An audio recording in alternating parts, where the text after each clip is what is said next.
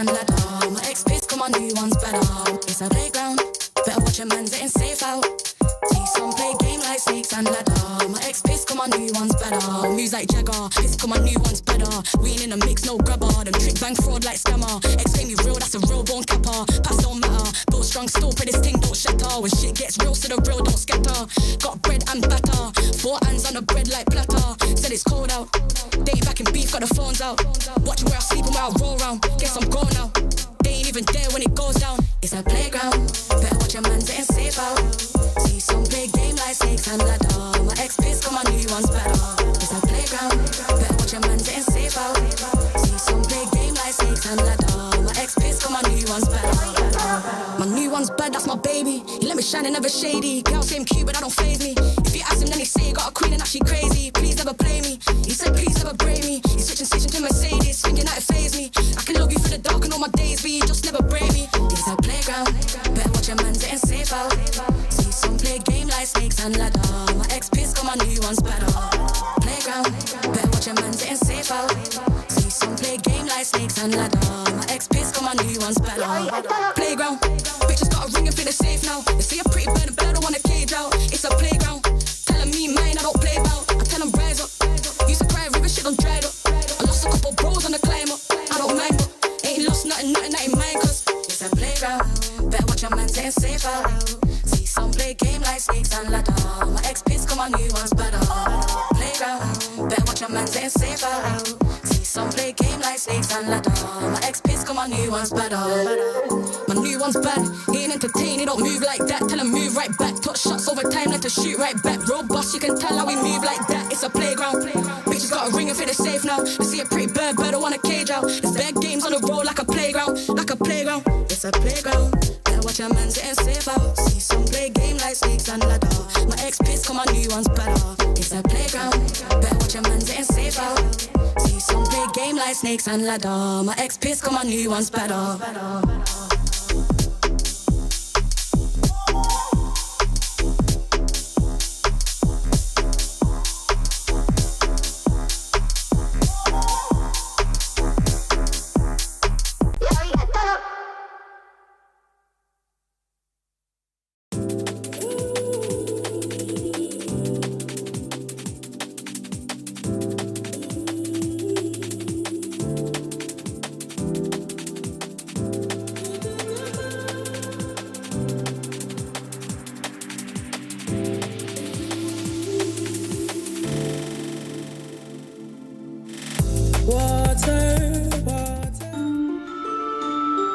My name is JP.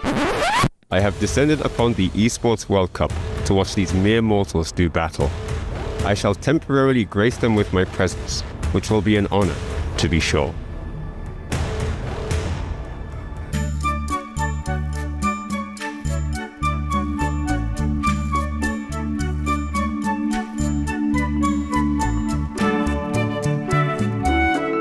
What have we here then?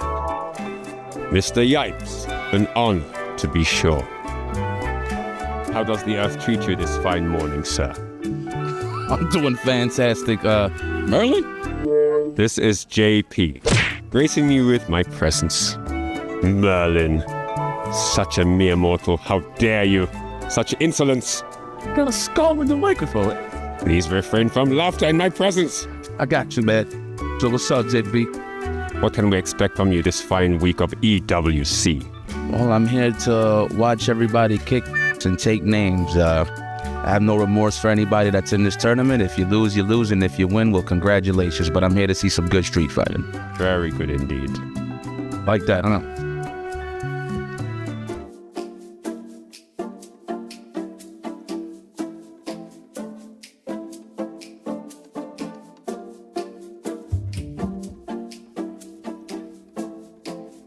Meaningless.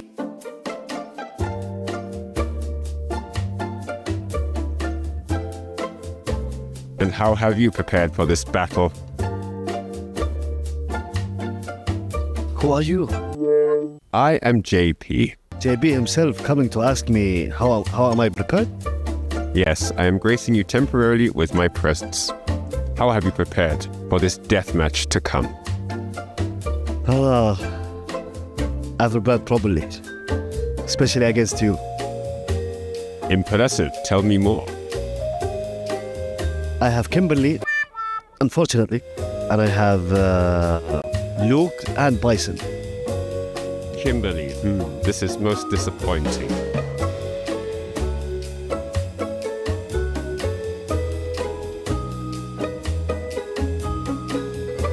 So, EWC, how have you been preparing for this battle? I think I've been playing all my matchups that I'm going to face, and I've been trying to stay as sharp as I can. Tell me, if you were a god on this planet, what would you change about the world? I think the boring answer would be world peace. That would be the boring answer. Predictable. But a good answer would be... nothing. Maybe introduce flying cards?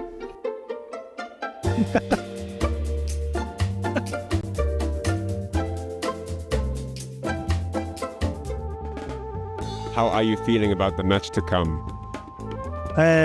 まだここに来てあんまり対戦はしてないですけど、コンディション的には全然問題なく動けてるんで、この平常戦のまま試合に臨めればいいと思ってます。Very good. Very good indeed. Hello, Mr. Nephew. I see that you have won one Capcom Cup, and I have won the second. What is going to happen this event? Well, hopefully Jury can tie it up because JP won the first Gamers 8 too, with Kakeru winning that, so I feel like Jury needs some more money, so hopefully I can do that. Wishful thinking.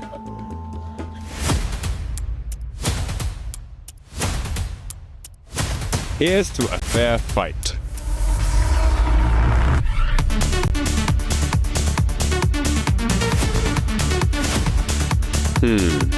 Predictable. Foolishness. I must refute. Disgraceful.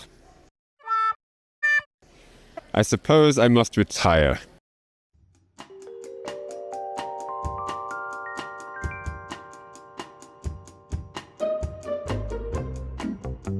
So what was your name, young sir? Latif. And what local delicacies would you recommend? Kapsa. Kapsa. Capsize? Must we devour this morsel while on the ocean? No. Kapsa. It's like rice cooked in a traditional way with chicken or lamb. But I recommend something when you devour it. Okay. Is to take off the beard, shave it off, so the rice wouldn't stick like all around your hair and beard. Please excuse me. What do we have here then? Care to hear how this ends? In ruin. Whoa! I have found amusement among these mere mortals here. This has been most entertaining. Psych.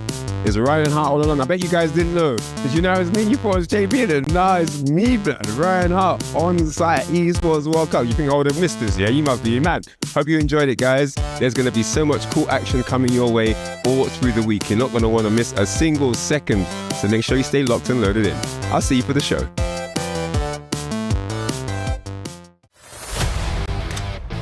At the Esports World Cup Street Fighter VI Last Chance qualifier, a storm was brewing. 250 players from around the world attended the Last Chance qualifier, and only 10 players made it to the Esports World Cup finals. As the bracket proceeded, Japan once again showed its dominance. Well done from Hikaru. Kinsho, what a response on that one. Junior qualifies. Matsu qualify into the Esports World Cup. Tachikawa qualifies. Riddles qualify into the main event. Goichi to get into that right now. 4 players met in a tiebreaker for survival. Everything was on the line. Go to the finals or go home. And in the end, the victor of the Last Chance qualifier was not hailing from the land of the rising sun. Oh, he gets him low. Nobody could weather the storm. His name, Hurricane. These 10 fierce warriors will now face the biggest challenge of their life, the fight for the EWC 2025 trophy.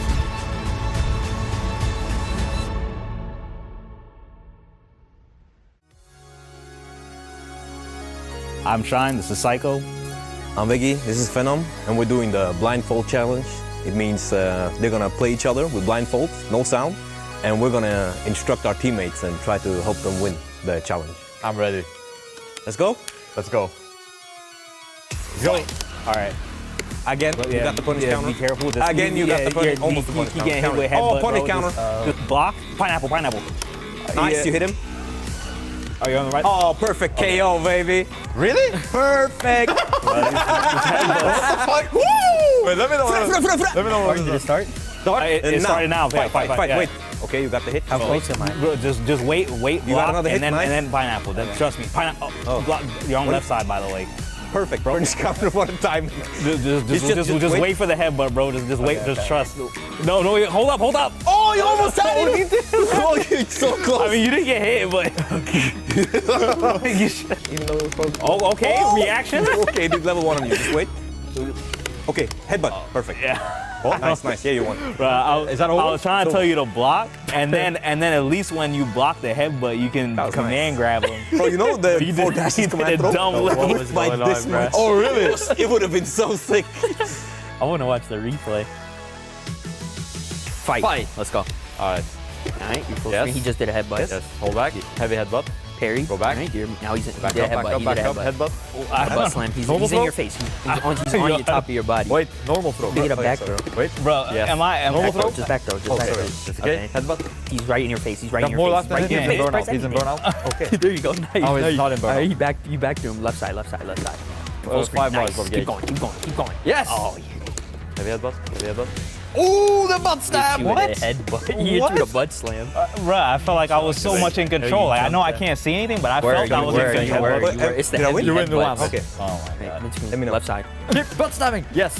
Go. Keep butt stabbing. Keep butt stabbing.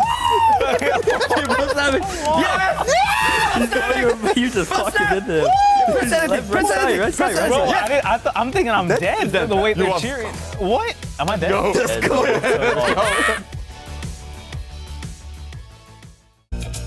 Hello, everybody. Welcome to the Street Fighter Sound Challenge. I'm your host with the most, IFC Yipes, and I'm here with my contestants for today. We got Nephew, Liquid Zone Nephew, and of course, Twisted Minds Latif. I know you guys are professionals when it comes to Street Fighter, but we're gonna test your sound knowledge. So all you guys gotta do is just write your answers. That's it. All right, here we go. You ready? Ready.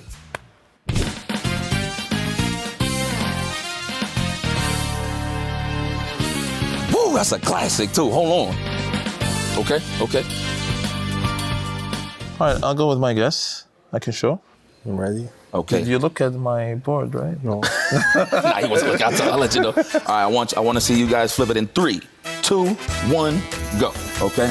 Latif, you get some bonus. This is right there. It is Sagat, but it's not Street Fighter 2. It's Street Fighter Alpha 2. But you still got it right. It's Sagat though. It's Sagat though. I had the flow. Nephew, way off, my friend. That is not Alex from Third Strike. All right. You'll get the next one. We're gonna play the next one. Get your ears ready. It's a certain stage. I'm not gonna say what it is, but it's a certain stage. All right. Okay. 3, 2, 1. So what I said is breaking the car stage. Oh, that's pretty smart, no? Yo, nephew. First of all, you guys are both wrong. Okay. So let me see. This is Street Fighter 2 breaking the car stage. You know what? That's a good guess. It does give me like a bonus stage vibe. Yes, the bonus stage vibe. So I can understand that. You got flavor. Nephew, I don't know what to say, my man. That is not the Guile stage from Street Fighter 2. The answer is, my fine gentleman, is Street Fighter Alpha 3 from Zangief. Oh, no. So how am I supposed to know an Alpha game? Don't worry, nephew. I feel like it's going to turn around for you. It's all right. Here we go. Yeah, I got it. I think.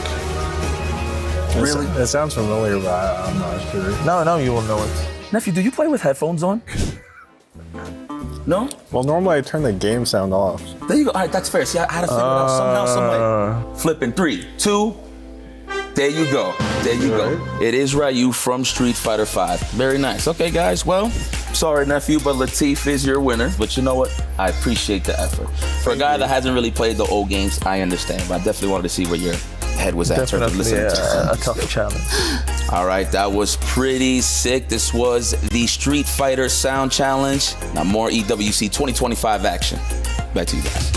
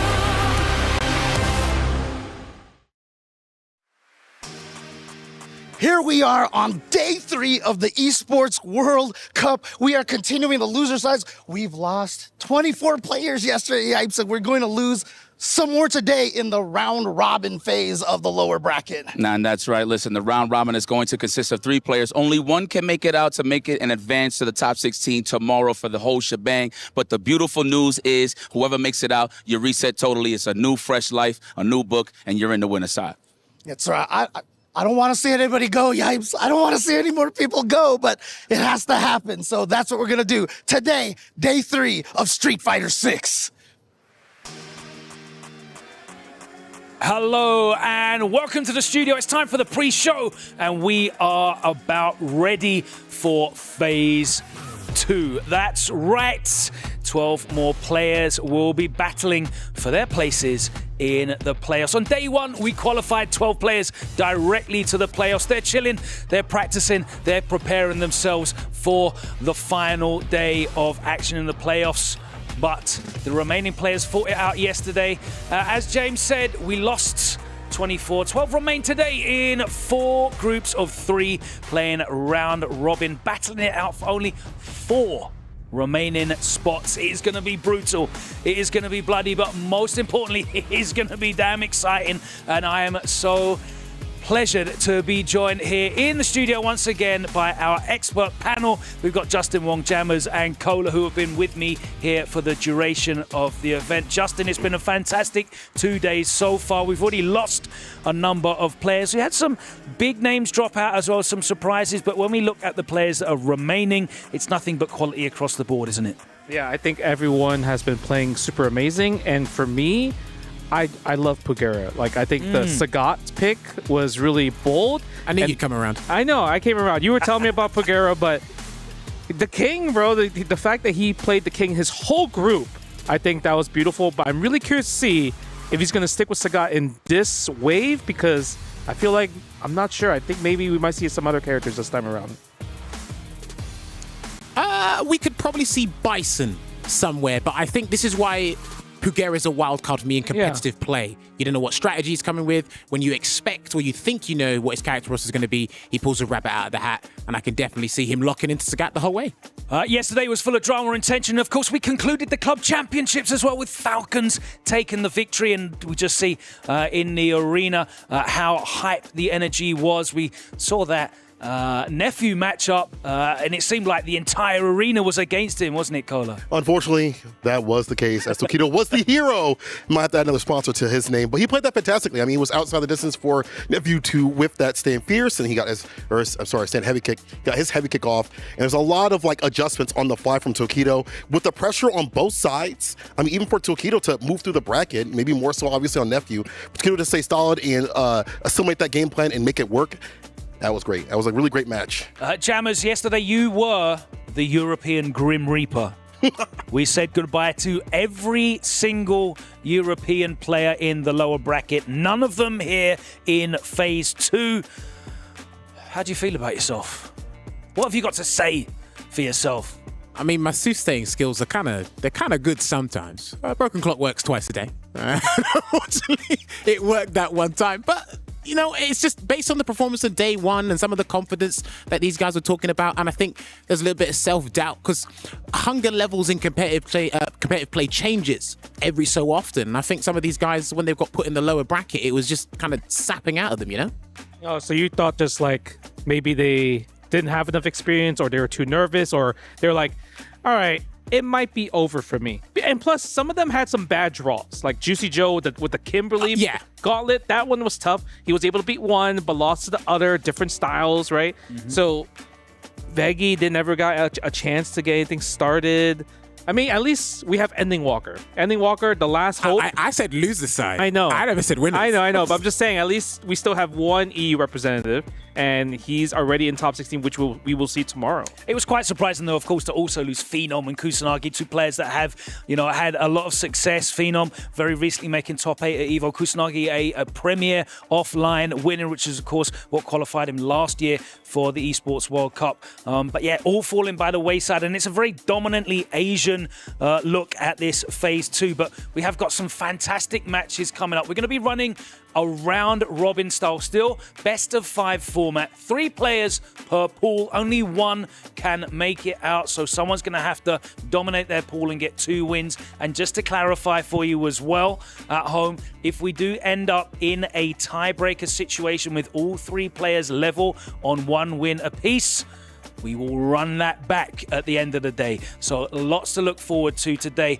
Let's take a look, though, at the standings of the Club Championship. We crowned Team Falcons the two-time retaining Club Championship victors. An incredible scenes for them, both in the arena and outside on the Riyadh Boulevard as the Falcons faithful congregated. But it's all still to play for those podium places. There are millions on the line still for these organizations still in the running, and many of them still having players in the bracket as well. We see Noah the Prodigy still representing Twisted Minds in there, and he's going to be coming up in our first group today. Of course, 2 Falcons players are also in this phase in the round robin pools in the form of NL and DCQ. There you can see Team Falcons securing one of their game championships, but I really hope we get some of the footage of the moment in which they secured their victory, because that was absolutely electric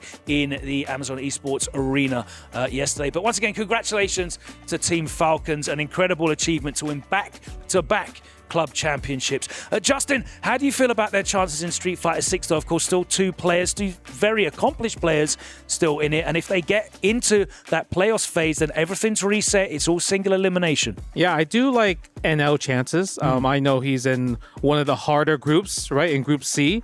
But NL, I think he's going to perform well today. I know he had some stick issues, but the fact that he can just stay so poised when playing his game plan, like if nobody can beat the neutral and kind of like his wall that he puts in front of him, I think he will get past. But Goichi, like you were mentioning, he might be the problem, I would say, because the Chung Lee, I feel like, can give both Tokido and NL problems. I think for me, Goichi's still in the tournament. When he realizes he's still in the tournament, there's high stakes as this. Remember, it's EWC. He's already got it for Fatal Fury. So he's only going to think, well, the longer I stay in the tournament, the more my confidence will increase, which means everyone will be scared of me, because he's probably the he's probably the player that's had the least amount of research done on him. Because when you compete, somebody else has kind of knocked him out of the tournament for you. But in this environment, whole different story. Cola, of course, yesterday we had to say goodbye to some more the big names, but looking ahead at the playoff picture, 12 of the players already there in the bracket. And of course, we have to be looking towards finals day. That will be coming up tomorrow in full. Have you got any personal picks right now in terms of, what are the vibes telling you in terms of taking the whole thing? In terms of the vibes, I'm reading Lashar. I think Lashar having a rotation of characters, how hot he has been, how dominant he has been up to this point. And even though it felt like he kind of played a bad character pick over at Evo, the Ed and the Cammy, he still got top 8 over at one of the most stacked Street Fighter tournaments. So I feel like this is his year to take another championship. It's going to be EWC. All right, we've given our professional, composed, considered opinions now. It's time to get scorching hot. The doctor's notes. Let's get into some of our hottest takes. Justin, we're going to start off with you. For today's action, talking about Phase 2 in the round robin section, what is your hottest take for today? Man, this one's tough. Okay, I think for hot takes, right? I don't think Punk is going to lose, which is not a hot take, but it's like if I said he was going to lose, I think that would be a hot take. But I don't want to use that because I'm not trying to put that out there in the universe. I can give you my notebook. I don't want that. So I'm going to say Noah beating both Kawano and Big Bird today will be my hot take. You stole mine. That's okay. It's okay. Jammers, go first. There's no more European players for you to curse. So I can pick on someone else now? Please do. I don't think NL's going to make it out of his group. In a group with Goichi and Tokido, I would not say that qualifies as a hot take. You don't think so? No. I mean, his name is You need Never to heat it up. Lose. That's Never Lose, bro. No lies told, but you're gonna have to.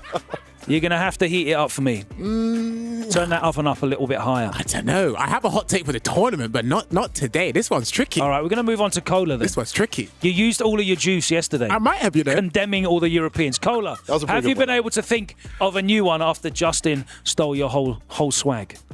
I think even if Pugera plays Sagat, he's going to make it out of his group, no matter what. Even if he just plays Sagat, even with the JP matchup being as difficult it is, as Sagat players say it is right now, I still think he makes it out. Yeah, that'd be hype. We're definitely all back in Pugera with the Sagat pick. Very exciting. Of course, the character has only been released for a very short time. To see Pugera operating him in such an effective way in the tournament is very impressive. We did pick out our match of the day, courtesy of SNB. Let's take a look at that. And of course, the storyline continues. Listen, everything has happened in this tournament to Punk. Day 1, of course, we all saw it. The world saw it. The combo that did not kill, the drive rush to pick up the controller, and of course, the ending in that matchup against Zhao Hai saw Punk sent down to the lower bracket. He managed to defeat Tachikawa, and then his opponent Kakeru was unable to compete and withdrew himself from the bracket. So today, Punk finds himself in Phase 2. He's going to be going up against Matsu, but also Moke, and we highlighted this matchup as one of the most pivotal as Punk's storyline continues. Justin, is it going to be a fairy tale for Punk? I feel like, he might have the shoes. He might have the Cinderella shoes on him to get to the ball. But I do like Punk's chances a lot just because Matsu, 56, great player, but the fact that he's fighting against 2 amazing reactionary players and also characters that can deal with Kimberly, it's a tough order. That's why we choose Punk versus Moke, because it's a back and forth. Punk's going to use Cammy. Moke might use Mai based off the Zhao Hai footage, or he can go with Chun-Li, where Punk actually has problems with Chun-Li from past generations of games. Of course, as you can see, that is today's schedule. We're going to be running the first 2 groups at the same time. Group A and Group B will be running those 6 matches. Then we'll take a pause for the cause, come back here to the studio to round it up, and then you will see Tokido and Goichi kicking off Group C and Group D. 12 matches to play today. We may have to play more if there's any tiebreakers, but it is almost time to get into the action. You're going to see everything in full. First to 3, best of 5 format all day here. The greatest players, the most consistent and deserving players will be getting out of these groups. Remember, nothing is given, everything is earned. And I believe the players are just about to make their entry into the arena. Let's head over to there. Yeah, they got the squad over there coming through, huh? Look at that. Big Bird, big day for you. I mean, obviously the journey hasn't been easy so far. You've managed to clamber back up to a good spot. Nice strides from you yesterday. Great performance. How are you feeling in day 3? I feel good. I feel more confident, obviously, and Yeah, I'm in a tough group again. But to be fair, no group is easy. But I will do my best, and it's not matchups that I'm not familiar with. Sure. What preparation did you do yesterday coming into this? Well, basically, I just had a good sleep, and today I managed to practice a little bit with Bonchan, and there was no other Luke here except those. But yeah, I think I should be okay. As long as I play my game, I think it should be fine. Wish you the very best of luck. Thank you so much. And it's fascinating that he chose to speak to Big Bird, because I think right now a lot of people are overlooking Big Bird in that group. But what a great opportunity it is for him to really stamp, his mark on the event. He definitely has been very public about, his doubts of his own performance over the last couple of months. If he can manage to make it out of this group, overcoming the likes of Kawano, an established champion, Noah the Prodigy, a very big threat in any bracket, that will do huge things for Big Bird's confidence, won't it, Justin? Yeah, I think for Big Bird, the fact that he has doubts, he won Kumite, right? So obviously that's a huge accomplishment already, but this one, it's a bit tough. It's going to be the first match with Noah versus Kawano that's going to set up kind of like the flow, what Big Bird has to do. So it really depends on kind of what Big Bird can take from the Noah versus Kawano match with the weaknesses, the strengths. Like, is Noah on it? Is he fast? Is Kawano checking? And all that information will help Big Bird because he plays second and third in that group. Absolutely. And we just saw as well Group B enter the arena. Matsu and Moke are looking to ruin the fairy tale of Punk. Matsu we've seen a little of, haven't we, Jammers? But he's looked very impressive. I think he's living in and relishing the moment. It's like, okay, it's a nice opportunity. I think I can believe in my Kimberly abilities. And she's kind of been the ripple in the waves as of recent in this Season 3 patch, because we saw like some of the best Kimberlys we have in the scene internationally in EWC itself. So he'll definitely take his chances every time. And because he made it out of the group, I think he's going to be more than happy to fight Moke and Punk. Kola, you've seen a lot of Moke over the years. Of course, he's been very active across multiple different competitions. Do you think he's the kind of player at the moment that's able to, ruin the dreams and opportunities of Punk to rewrite history? At the moment, he could do it. Him having the switch up with the Mai and the Chun-Li, and he's always been so technical with that character. I feel like he is ready for damn near everything. I feel like being in Street Fighter League allows you to prep and prepare because you're constantly training, you're constantly practicing, you're constantly having the mind of Street Fighter in your mind at all times. So I think he can do it. But then again, Punk, that's a different beast. Loser side, after what happens, it's going to be a nightmare instead of a fairy tale. It's Punk's to lose. The group is literally Punk's to lose. But that might power that's him how up, I see it. Yeah, I think so too.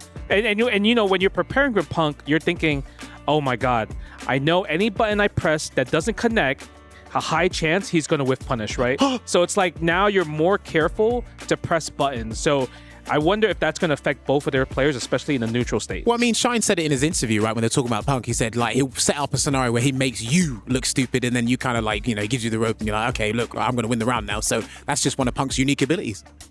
Well, we are very fortunate because we managed to speak to the man himself earlier today. All eyes are on the journey of Punk the God. Is the fairy tale going to be completed? Is he going to be able to add the Esports World Cup to his roster of incredible achievements in a storied career? Well, he has 2 players to overcome today in Phase 2. But let's hear from the man himself and see how Punk the God's feeling today. Punk, Matsu, Moke, Kimberly, Kami-chan, the Femme Patel in your group here on day 3. How are you feeling about this one? I'm feeling pretty good. I'm excited to play today, all the players in the group. So I've been studying up, and I'm feeling good today. Now, Matsu has been making waves at EWC with his Kimberly, but you do, of course, play against Shine, you play against Psycho, 2 very formidable Kimberlys in their own right. How do you feel that experience is going to help you versus Matsu? I think playing them is really all I need. I think that they're the 2 best Kimberly players in the world, and I feel like since I have them, there's no way I'll ever lose to any Kimberly player. What's your scoreline history-wise against Moke? In this game, it's 1-0 in tournament, Moke, but before Street Fighter 5, it was very lump-sided in my favor, so I think I have a good chance versus Moke, but I haven't beaten him yet, and I'm looking forward to getting my revenge. Sounds perfect, man. I'm looking forward to watching the group. I wish you the best of luck. Thank you. That's it for me out here. We'll see you on the stage. Of course, Group C has a very different storyline going on with a player looking to make an achievement that has never been done before. Goichi in Group C is already an Esports World Cup champion this year, taking home the Fatal Fury City of the Wolves Championship in emphatic form, defeating the favourite Zhao Hai, who was also the reigning champion of Street Fighter 6 from the 2024 Esports World Cup. Of course, Zhao Hai still in the running to get his second championship. It's never been done before. A player has never won in 2 titles. And I think that's something that's very unique to the FGC, that ability to compete across 2 titles. Now, Goichi is there in Group C alongside Tokido and Falcons NL. Justin, how great of a player is Goichi? He is definitely in the conversation of one of the best fighting game players of all time. But often he's left out of that conversation. I don't know why. Why is that? I'm not sure. I think maybe because like the games that he started from weren't the popular games. But obviously now he's started to play more of the popular games. And even in Street Fighter 5, he was a monster to deal with. He won premieres. He got in the Capcom Cup as well. Any game he touches, he's like has a good chance to become a world champion. And I know he wants to be a 2-time Esports World Cup champion, especially in 2 different titles, because like you said, it's never been done before. And the coolest thing about it is that he has beaten Phenom and Crymate, 2 amazing players that could be in top 16. And now he's in another group where a lot of us think that he might be the one to take this group and get into top 16 and reset the whole thing. I'll say it's recency bias as well, because some people might just remember recent names, and like you said, Goichi might be overshadowed a little bit, which is kind of profound if you ask me, but that's just how people see it sometimes.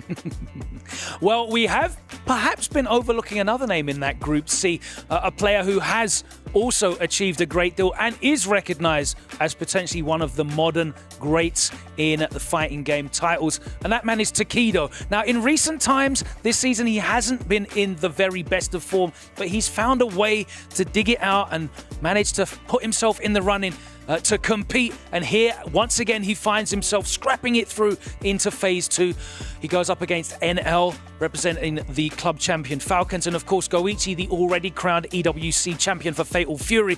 But let's find out a little bit more about Tokido's journey to the Esports World Cup as we look forward to him performing later on today.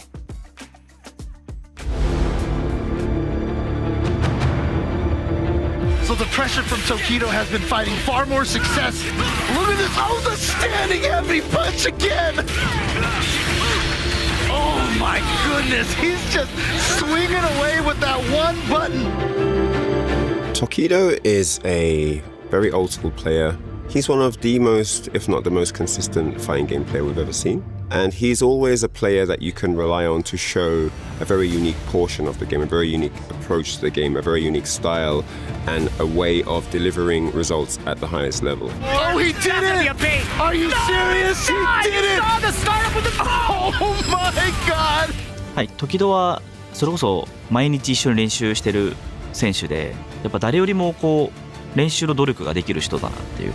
EWC でプレーすることというのは僕にとって非常に大きな意味を持ってます。というのはやっぱりこの大会予選もありますし、まず自分が本当に強いプレイヤーでないと出ることができない大会なので。He's a legend in the fighting games. He's been playing since before I was born. Maybe he don't win all the time, but he's always putting on a great performance and he's always ready for any challenge. 時々は本当に世界中の選手とすごいこう仲良くなって、なんか日本とのこう関係のこう架け橋をしてくれてるなっていう思ってます。Oh, what a jump back! And that standing heavy punch is going to reach, and we're going to go for the corner carry instead of the side switch here, because for Ken, it really doesn't matter. 僕は今回一人のキャラを基本的には使うようにしてきたんですけど、今回 EWC に向けて複数のキャラクターを練習してきました。これは今までの僕の取り組みではあまりないことなので、それが出せるといいですね。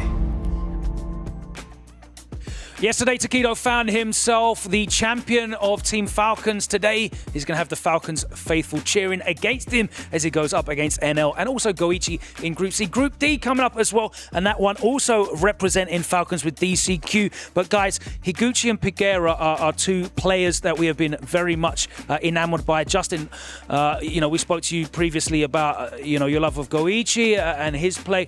Jammers. You wanted to pick out Higuchi. Let's hear your thoughts on him. I think just because of his personality and demeanor, he kind of gets, again, overlooked, overshadowed, and there's an abundance of talent, as we know, in the Japanese fighting game community. But with his character, Guile, I don't know where he sits right now. I don't know if he's in the middle of the pack, slightly above the middle of the pack.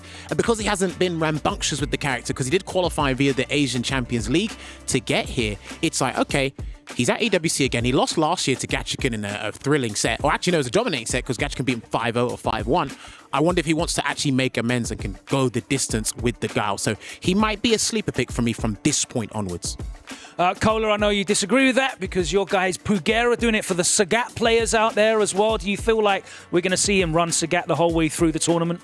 I think so. I think at this point, you've ran him for so long, you might as well just stay with the character. He's been showing me things in matchups that at first I disagree, but now I see it in practice and I see the vision with one eye, I guess. I've seen a lot of people saying, Sagat's not optimal, he hasn't got the setup. But his footsies are so good. It's enough. He's effective. Yes, it's effective.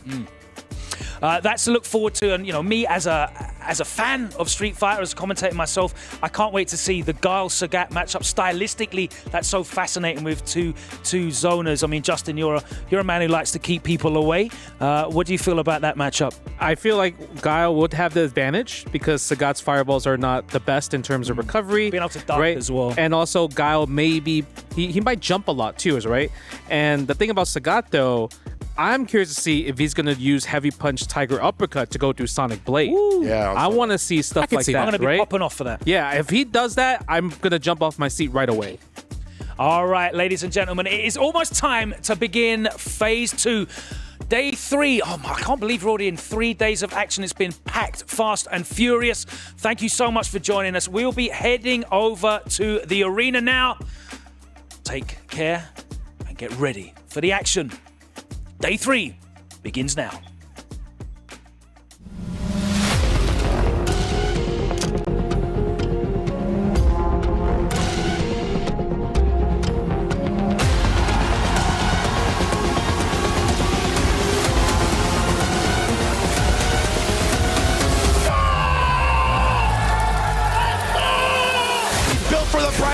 Built for the big stage. The next step is to make it to the final day and to win this tournament and get this money. Fifth one, he's allowed to pop off. I just try to put on a show for everyone. I would love to lift the trophy this year, and I think I will. He's gonna bait it. He's gonna bait it. He's baiting it. Oh, it's a reversal! You don't want to face me because I have more experience than you. Goichi takes it 3-1. もうやることをしっかりとやって一勝一勝積み重ねるだけなので。He doesn't spend it. Speaking of which, that's that. Yes, it is. I'm ready for whoever comes my way. I feel like I finally cracked the code.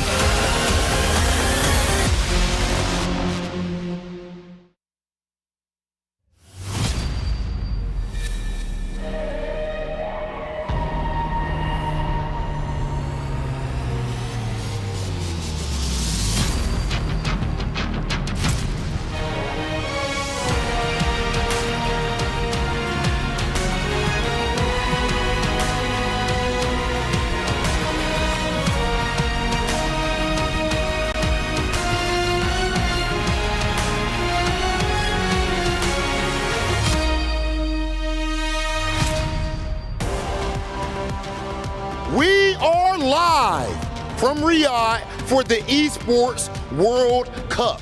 Of course, here in the final week, we have some Street Fighter 6 action for you, and officially, we are in Phase 2 of the proceedings. I am one of your hosts, Hollywood Rob TV, and I am joined with there's not even superlatives to explain this outfit, but I am joined with the amazingly dressed Milosh. My friend Rob, they say dress for the job you want, not the one you have. And I dress to be a Street Fighter character, which, to be honest, I think I'll get there eventually. Just a few more years at the gym and then could really come in. I definitely see it happening. And what I see happening today is some phenomenal matches as we actually are officially in Phase 2, which means it's going to be round robin. We have 4 groups, A, B, C, and D. 3 players in each group, and it is a round robin. Whoever has the best record makes it into the top 16. But yesterday was ridiculous too. It absolutely was. And, you know, we're pulling up today because these are tough games for anybody in it. There's a high potential that we would go into multiple tiebreakers from each one of our groups just because of the way teams or just players are distributed and how tight the games have been so far when you're getting to the tippity top. Not unusual to have 3-1s, 3-2s, even going all the way between them. And yeah, that focus is now still on these final sets of best of 5 in Phase 2.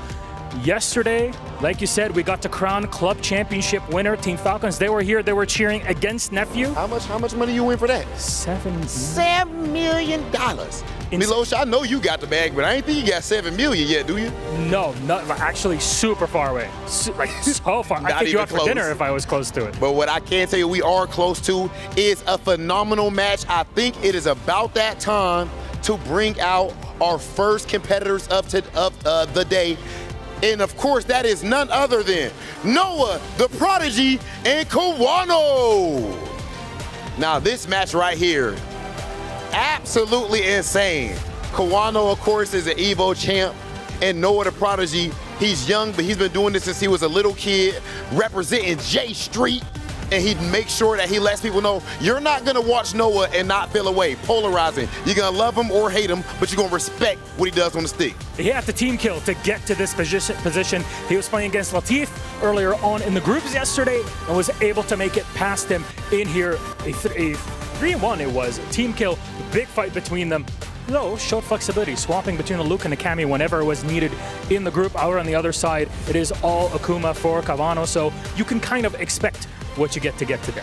Well, I think it is about that time, Milos. I will actually let you do the honors, brother, and send us off. Let's get this day started. Let us indeed, ladies and gentlemen, strap in for our Phase 2 to start. Noah the Prodigy, Kawano, it kicks off right now. Today is gonna be the bloodiest day of the Street Fighter tournament. We are gonna get a lot of broken hearts, but then we are also gonna get 4 players advancing to the top 16 for tomorrow. Hello everybody, I'm James Chan and I am once again joined by my brother, Mr. IFC Yipes. How you doing? Fantastic as always. I think that's like my favorite word, kicking off all the streams when it comes to commentary, but I'm excited to be here, especially when it's elimination time. Somebody got to go home, and it is what it is. We are now in the second phase going into Group A. First match, of course, shout out to our lovely host for setting us off. It will be none other than Noah the Prodigy versus Kawano. This is going to be interesting. You know, I sound like a broken record every time I say this, but it's one of my best lines. I have never seen Kawano, Noah the Prodigy play. So this is a treat for me due to the fact that obviously Noah the Prodigy, knowing his background, coming from a young buck all the way from Lompa, making it to the grand stages, all he wants to do is play all of the best players in the world, and he has that opportunity today, starting off with Kawano. Yeah, and this is a crazy pool. I mean, obviously there's killers in every single one of these pools, but Noah the Prodigy, Kawano, and Big Bird. Kawano, obviously, clearly one of the strongest from Japan, you know, ending the FlyQuest team at Street Fighter League almost single-handedly towards the end. Big Bird, who has been on the comeback right here and, you know, really wants to prove something for this tournament here. But Noah the Prodigy is the biggest monkey wrench in all of the FGC. I feel like anybody can lose to him at any given time. So this group here, we're starting off with the banger here. And I wonder if Noah, this might be a dumb question, but will Noah pop off if he wins? I say yes. But let's go. Let's get it popping. If he doesn't pop up, I don't know who's on that stage. All right, let's go. Let's get to it already. Low on the drive gate. Both of these guys are coming out swinging, as my man James would say, on all cylinders, excuse me. Yeah. Not to butcher that, James. And Luke with a really, really nice jump in there, getting a bunch of damage, but he's in the corner right now. And look at him, a lot of neutral jumps. That is one of Noah the Prodigy's favorite tools, is that neutral jump. Yeah, he got a lot of setups in terms of whip punishes. So it's mostly for spacing to see if they're going to stick a button out. Oh, Adam and Flame in the corner already. Tatsumaki for the extra damage. What's going to be the guess here? DP, of course. I felt it. Do it twice in a row? Yeah. You got to check. And you know what? Good on Kawano to expect it the second time. It's one of those things where you just got to check the temperature. Is it cold or is it warm? Usually warm on the side of anybody that's being offensive, right? So you get to check out there with the DP, but well, let's see what happens here. Already conditioning. Okay, we're getting data with the throws. We do it again. We not scared. And wow, just the raw drive rush. Gonna get the hit here. Gonna send Kawano all the way to the corner. Gets the setup for the throw. And then the raw drive rush overhead, finding its target. I love that from Noah, man. Doing those wake-up DPs. Man, I've seen helicopters and tanks in front of my house. What's a grand stage? What's a Kawano? Let's go. Oh, wow, you just did it? Holy smokes. I mean, I don't know. What a jump back. Let's go. Throw him. Bottom brick. Oh, yeah. The perfect parry. What a great reaction for Kawano here. But he knows that is one of Noah the Prodigy's favorite tools, but the backdash leading into the level 3 combo. He's going to get all of his drive gauge back at the end of this. Absolutely, James. Thank you for the animation. And now the back throw into the corner, so this is a very scary. He read the shimmy. He read it. Respect the plus frames, respect the throw. Wise choice there from Noah the Prodigy. That extended his life. Nice block on the overhead, trying to get the perfect parry. Woo! Okay, no throw. Kawano looking for the shimmy, not back throw. Now it's my turn to oppress. Another wake up low forward. Now Noah likes doing that a lot. He'll like inch in just a little bit and then walk back. He's trying to get a whiff punish with a crouch strong or a throw bait. Well, in this case, a shimmy. So, yeah, man. That was excellent knowledge right there from Kawano. He's been keeping an eye on the tapes. Good reads. Yeah, and don't get it twisted, minds. You know that they're actually been studying their opponents all day yesterday. In fact, we were at the stage area. We saw some of the players watching matches from, their opponents. Oh my God! What a starter with the knuckle. Are you serious? Oh, but then just got checked. Tried to delay his meaty a little bit, and Kawano just woke up with the buttons right away. Doesn't matter. Noah just goes right back in there. Hey, production, I'm gonna need that DP punish. I just want to see the damage again. Thank you. That was a great start. I don't play Luke, but I like big damage. All right, here we go. The throw. Condition him early. Get some information. The backdash. That was a meaty throw. That was good. Yep. Enough time to recover. Okay, and and they got it in time. The punish counter, of course. Luke having those super far-reaching, downward-reaching jump attacks. Wet-ass punches. Love the bass hit on that sound right there. Let's go. Chucking some plasma. Oh, the spacing. You gotta respect my back walk speed. That is Hakuma. Excuse me. And they side of town, it's Goichi. Yeah, and for sure Noah was trying to, bait out the drive rush check. But because Kawano didn't press a button, it did miss there. But here comes Noah. Don't do the charge, Noah. He's going to react with a level 3. Do not get thirsty. I know you smell blood in the water. Nice reaction. Wait, it did, but it's not going to kill just yet. Oh, he tried to go for the throw. He tried to go for the throw. Kawano checks it. And so Kawano still with a chance to go up 2-0. Man, I wonder if he's really trying to walk up and just get like a delayed stand jab. It was probably an option, but I agree with you there. It might have been a throw there. Unfortunate, but credit to Kawano. He's always ready. Yeah, it was definitely him trying to steal some of that space. Yeah, absolutely. Absolutely. Too far away for that crouching medium punch, but Kawano busting it. Oh! Right back at you. We're both the logo today. Shout out to Ryu. I'll say it proper today. Okay. Woo! Oh, trying to get that perfection parry. You got to watch it.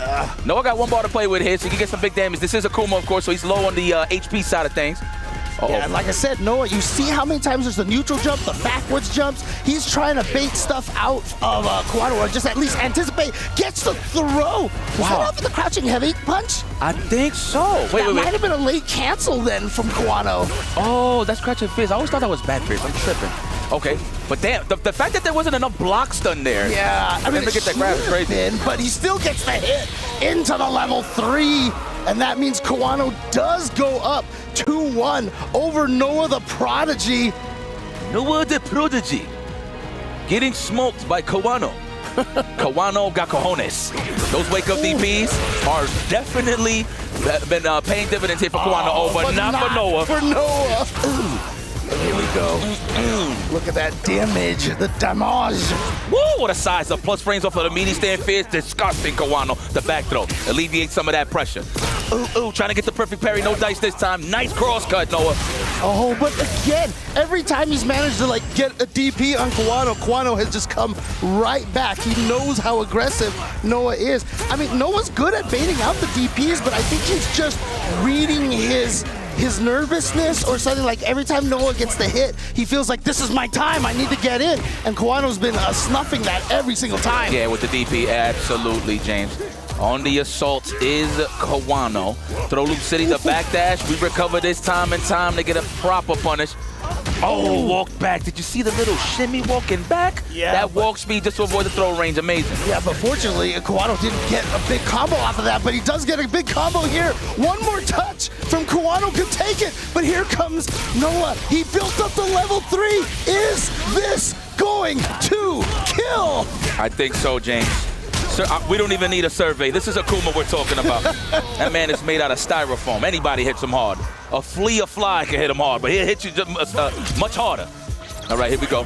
With a chance to tie this up. Noah the Prodigy, you need to show signs of life here. You don't want to go down in the group phases here, second phase. All right, gets the Tatsu through there. And now pushing Noah all the way to the corner. Once again, the shimmy. Oh, no.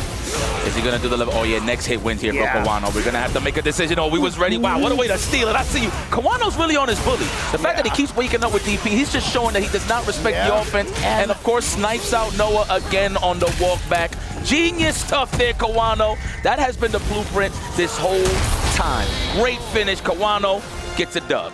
Yeah, I mean, just really good studying right here. Like I said, these guys have had a whole day to prep for their opponents, and the two things clearly that he read is as soon as Noah gets the momentum change, he goes in. Yeah. Instead, like I said, Noah will bait out DPs, but that's usually after the pressure is getting bigger on the opponent. But Kawano went for the counter DP like the instant that Noah switched the momentum. And then the other read is, yeah, if he's trying to bait out a DP or shimmy, you know, in those moments, then he had the crouching medium kick ready for him. So he actually, I feel like, did most of a lot of his damage to Noah on his own wake up. Yeah. I mean, again, Kawano was on this bully, but definitely one of the aces in the hole, just to piggyback, was the low forward. Noah likes to stagger a little bit of the pressure when he's walking forward after a throw, or he's trying to look for the shimmy. So, yes, I do agree with you on that one, James. I also distracted you. I think we might have missed the damage, that one combo you were looking for, but it's all right, my brother. Well, as long as the people ain't distracted, that's all that matters. This is game time right here. Kawano ain't playing no games. Remember, this was your finalist last year, so he's ready to make that happen, to repeat. All right, and it looks like we are going to be jumping over to Group B here. So we're going to be going back and forth between the two groups. This is Matsu 56, Kimberly Extraordinaire. But you know what? Punk's got a Kimberly as well. His whole team is a Kimberly, our Kimberly players from Street Fighter League. So he knows something about this character. We will see how this matchup plays out. Oh, yeah, Punk the God. You already know what he said. He is holding the flag for Kakeru. Fortunately, could have finished it out, you know what I'm saying? But it is what it is. I'm pretty sure you watch it right now. Hope you're feeling well, Kakeru. We love you. Yeah. You still a killer. This don't take nothing away from you, my boy. But here we go. Punk the God versus Matsu. Let's see what he really does. I mean, look, Matsu, he definitely does have a different approach. You've seen it in the pools. He was definitely more of the victor against Juicy Joe compared to Psycho. Not to take nothing away from Psycho, but that's how you know everybody plays Kimberly a little different. What I'm loving, the only difference I'm really seeing from Matsu is he really knows how to pick his spots for perfect parries to make it count when it matters most. So we'll see if he brings that against Punk. This is not the guy you want to whip buttons on. I mean, you've seen his whiff punish ratio. It's like 99. I don't even care what the number is on the screen. It's 99 whiff punishes. That's the thing about, and a credit to Justin Wong, who elevated the game in terms of meta when it comes to the footsie game and the way you have to move. Punk the God has definitely chipped in on that matter, right? So it's going to be very tough for Matsu to really just throw buttons out there. The key is to mount offense first. Make sure, even though if it doesn't open them up, mount offense first with a low forward, and then you go from there. Yeah, I mean, honestly, what Punk did during the Street Fighter V era, I always call the game Punk Fighter 5 in a lot of ways, because he made us all do the single hit confirms and the footsies and everything, and, you know, the whiff punishing that he was doing. Basically, everybody just had to play that way in order to keep up with Punk, because during that 1 year, he was winning everything. He was considered the most dominant, but then, remember, fell at the very end of Tokido at EVO. And so, but Punk really has left his mark on the game, and you know, during the entirety of Street Fighter V, one of the best players was EVO champion now 2 years ago, 2 EVOs ago, I should say. And yeah, definitely just been so consistent since the start of Street Fighter V. That's Punk the God we talking about, man. Shout out to my man Chung. We like to call him Really from Philly. really from Philly. He's really from Philly. You see him on the Florida side of things, but I promise you, he's from the land of the thick Sunnis, the greasy grocery bags with Philly cheesesteaks. He is part of the culture, okay? And not only that, he is definitely moving forward here with some Street Fighter 6, helping the culture as well. Here we go. Matsu versus Punk the God. Opening gambit time. And as much as, I praise Juicy Joe all the time for having stuck with JP the entire time, if I'm not mistaken, Matsu has been playing Kimberly pretty much since, the game dropped, kind of playing her through, but obviously buffed really well now. She is definitely a very scary character at this point. Ooh, the shimmy, see? He's doing what he needs to do. Mount the offense first. You don't want to play neutral too much with Punk. You want to suffocate him when you got a chance. No. What a plan. Turn of events hit. Man, you are getting scoop-whooped in this corner. Nothing but earthquakes. We're looking for the whip punish, standing medium kick. There it is. And almost goes to home. Ooh, speaking of which, with purpose and a perfect? What a way to start. Okay, hood perfect. Oh, We'll yeah. take it. I think it lost like 3 pixels or something. We'll take it. Works for me. What do you say? That's the hood perfect. The hood. Hood. All right, there we go. Low forward into the crouching fist. This is a throw. Oh, that got baited. All right, this is going to hurt right here. Another throw right here. Whenever you get to link into that back heavy kick, you get to do all sorts of damage with Cammy. Like that. He waited for the third sequence to go for a throw. I respect that. That crouch fist is pretty damaging, so nobody wants to tech against that. But you saw what Matsu did, right? He threw 1 can and it looked like he was trying to use that for maybe neutral. What he was trying to do was empty out his can so he could reload to the 2, and now he's got the 2 cans for a basically an almost win-win situation if he can get the knockdown versus Punk. Absolutely. Oh, Punk looking comfortable. Oh, they didn't block his dome piece. He said, you better throw me. I'm committed. It's a lot on the line, man. You don't want to lose too much. Like, good block this time. Yep. And now Matsu is spending a lot on that. Oh, good takedown! Listen, man, Punk knows his character. His whole squad consists of Bushin stylers. And Punk falling for the down elbow, tried to walk under, got hit. The trade. We go mount offense, good block. Oh, you needed that defense right there, Punk. 4 seconds. Nice Bushin Tatsu into the level 2. That was sick, and we needed that for the drive gate to touch the greener side of things. Uh-oh. Wow, I said counter. It looks like he tried to press a button. Yeah. That was a meaty jab. Good blocks again, but he just pressed the button afterwards. Gonna get hit by the Tatsu, but goes for another throw. That's twice now. I noticed Punk does seem to be itchy on the throw when it's a death throw, basically. Yeah, no, absolutely. Yellow health, you know what I'm saying? At any given time, that definitely could kill. So, well, with that low at least. Nice. That is a great lead. Punish, counter, throw, big damage and big meter gain. Ooh. That's a crouch fist. Yup. Stop holding up, my friend. You can kind of tell Matsu's a little jittery. Like, he's trying to do everything in his power to get out, which is either a jump elbow to read the throw or a back dash. He's definitely fidgety on the defense right now in the corner. I mean, this is the name of the game for both of these characters. They just want to basically suffocate you in the corner. So you can see so far it's been for both of them, just get the other person to the corner and just completely dominate from there. So this is what we call seasoned vets, man. Look, as you can see, Punk did lose the first game, but it didn't shake him not one bit. Right. So he's good. Just got to reset neutral. As long as he could get the play, he will do just fine in terms of mounting an offense. Amazing whip punish, by the way, by Matsu. Oh, the Punk gets the hit over here. Oh, punish counter throw, which means, again, we read in walkbacks here from all these players today. We saw Kawano do that time and time again to Noah, and here Matsu's gonna get the hit. Is this gonna kill? Absolutely not. Oh, it is actually. No, it's not. I was right the first time. Damn it, I should have stuck to my gun. All right. Oh my God, level 3, we're gonna do it. No, he's gonna make sure he kills. Not quite yet. He's got the throw here, and we've got a burnout, and there's not much Kimberly can do here because she doesn't have any sort of way to get her out of there. And look at the chip damage. Beautiful calculation from Punk, knowing that would kill there. Yes, look at his greatness, crowd. You would think after yesterday's events, well, a few days ago events, right, that it was going to get a little shaky for Punk. Nope, but you just got to take it in the chin and move forward, man. At the end of the day, this is a professional. No. Wow, what a drop. Execution error right there.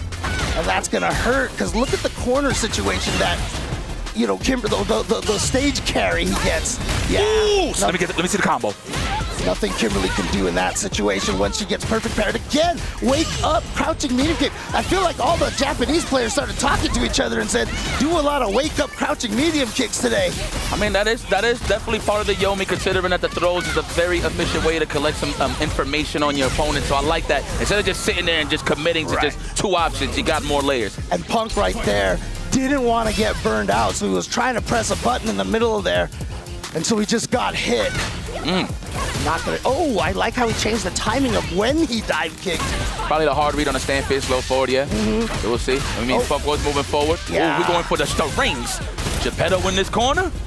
Matsu did not interrupt that stand heavy in the stand heavy punch and the heavy kick target combo. Ooh. There we go. I agree. Yep, no rewind buttons. Let's enjoy everyone's favorite theme. You know, I feel like this is the heart pumper music, because like now you know you're about to deal with something once Kimberly gets close. The throw respectfully, Punk takes it. He does not want to die, and I respect that. Wow, that was meaty enough. Wow. Okay. And I should be close enough. No, not quite, because didn't quite build the meter for the level 1, but the reaction with the Odi Tatsu from Matsu. But what is that? What do we call that program now? What is it? Windows something? Paint? Was that Windows Paint? Was that Windows? I don't know, but I like that. We on standby for edits and all that. Man, technology. What's paper? I like the old school way, by the way. I like MapQuest, so. Nice. I don't use it no more. I'm just saying. That's showing my age here. All right, here we go. Looking for that counter hit. No technicals. Punk, I like that he's walking back and then blocking immediately just in case he got to block his leg. But look at how much blocking he did, and that's just going to lead to this burnout situation here. Oh, and he's not letting him go. Nice use of the light Tatsu. Has no forward movement, so it can catch people right above your head. Yeah. And it's definitely a pure anti-air on top of that. The reset on hit. Looked like he was just going to commit to it regardless. Oh, but we got the dynamite. He's going to keep it nice and simple. Punk the God is in trouble. Matsu at match point here. Nice little lead in the round robin stages. Yeah, absolutely. And again, it is round robin, so... Oh, what the heck? I wonder if Punk thought that drill would just whiff punish the sweep by itself. Uh-oh, this is troublesome, man. We got our power-ups from 90% to 100. It's about to get a little iffy. That is a clean 50-50. Oh my God. Parry, and yeah, you're -3 when you get that parry like that. Punk knew that, so he went for the throw. Gets another punish counter throw. That's 2080 on the board right there, but the perfect parry, and he's gonna go for the side switch off the Bushinche. Oh my God. What's gonna happen? He does have the ball for the finish. Looks like he's gonna have to move forward here. And I meant that for Punk. He had to get up. He was already prepping. But there you have it, Matsu. Can we call this an upset?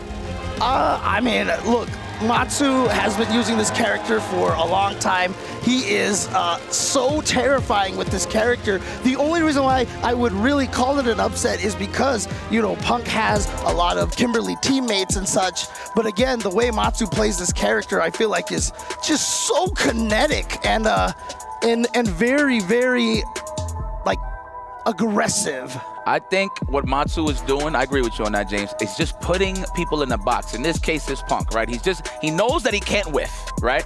So he puts him in scenarios where if he does hold the lead, he forces stuff like dive kicks or jump ins. That's why he was so good with the Bushin Tatsu, right?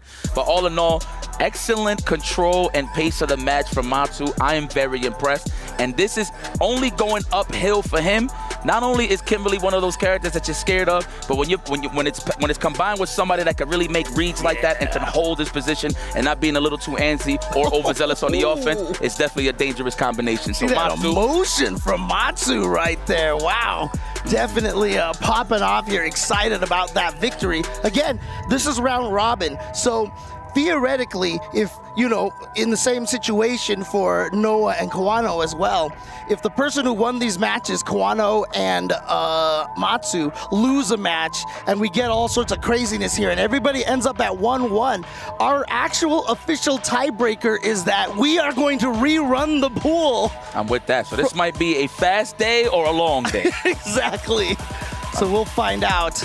But here we go. It's going to be the third player in Group A coming up here. The UAE's own Big Bird coming into the house, going up against Kawano. So it looks like Kawano is going to play his first 2 matches right here. And in fact, if Kawano wins this, that's it. Like, basically, the Noah Big Bird match will not have any effect on the results. So this is big for Big Bird right here. He definitely, well, especially if he wants to do it for the little bird, Noah the Prodigy. Okay, this is gonna be good, man. Of course, slow start from Big Bird in the first phase, but it looks like he's catching his swang, if you will. He's getting there. He's getting to that point where he's getting a little more comfortable, and he's going to have to get comfortable going up against Kawano, because that is no easy feat to beat that guy. The one thing I want to highlight about Kawano he's so good at, you would think he's going to throw a fireball, but he never does. In terms of, like, once he has the lead, when he's trying to force a jump or drive rush or whatever the case may be, that walk forward, walk back speed he does on that level it is very, very precise. He is just going to be taking control. That is, of course, if he could get the lead. But that's one thing about Big Bird that he's good, too. He knows how to get his maul on. So Kawano's definitely going to have to be a little bit on the safe side when it comes to actually letting Big Bird mount his offense, especially once he has the level 2. All right. Again, Big Bird, you know, for after, you know, obviously getting second place to Punk at EVO, you know, he was right there. Unfortunately, was the second time. Oh, check it out. She's got the Big Bird sign over there for Team Reject. Let's go. But, you know, that was the second time he had got second at EVO. Right. And, you know, I feel it shook him a little bit. You know, for a couple of months, I felt like he has been having a little bit of difficulty. But, you know, he was even saying on social media yesterday he's feeling good. He's feeling confident. So let's see how that plays out here against Kawano. We outside now. Smell that refreshing air. We got so many beautiful trees around. Those watermelons look hella good, by the way. You're a big fan of watermelons? Oh, yeah. What's your favorite fruit, James, real quick? Fruit? Just give me one. Watermelon or banana, probably. Like cantaloupes. And I like honeydews, but that's useless information. But the information is getting gathered. There we go. The production says they love cantaloupe. I thought I was the only one in the world. Oh, but there you go. Cantaloupe is good. It's delicious. We just love our melons, right? There you go. Okay. Ooh, nice throw tech. All right, that was good for on the side of Big Bird, and he gets some drive gauge on top of that, so you're rewarded for your defense. 2 boots. Goes for the ankles midsection. Ooh, was trying to walk back, so got caught by that. The air fireball from Kawano right there, catching Big Bird off guard. And Big Bird will take that throw in the mid-screen. Nice. Not going to let you jump forward for free like that. And now suddenly Kawano with the lead, and both players basically had no drive gauge. The perfect parry on the wind shot into the OD fireball, catching Big Bird off guard. Dude, I'm actually surprised Big Bird just did it back dash at the level 2. I mean, and Kawano was closer to the burnout side of things, but I don't know if he just showed him respect. It's something that I don't know that maybe Kawano reacts to, but nonetheless, though, Big Bird still has some cash to play with here. Ooh, the stand shorted to the adamant flame. I like those strings just to push him out. Don't whip. If you're a Rashid player and you're sitting on 3 bars, you want to spend that. So maybe, yep, there it is, right away into the Asar. Because you want to be able to start building more meter, because if you take this round, you've got another round to go, and you want to make sure you get to another Isar. Let's go. The rejects is out. Don't worry, you guys are not failures, all right? Absolutely not. Ooh, okay, the OS. Yep.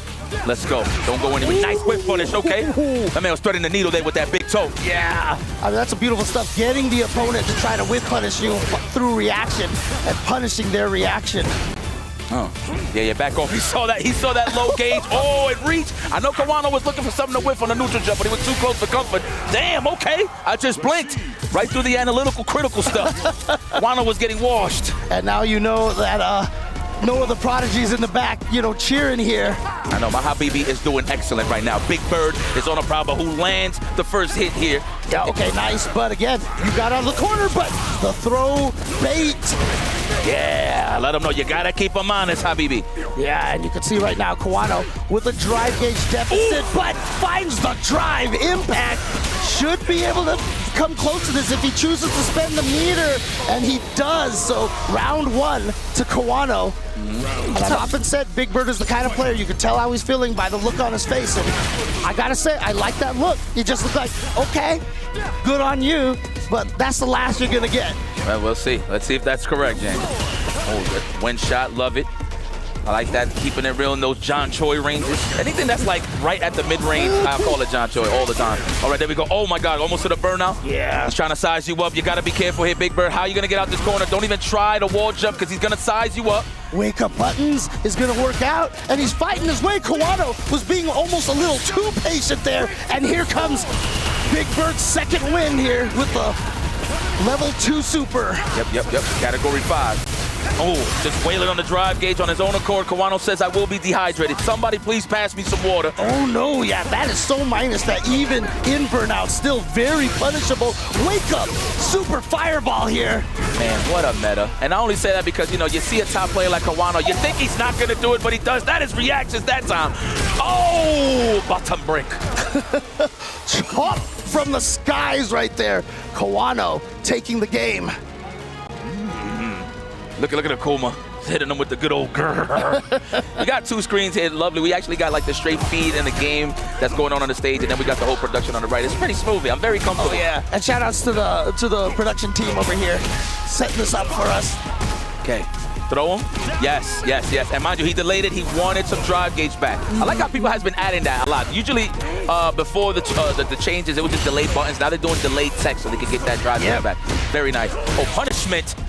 Counter punishment. You'll find out over the pharmacies. The wake up OD right there from Big Bird. That's a couple of times now in quick succession. Ooh, I'm not sure Big Bird actually just got clipped. Maybe walking forward.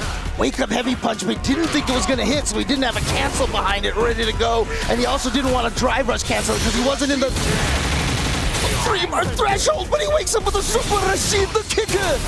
Yeah, put that in that back pocket, yes. Gain the drive gauge. Wow, casually just jumping over, playing some jumping jacks with the fireball and goes for the throw. Nice little finish there from Big Bird. You got a chance to take the lead here. I always like the way that in this game, you know, the projectile interaction that, you know, even if you get hits through a super, it pauses the fireball, so it gives you better chance to recover in time. Ooh, that time he had the drive rush cancel because he had almost all 6 bars. But the wake up from Kawano. All right, so we playing that Ric Flair chop range. I see you, Big Bird. Of course, I'm talking about the standing fierce, but we're going straight into the category 5. We're getting close. Drive rush roundhouse, no. Oh my goodness, back throw, but here comes the tornado. You still have to block that, and you can see Big Bird can still side switch with that. Man, Kawano waited his whole life for that back throw, I swear. The fact that he got it at that moment in time, it was a grace from the fighting game guard. Oh, throw Loose City, but you got to deal with this. Oh my God! He pressed the button! That's burnout. I don't know if it's gonna kill, but that's burnout for sure. It is a lot of damage, and he has no meter to be able to avoid some chip damage right here. There's the adamant flame, the trade, and Kawano stays alive by pixels. I like the attempt there from Big Bird. It's like, you know what, I'm kind of washed here in this scenario. Let me just try just in case if I can win. But definitely the trade in Kawano's favor. We'll take it. Ooh, it wasn't even a backdash, a walk back. He still had some space on the side of the corner there. Oh, headbutt. Looks like a headbutt, but it's actually a punch. That's how fast it happens. Is this a throw to condition? No, the meaty fierce. Afterwards, yeah, with the throw to condition. And actually attack right there from Big Bird right away. But Kawano not going to let Big Bird out of the corner. Big Bird has been having a lot of trouble getting out of this corner. He's had some success. Oh, he's still alive, but Kawano's gonna block that. He was ready for it. Unfortunately for Big Bird, he wasn't ready for Kawano's wake up level 3, but Kawano sniping out and reading that wake up super Rashid kick. Man, it's all about balance right now. And I'm not even talking about what I'm saying over here on the left side of the screen. Don't worry, y'all don't see what's going on in the background. But what you do see is pressure. Pressure on the side of Big Bird. I mean, with both of these guys. Don't get it twisted. Kawano got a bit of a lead here, but he knows anything could change if he makes one bad decision, mistake, whatever you want to call it. But this is going to be epic. Let's see what Big Bird could bring to the table to tie this up. If anybody could do it, it's Big Bird, but I do have faith. This is going to be a banger of a match regardless of the outcome. And again, you can see, I mean, the whole audience there rooting for Big Bird, obviously. Part of Team Reject over there. They're feeling a little nervous here. Oh no, too far away. The Eagle Spike just didn't combo. Man, that starter off of the drive rush with the double big toes, the roundhouse. Ridiculous. Oh, we got more DP? No, Tatsu. How that was optimal. Sheesh. Oh, That was ridiculous. Layered offense. Like, you saw that? Did you see that? Yes, that is what we like to call a throw bait, lady. Kawano was trying to go for the mental KO right there. If he had gotten in there with that the teleport command grab, I think he was really just trying to send a message to Big Bird with that attempt. Sweep him. Not yet, huh? Sweep the leg. Well, to be honest, all the buttons that Big Bird presses is all with a purpose. He's not just going to throw it out there. Oh, yeah. I mean, you see Kawano trying to invite a whiff punish attempt from Big Bird. That way he could get one on his own. And it's pretty sure it's the name of a stand fist. In the form of a stand fist, excuse me. Oh, wow, the check with them toes right there with that stand light kick again. Oh, still recovering from the backdash on Kawano's side. There it is. We need some time here. Back throw again? That's crazy. Look at that. I'm in. Forced him into a mix-up there. Good defense from Kawano, and then checks his way out with a crouching light kick. There it is. Big Bird still alive. Low on the drive gauge, though, but it's all right. He got the corner position. Oh, we out of there. Looks like he tried to cross him over, but the back tech kept Big Bird in position here. Oh, no, another throw here from Kawano. And like I said, if he could take this, he is guaranteed to get himself out of this pool. Oh, woo! That was a clutch throw bait. That's a counter hit next time. Trying to walk him down. Big Bird just wants to mount any type of offense they could get here. Yeah, Kawano's been so good at the crouch light punch timing. But here we go. He gets the hit. One more hit right here. And he went for the delayed throw. But Kawano with the defensive neutral jump on his own wake up there. And I gotta tell you, Kawano's wake up game in the 2 games that we've seen him play has been just perfection. Had the right read every single time when he was getting up. And Kawano is now 2-0 here in Group A, which means he will be advancing to the top 16. Noah and Big Bird, I'm afraid, are out, and their last match will be for pride. Yep, for pride and for placement, pretty much. Yes, right? yes. So get a little extra cash, but you know what? At the end of the day, man, it's all eyes on Kawano. Again, this guy's your finalist from last year, and he is looking to make a statement to bring it back all the way to the top 8 side of things, and possibly the finals. But one thing I want to highlight about Kawano, man, he just had the blueprint, to be very honest with you. Defensively, he knew exactly what Big Bird was going for in terms of trying to escape all of this pressure, right? The meaty stuff, the stand fist, backdash it, walking back, just waiting for those stand strongs or the low forwards for the big punishes. You kind of see Big Bird kind of thinking twice, right? Like, man, how can I approach this guy? That's why you saw those random spurts of just drive rushes in the neutral, just to mount some offense if he can, but he just couldn't at the end of the day. So shout out to my Habibi, but he's going to play one more match, but at the end of the day, exit stage left. Damn. And here we go. Punk is going to be coming up here and going up against Moke. And again, we saw Punk go down to Matsu, which means this is do or die for Punk right here. Yes. He has to win this. But then, in order to stay alive, he also needs Moke to beat Matsu as well. Now, if that happens, obviously, they would be tied up and they would go on the head-to-head, right? Well, no, then we do the tiebreaker. The tiebreaker. No, I'm saying if everybody's 1-1-1, yes. Yeah. And also, keep in mind, everybody, that if it does go into the tiebreaker, they don't play that pool again right away. We continue through with the rest of the pools, and then after they're done, then we come back for all the tiebreakers. So we're going to do A, B, C, D, and if any of them need tiebreakers, we play them at that point. In the case that they tie there, we do have official tiebreakers, based off of games and rounds won, etc., etc. So, but we want to make sure we have definitive victors here as much as possible. So if everyone's 1-1, we want to give them a chance to really assert their right to get into the top 16. Absolutely. Well said, James. Let's see what Moke brings to the table. Fresh off of a loss, that's why he's here. I'm not saying that disrespectfully, of course, but that is the name of the game when it comes to fighting games. You got to win or lose, right? Well, I mean, that's life. Fortunately, not everybody could be a winner. I'm not saying that in a bad right, but when you lose it, that's what starts the struggle and the progress in order for you to become that winner that you want to be. When you're learning fighting games, the sad truth is you will be losing way more than you win. get to that road, to yeah. get to that point where you are going to be a strong player. That's how legends are made, man. At the end of the day, I remember Punk, we was washing him in Street Fighter 4 online, and look at him now, man. Absolutely. This is crazy. I remember when he first showed up to that NA finals, people were like, who is this guy? And I remember a lot of the East Coasters were saying, dude, this is kid that we just used to beat up in Street Fighter 4 all the time, you know? Man, that man used to send some serious messages. Just be like, man, you garbage. This is in the third, but that's how it goes to show you. Like, he wasn't trolling like that, but that just goes to show you the path that he was headed, man. He was just hungry. He just always wanted to win, and that consistency showed throughout the years. And it's carrying over to Street Fighter 6. Obviously, he's looking for that other big win. He did win EVO 2024. That's right. Right, so First end of the day, American to win a mainline Street Fighter game since 2008. So yeah, 2009 is when Street Fighter 4 dropped, and at that first year, Daigo won, and since then, it took all the way till 2024 for an American to win mainline EVO. Rough for Street Fighter.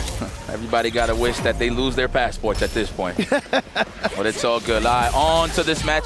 I like this match 5-5 across the board, I believe. Chun-Li is one of those characters that can stay in pace with Cammy due to the fact that she could walk out of that dive kick range consistently, and let alone just get some good whiff punishes with Stand Strong and whiff punish Punk low forward and standing round. So it's up to Punk to definitely keep in Moke's face as much as possible. Yep, so good start right here with a good jump timing from Punk, getting that dive kick in there. Good block. Looking for that low that forward. was actually too high for the dive kick. You saw the punish counter there from Chun-Li standing light punch. Yeah, he's seen a hard read in terms of like Moke just trying to walk back all day, right? But Moke hit the brakes, became the wall, and punished the dive kick. Another throw? No. We're going for the counter hit. There it is. I thought that was a drive rush behind that. He should have committed, but probably worried about the drive reversal or the OSDP. Right. Oh my God. And like you said earlier, Punk said that he wants to win this tournament for Kakeru. But right now, this hasn't been a great start for him, going down to Matsu and now down one round here against Moke. And the thing is, you can't even tell if Punk's playing bad. It's just people are good. Yeah. You know what I'm saying? At the end of the day. So it's like, I can't really pick off exactly what Punk is doing wrong. I just feel like he just has to hold the lead and establish it with his dominance. So we'll see what happens. Again, I'm a huge empath. I'm always looking at facial expressions. I wasn't a fan of Punk's facial expression right before this, but you know, hopefully that was just more focused than I read. I like that he didn't get overzealous with that stand jab into crouch strong. That was gonna get bodied by Moke Stand Strong himself. So hold on. Not gonna quite kill because so many light punches at the start of that combo. The massive scaling right there, and Punk unfortunately knows a lot about scaling right now after the day one situation against Shanghai. I said, on that low forward like he did a huge combo or something. I just get excited of all the straight hits, man. I just like fighting games, man. Here it is. Oh, stand fierce. I like that. Wait for a button to whiff and just establish that stand fierce. Oh, level 2 time. Are we gonna switch sides? Absolutely. Here it is. Yep.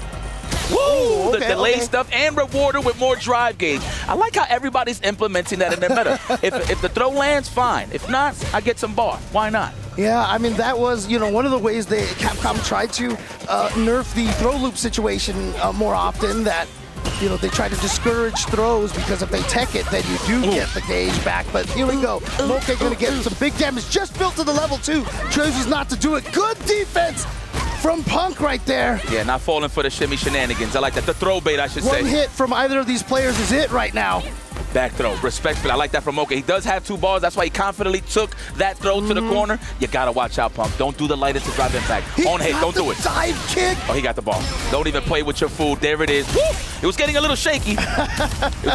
Punk sometimes likes to hit people with that surprise, like even on hit to stand short into the drive impact for a little quick reset. But Moke was pretty low on the life ball. So let's not play with your food. Finish your plate. I mean, you still got the greens, a little bit of protein still on the dishes.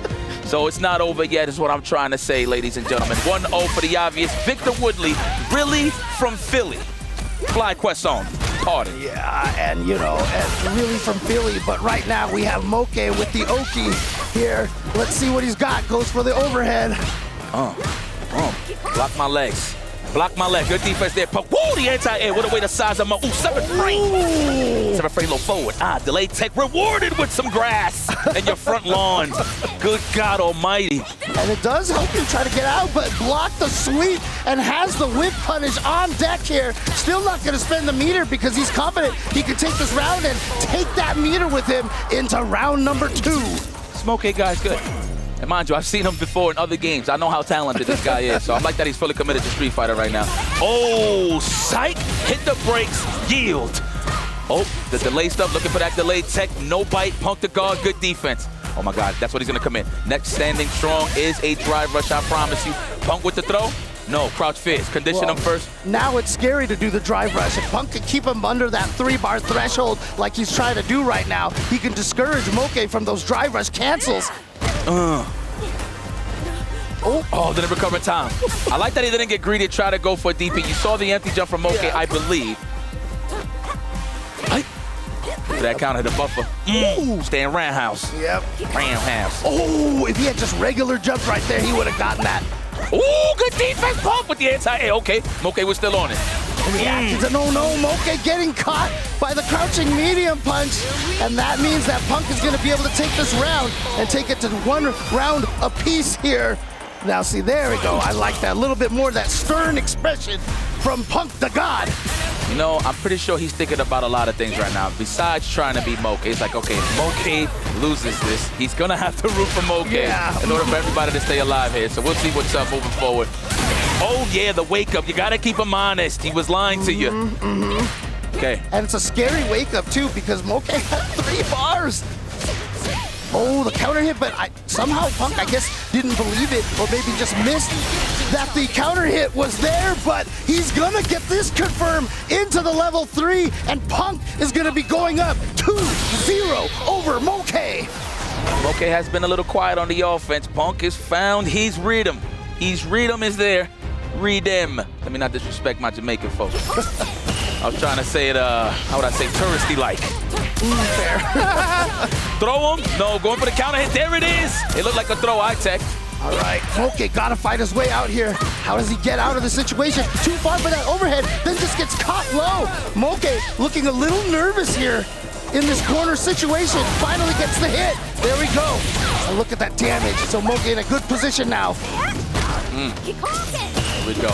Back off. Punk puts that 5 on his back pocket for that meter gain and keep that drive gauge healthy as ever. He's gonna be in stand roundhouse range, but look, he's not throwing stand roundhouses. He doesn't want to get stuffed out by the stand strong from Chuck Lee. That's why you don't see him throwing them out like that. But it looks like he will represent that due to the fact that Moke is low on the DG. Oh, that's gonna be great damage. He's got the drive rush cancel. Moke should be able to take this round. Doesn't need to spend any meter for that. And it starts now, Moke. You got a powdery donut right there on the scoreboard. So it starts now with a round. It's always 1 game at a time, as usual. On the land and recovery frames. We'll take that all day. Ooh, okay, gonna spend 1 bar here just to get extra damage, and then the counter hit, but didn't cancel the crouch medium kick. Look at that, just dancing right in front of Punk. Is this a show? Is this Circus Soleil? What's going on here? Second time we've seen that medium punch just snipe the dive kick out of the air. That dive kick has such terrible hurt boxes at its feet, and so that's going to allow Moke to take his first game, get his first game on the board here. It is now 1-2. Okay, this is where it starts, Moke. 1 round at a time, as I always say when you're trying to make these comebacks. 1 round at a time, and Punk was too far for the light kick to hit, and Moke recognized crouching medium kick. Oh, nah. First one blocked here. Well, I mean, I think that was the first one represented, to be very honest with you. The fact that Punk was ready on the first go, he smelled the desperation. That's definitely gonna be... Oh, man. So, he got that punish counter, burned him out, went for the drive impact, even if Moke could level 1. There's no reason for Moke to level 1. You don't want to spend that meter when you're that far down. Right. Oh, the low forward confirm. That's what we're going for here. Oh, red the flowchart offense. I wouldn't even say that in a bad way. Just, you know, something's coming after the crouch jab or the stand strong, whatever the case may be. Here it is. Spend that level 1. Now what's the answer here? Another throw. Defensive dive kick from Punk? Not yet. Oh, now the crouch medium kick here from Moke. Probably won't even need to spend more than 1 bar here to take it. And There we go. So now Moke, again, 1 round here. If he can get this 1 round, he'll tie it up 2-2, and the pressure will return back to Punk. Man, and she gave him a medallion? That's crazy. Throw? Yes. Condition him now. Crouch fist, I feel like, no, roundhouse, yes. And bite those buttons. There's that whip punish, and the frame kills. Oh, the drop jump. And again, Cammy can get away with that so much because people are scared of dive kicks. And that buff to Cammy making stand roundhouse only -3. I'm still surprised they let her get away with that. How much meter is he gonna spend here? Oh no, he's not gonna go for the super just yet. I swear he caught a brain fart. He's like, you know what, this level 3 ain't gonna kill, let me chill, Yeah, right? But he should have committed to it anyway. But here we go, this is a dangerous situation, oh no! This is a whip right here, this is a big chance for Moke. Big damage here. How much meter is Moke gonna spend? None. He goes for the empty low. Punk does manage to block it. You can see it drive in back. He gets the counter hit. He gets the counter hit. Punk gonna go into the level 2. We got Street Fighter anime in the house. And Punk again not standing up until it kills, but it does, and Punk gets his win on the board, and now he needs Moke to defeat Matsu to give us a tiebreaker. Tall order. Oh man, well, you gotta be a Moke fan now, Punk, because he's gonna have to do it for you, for your life, to still be alive here in EWC in the group phases. Oh man. Whew. Round robin phase, that is. But man, great match. Like again, I said at the beginning of the broadcast, this is a match straight down the middle, I feel like, due to the fact that Chun-Li can stay in pace and stay out of those ranges that Cammy loves to be. From the dive kicks, the perfectly spaced dive kicks, to the low forwards, the standing roundhouse, the whole 9. She could definitely negate some of those options, but Punk just did a great job just staying in Moke's face to not even give him any space to play the poke game. Yeah, I mean, honestly, these two characters, very similar in the neutral, you know, with these crouch medium kicks and Chun-Li's towards medium punches like Cammy's stand medium kick, and both of them have almost exact ranges on their stand light punches, and both of them almost always can combo it into their medium buttons on counter hit. So it really is about the neutral for these two characters and who's gonna be able to dominate that. But Punk the God has always been a neutral master. But we are going back to Group A, and as we said, for this group here, unfortunately for Noah and for Big Bird here, this is just a formality match here, as Kawano has already won 2-0 against his opponents. But as you said, there is still some money on the line for these players. Yeah, something to talk about over dinner. It's like, hey, remember, you know, we both lost, but I beat you. You know, it's one of those things. Oh, God. Let's go, man. Look, I don't want to be biased here. This is two of my favorite players on earth right now, currently. So, wow, pretty much even that. Wow, times in Burnout Noah 17 times. Good God. You just love being ashy, huh, Noah? Well, look, at the end of the day, we're going to get a great match from these guys. And mind you, this is just letting y'all know that they're going to be ready for the upcoming season when it comes to just CPT, let alone just qualifying for the next EWC. These guys are just poised and ready to just take it to the next level, whatever tournament they have. So this is going to be a treat regardless.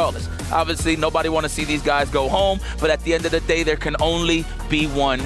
And who do I choose here? I'm going to have to say nobody, because I love both of them guys. And I don't want to hear nothing, you know what I mean, a random conversation like, man, you don't like me, Yipes? No, I do love you. It's always the tough thing, but, you know, I'm not trying to avoid those conversations when I say that every time I watch a player go out, it breaks my heart, honestly, because I know how much work these guys are putting into it. I know what it takes to get really good at fighting games, even if I've never achieved that level, but the passion has always been there, and I know how painful it is to lose. I have enough rage clips online that people know. Oh, James, it's all right, man. It's all right, man. But you know what? Join the club. It's okay. We pass sodium around from time to time. But here we go. Looking for that counter hit low off of the crouching short. Well, not even counter hit. Just off of the drive rush. Get more hits done. But no dice. Good parry there from Noah. And the wake up. Okay. He's going for that wake up level 1 right away. And then has the follow-up. You see Luke shake his arm like he's like, oh, that actually hurt me just as much as it hurt you. Yeah, those arms are just too massive. So I understand that he got to shake his arms off a little bit. It happens. Oh, stand fierce to the drive rush. Great starter there with the fierce. I like how he backs off. He's like, you know what? I want to be a little healthy before I take some risks rushing down. So I want my drive gauge to be a little healthy. Looking for that perfect parry. Snipes out the walk forward. Big Bird. Yeah, knew Noah that was going to try to try to find some ground over there, had that crouching medium get ready to go. Actually baited out that backdash from Noah as well, but didn't have the punish ready to go. But look at this. Oh, the meaty on the standing medium kick, linking into the towards medium punch. Nicely done. Is that like a Hollywood Rashid that I seen on his pic? Is that what I seen? Oh, I didn't see. That looks pretty cool. All right, the duck early into the blue 42. This is harassment. Somebody help Rashid. To Memphis we go. I heard they do great catfish out there. I wonder if they also have a lot of good spinach out there. For Luke and his Popeye arms here. And here we go. Gonna activate Isar. Gets the heavy kick to the face. And that tornado is still there. He's gonna be able to get a ton of damage off of this. Woo. That's a throw for sure. Crouch strong? No. Throw, good technical. Yeah. All right, no, it's on you. How you going to make this happen? Don't let him get that second bar. But you see how Big Bird just walked all the way back. He had very little drive gauge, and he knew that one of the best ways for Noah to make the comeback in that round is to get him burned out. I like that guy. Just make that a highlight. Just that right there. That's how you do it, man. Get part of the, get with the program. I love it. Capcom Cup 11 was the first time we started seeing the fans in the audience with the cheerfuls and the signs and everything. And because for some reason everyone born in Japan knows how to draw, we also saw like, good little artworks of the characters and players. Good call out. Yeah, my drawings is trash. So just to see that, I'm jealous. Never put me on the spot to draw something, okay, EWC, please. If it's so, it's going to be funny, I promise you. Oh, the throw was supposed to be the parry. I will say one thing, though. What's up, brother? One of the worst drawings I've seen from a Japanese player was an attempted drawing of Ryu by none other than Daigo the Beast. He don't got time to draw. He just got time to be a beast, James. Come on, cut him some slack. Yeah, you know what? All he does is win, not draw. Right. That was sick. Okay, James. Oh, he said, why? No one home, buddy. That's why. Let's go. Oh, stare fist. You gotta love it. Let me see what we're gonna get here. Is this gonna be a throw? I feel it. It's the four-way mix-up. He actually goes for the safe jump attack right there. Backs off for the Asar, especially why Noah is still in burnout. Oh, he gets him. Try to grab him. It was a wise choice there from Noah, but there's just no escaping there. I mean, even if he back thrown, he was gonna get chipped out. I feel like by the Yasar, regardless, just a little bit. I don't know how much he had left to go back to the neutral state of the drive gauge, but nonetheless, though. Big Bird, match point. Dang, they look so pissed off right now. Obviously, they're focused, but they know that they're not going anywhere after the tournament. Not to stress it, guys, but it is what it is. But let's go out with a bang. And it looks like Big Bird. No, I don't know what you did, man, but you pissed them off. Just you existing right now, you're pissing them off. Oh, okay. Right back at you, Lompok's finest. Oh, there we go. Yep, that's just for the frame kill right there. Had the meaty crouch medium punch. Oh, the perfect parry into the back throw. And now you're in the corner. Oh, the DP once again. Oh, and Noah reels back in his chair. He's like, why am I keep falling for this? And Big Bird actually just going for the OD mixer there. Knew he had enough to kill there. Didn't go for the medium mixer into the super Rashid the kicker. Let me go spine buster. Make some desert sand angels.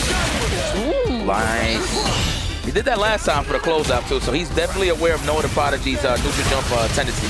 Yep, for sure. The charge up right there, the wind enhancement, and now offensive drive reversal to get the Asar going. What a jump back! Like I said, Noah's like the expert. He out of there.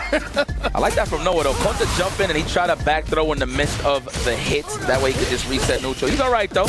He ain't much in the shenanigans anymore.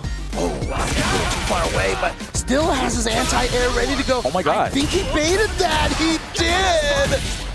And now to the corner you go. No more super meter for Noah the Prodigy. He's gonna get hit here. This should be a kill because Rashid can combo forever into the super Rashid kicker. That was a wash. I ain't going front, bro. He slowed you down, Noah.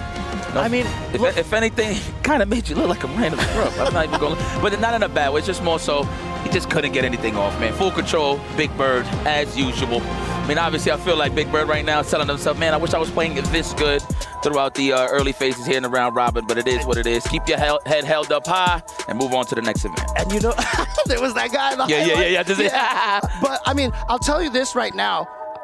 we know that Noah the Prodigy looks up to Big Bird and Angry Bird a lot, right? That's why they jokingly call him the Little Bird sometimes. And I don't know, maybe if Noah has a little too much respect for his opponent, it's harder for him to get that Noah mentality to run them over. We did see in the matchup, though, it was 3-2 in their history of playing against each other in Noah's favor. But something about this match, I felt like Noah just didn't have that killer Noah, side of him.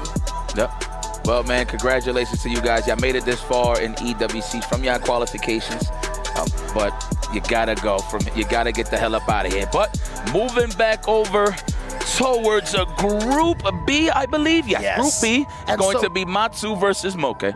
And yeah, so while that last match that we saw didn't really have any implications, this one has a lot of implications here. Matsu has to win this in order to guarantee he advances out of this pool. But if Moke wins this, he will actually cause a tiebreaker situation, and this group will be replayed after we are done with groups C and D later today. Look, let me give you a highlight right here with Matsu. We was talking this earlier with his match with Juicy Joe. Those perfect parries came in handy. As you can see, 12 of them. Wow. Dozen of them.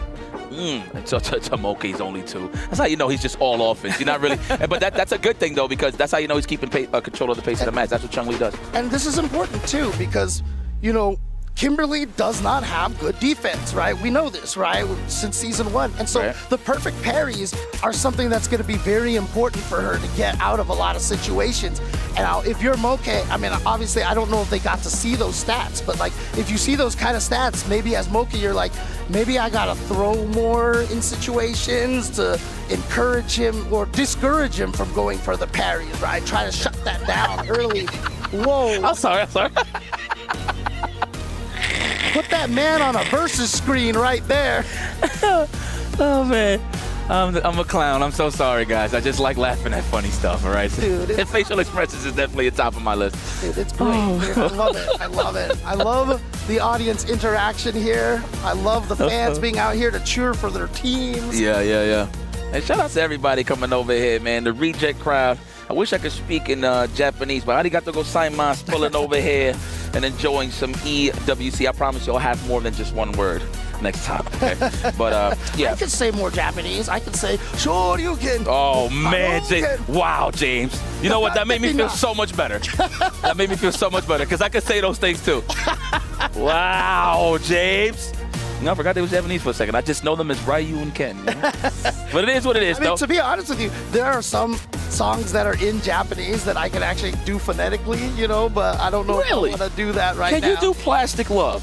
No. Okay, we'll leave it at that. The song from the Street Fighter anime, right? Yes. So she sato setsu. Oh, look at you! Whoa, so this guy looks cool. Who is this guy? Can I get some information? Cool as hell. I want to shake his hand. Zeta Division, hello! Yeah. We having fun here. We're having a good time. Yeah, Punk, I see you, my boy! Yeah, Punk is definitely rooting for some Moke right now. Let's go. Come on, Moke. Yeah. Let's go. Oh, no, this is about to get serious. Well, this is the beautiful part, right? Okay, cool. Punk being one of the best players in the world, right? Obviously, he wants to make it far in this tournament. Right. But he doesn't mind watching some good Street Fighter if in the case that Moke doesn't beat Matsu. It's cool. He's chilling. He's living life. You deserve it, my boy. Kick back and relax. But I know Punk right now is saying to himself, nah, yipes. I want to get more of the bag, and I want to win this for Kakeru. So, Moke, it is up to you. Ball is in your court. Can you steamroll Matsu, or can Matsu steamroll Moke? I mean, it can happen. I mean, if there's one character that can avoid, damn it, you know what? I'm not even going to get to the analyticals of the match. It's going to be kind of tough for Kimberly to even mount offense due to the fact that Chun-Li can move so fast, and vice versa, to be very honest with you. And also, Kimberly does have a little bit of a weakness towards projectiles, right? So if you throw the light fireball like Hikoken and walk after it, it is a tougher situation. However, because we saw that Matsu so good at those perfect parries, the projectiles might not be as big of an issue for him. Okay. Well, it is what it is. Rejects, what's up? I see y'all, Rejects. Yeah, say hello. The good people is like, man, that Punk guy, pretty good. That's what they talk. The Punk got walked She's like, twice. we're on camera, pose. Deuces, I see you. Beautiful people. Man, I gotta know how to say make some noise in Japanese. I gotta really step my game up. That's a good one. Shout out to the Zeta boy. Zeta, I see you, Zeta. Hey! Just trying to get everybody up. You know, it's early. Well, actually, no. Hell no. It's 6:02 p.m. right now. What am I talking about? Well, for everybody around the world, I know people are watching at all sorts of different times. We are definitely glad you are joining us on many of the streams out there. I know you guys are also on Capcom Fighters, on Capcom Fighters JP, and on all of our content creators out there for Street Fighter 6. You know, we got a lot of those restreamers out there as well. Shout outs to, you know, making sure your fans, your audiences are also watching this event. Yeah, you better put your pom-poms in the air, Punk. This might be the end of the road or a start of a new beginning. We'll see. Okay. Remember when Problem X won Evo and he got stormed by all the EU cats, right? Hell yeah, my man F-word elbowed the crap out of my chest. Dude, if Moke wins, Punk's gonna run on the stage and, you know, he's gonna hug Moke, dude. Let me tell you something, Logan stepped on my big toe and everything. Nobody cared about my health when Problem X won, that's for sure. All right, here we go. Good start for Matsu so far. Half health already gone from Moke, but now Moke with an opportunity. He has been going for drive rush overhead a lot, yeah. I feel like. Yeah, why not? You got to test the waters. You got to see, but again, naturally, Matsu's walking back, so I feel like he's going to block high regardless. So we're going to see, ooh, the legs. 7 frames. You think you can move, but you cannot. Nice technical. Okay, yeah, love it. Fake the stances right there. Just went for the throw. And now Matsu with a little bit of information. Moke after the Hisen kick going with a standing light punch and gets the combo here. Reloads one can. Get in there. Wow, trying to get the perfect parry. It was a good game, but why not? But that could have been a throw and it could have been the end of the round right there for Matsu. But it was the imperfect parry, so he had guessed the wrong direction. But gets the hit here and goes for the kill with the super. Man, this is such a treat. This guy's so good. Dude, this Kimberly is real. Oh yeah, oh yeah. Let's go, Matsu, okay. I wasn't familiar with your game. Getting any Kimberly downplay from me these days, let's put it that way. That's right, James, I like that. You gotta learn. It's all about living and learning, okay? All right. Wow, okay, try to challenge with the low forward. Trying to get a counter hit. Oh, what? Full commitment. You might as well just went for the command throw. Ooh, there's that perfect parry. Like I said, we've been seeing that all day. Chooses not to go for a super. I thought maybe he would try to burn out Moke. Yo, I'm like still salivating and waiting for like a disgusting like Yo Fear Shine mix-up. Like I need to see it, like the cross unders and stuff. But then again, you got parry, right? So I'm pretty sure you might see it more on the burnout side of things. But who knows though? Oh! You gonna stand immediate kick again with the buffer. Yeah, I like that. With a purpose. Don't whiff. That's what Moke's looking for. Trying to burn him out. Wow, gets him to land on the fire. That was a Mike Watson anti-air fireball right there. But Matsu burns himself out and calls out the run cancel. Should be able to kill with just the Kiko. Oh, he's gonna go for the level 2. He wants to make sure. Hell yeah. Woo, yeah, that was close, Punk. I know. I feel you, boy. Pressure's on. One round apiece who can get the precious round game number 1. I like Matsu trying to build up those cans, but you see, that causes him to be at 3 bars early on just to reload those resources. The level 3, did he just block? He did! He's so dead. He's so dead. Well, actually, wait. Yeah, he's dead. He's dead. Dead man walking. Dude. You're gonna get the level 3. That's no shot. Oh my God, he got it, buddy. All right. That's enough. It's smart because remember, Chun-Li can always do level 2 to level 1. Yep. And so she could always build that meter. Let's go. He's like, okay. He's like, okay. He's like, yes, excellent. You know what, I'm sure Moke was looking dead at Punk when he was looking over to the crowd. He probably gave him that look like, listen, I got this. Just keep cheering. It's going to be like one of those sports movies where, like, Moke looks into the crowd and points at Punk, and, I'm doing it for you, kid. Yep. Oh, my God. Let's go. We got cans. Let them rip. Oh, back to the corner you go, Chun-Li. Miss Zhang, you're not going anywhere. Trying to wall jump out the corner. Yo, Moke ain't trying to take nothing in this corner, please. Just block. Just block. Now, we can't be using those Street Fighter the movie last names here, okay? Miss Zhang, hey.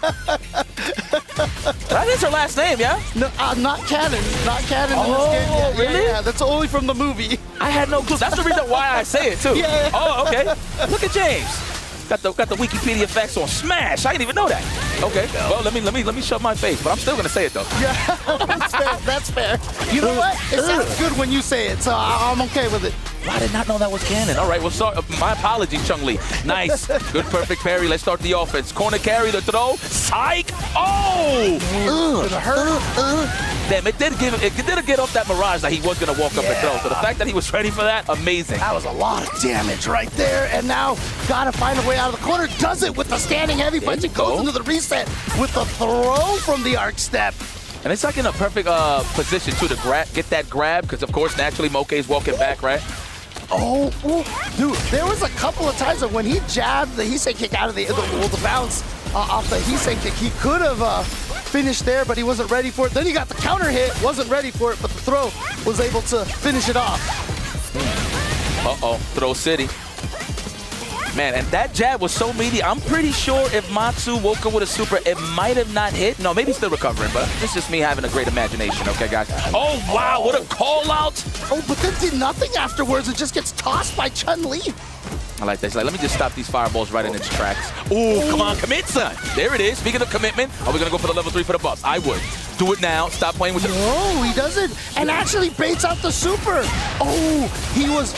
Actually, I feel like the... Cans exploding kind of made it weird, but it doesn't matter. Here we go. He's still going to get a ton of damage off of this. Had the right route into the level 3. Into the Bushin Ninja Star Cypher. The wake up from Moke. Man, puts him in burnout. Watch your legs. Watch your dome. And he didn't finish. Oh, my God. Actually, can you get a combo straight raw like that? Usually it's over. You see a drive rush, right? Right, yeah. Oh, gets the hit. And Punk, reeling back. He was like, come on, Moke, you had that. Oh, look at the relief. He did that one read on the level 3. It's crazy, right? Because like when you get a surprise, you're like, oh my God, I got him now for the offense. You feel like you're gonna just commit anyway. So I thought the level 3 was gonna hit due to that commitment, but nah, nice patience. Pretty sure it was a delayed button. That way he could snipe that out and punish it properly. So credit to Matsu, he's still alive. Scoop. Damn. That's one hell of a power bomb. Sheesh. Uh-oh, we down 35. Well, that's a clean 40. Yeah. And now in the corner over here. Yep, always throwing out that light punch right there to make sure Kimberly doesn't try to sneak in one of the hops. Oh, this guy is on one. Oh, wall bounce out of there, but just toss right. Where are you going? Get back in there. Okay, finding the hit, the side switch version of that combo. That was pretty high, too. The check from Matsu into the level 1. Nice. Okay, Don't worry, Puck. Keep them pom-poms in the air now, Victor. I need you in here, man. I need to see more action, man. Oh, low forward. She said, I am coming for you. She's not lying. And remember I talked about that standing light punch with the counter hits, man. Every time you get it, Chun-Li almost always in range for, you know, the towards medium punch or the crouching medium kick. Nice snipe out.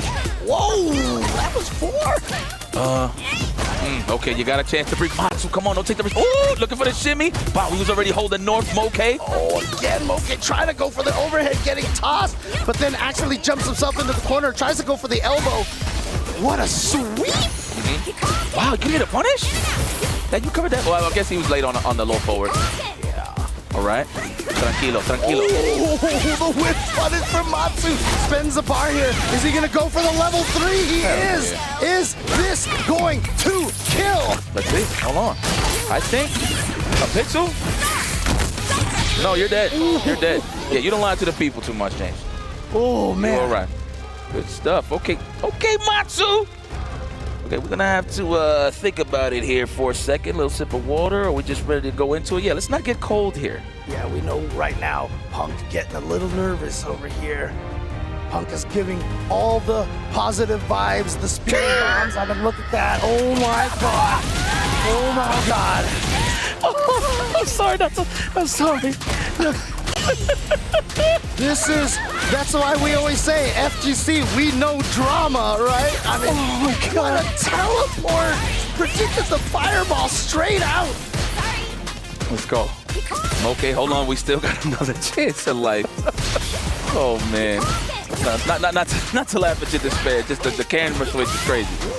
All right. Oh, try to walk under. He thought it was going to be a regular jump, right? Uh-oh, Barry on the wake up. Unfortunate there for Moke. Oh, red what? net. It can't hit crouchers. That was godlike. Yeah, you can't hit crouchers, unfortunately. And so you could just punish it on landing like that if you stay crouching. Matsu knew that. Oh, here we go. A wise man once said, Shout out to Mike D if you're watching, my brother. Ooh! Momentum. Nobody's reacted to nothing. That's how you know everybody's in survival mode. I just got a block. We forget about a drive impact from time to time. There we go. Moke busts out. All right, Matsu checked and he took some big damage. Immediately into the level 2. Let's go for the Konakari, por favor. Are we going to spend all that cash? I would. Yeah, I'll be mad. Trying to really hurt that drive gauge. Got the safe jump on the head stop. And again, jump back in the corner into sweep for Matsu. Finding his way out. Whoa! Just goes for the level 1 out of nowhere. It's going to be a close to burnout, too. Oh no, look how he's setting the traps. That was ridiculous. He forced the jump with the can just to get the anti-air with the Bushin Tatsu. And there you have it, ladies and gentlemen. Matsu is celebrating. He will be moving on to the top 16. And how does it feel to eliminate 2 players at the same time? That is what Matsu is doing right here. And unfortunately, that means that for Moke and for Punk, their journeys end here. Matsu with the Kimberly is going to be advancing forward into the top 16. Well, I know there's a lot of people at home saying to themselves, we did not see this coming. But it is what it is. That's what it's all about when it comes to the Esports World Cup, man. Especially in stuff like this when it's just so dense in a competition. Like, obviously, local tournaments is the lifeblood when it comes to tournaments. But in the case of just bringing everybody under one roof, you just can't really see who's going to win. Maybe there's some picks there. You'd be like, they might have some trouble. But I'm going to be honest with you. Seeing the name Matsu in that whole top 48, I did not, 47, excuse me. I did not see this coming, but a character like Kimberly with this much offensive power, again, it's all about human error. Can you avoid the mix-up scenario? Can you check every run stop? And the thing is, the way that Matsu's playing, it's always layered offense. So like you said, like I said in the ender, the can to force the jump into the Bushin Tatsu finish the job, and I'm pretty sure he got a lot of tricks under his sleeve with Kimberly. Yeah, I mean, it was such a good idea right there because as soon as he threw that can out, if Moke stayed on the ground, the explosion would have forced the burnout. It was burnout right there. And so he's just, he tried to jump out and like you said, he had that sniped out from the beginning. But in case these matches have got all of you guys out there watching right now a little burned out, take this opportunity, refresh yourself, and we are going to go on a quick break and come back with some more amazing Street Fighter 6 action here at the Esports World Cup 2025.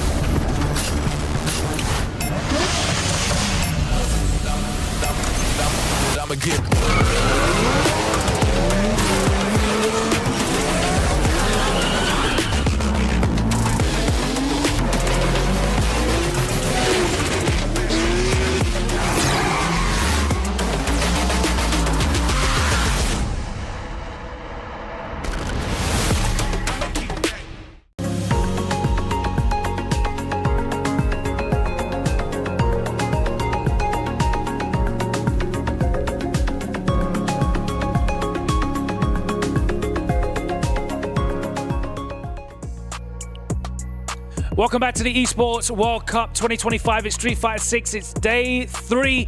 And as we kick off phase 2, the round robin phase, to determine the final 4 players to join the playoffs, we have already said goodbye to 2 of our competitors in each of those groups. 2 remain, and that will be Kawano and Matsu 5-6, who still flying the flag for those LCQ qualifiers. Let's talk about Group A, and all eyes were on Noah the Prodigy and Kawano's opening match.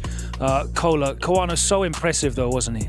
We put him on a big stage where he knows who he has to fight immediately off the bat, and he's got more time to grind things out. At first to 3, it feels like Kawano's just going to take it. He was so ready against everything that Noah wanted to do, and it felt like Noah had chances, opportunities. He'd do like drive rush jab into nothing. Like he'd back off, and Kawano would read that back walk with crouch unit kick and get his own kicks off, and that was a clean 3-0. Then after that, Kawano also took down Big Bird pretty convincingly, just like close range fireballs, not eliciting him to do any drive rush up with any buttons or any buttons at all. And then when level 2 came out, it really didn't matter. We saw a couple of times, but it really didn't change the pace or the course of the match at all.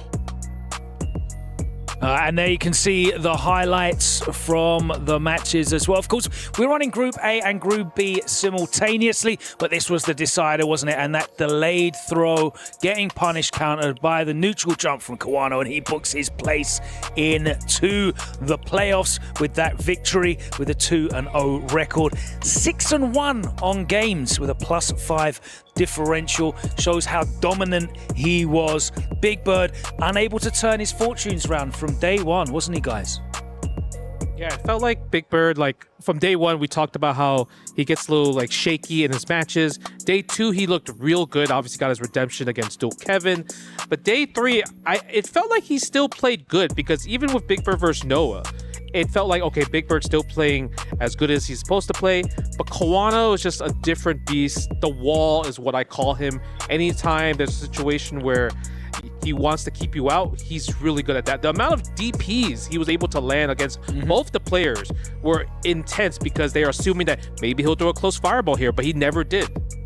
And then, of course, Group B, all eyes were on Punk's performance. He wasn't able to get the job done. And it was a shocking 3-1 victory for Matsu in the first game, wasn't it, Justin? Yeah, I feel like with Matsu, everything he did, he studied Punk a lot. Yeah. And there's a lot of situations where Punk is a very reactionary player, and Matsu kind of tested that, right?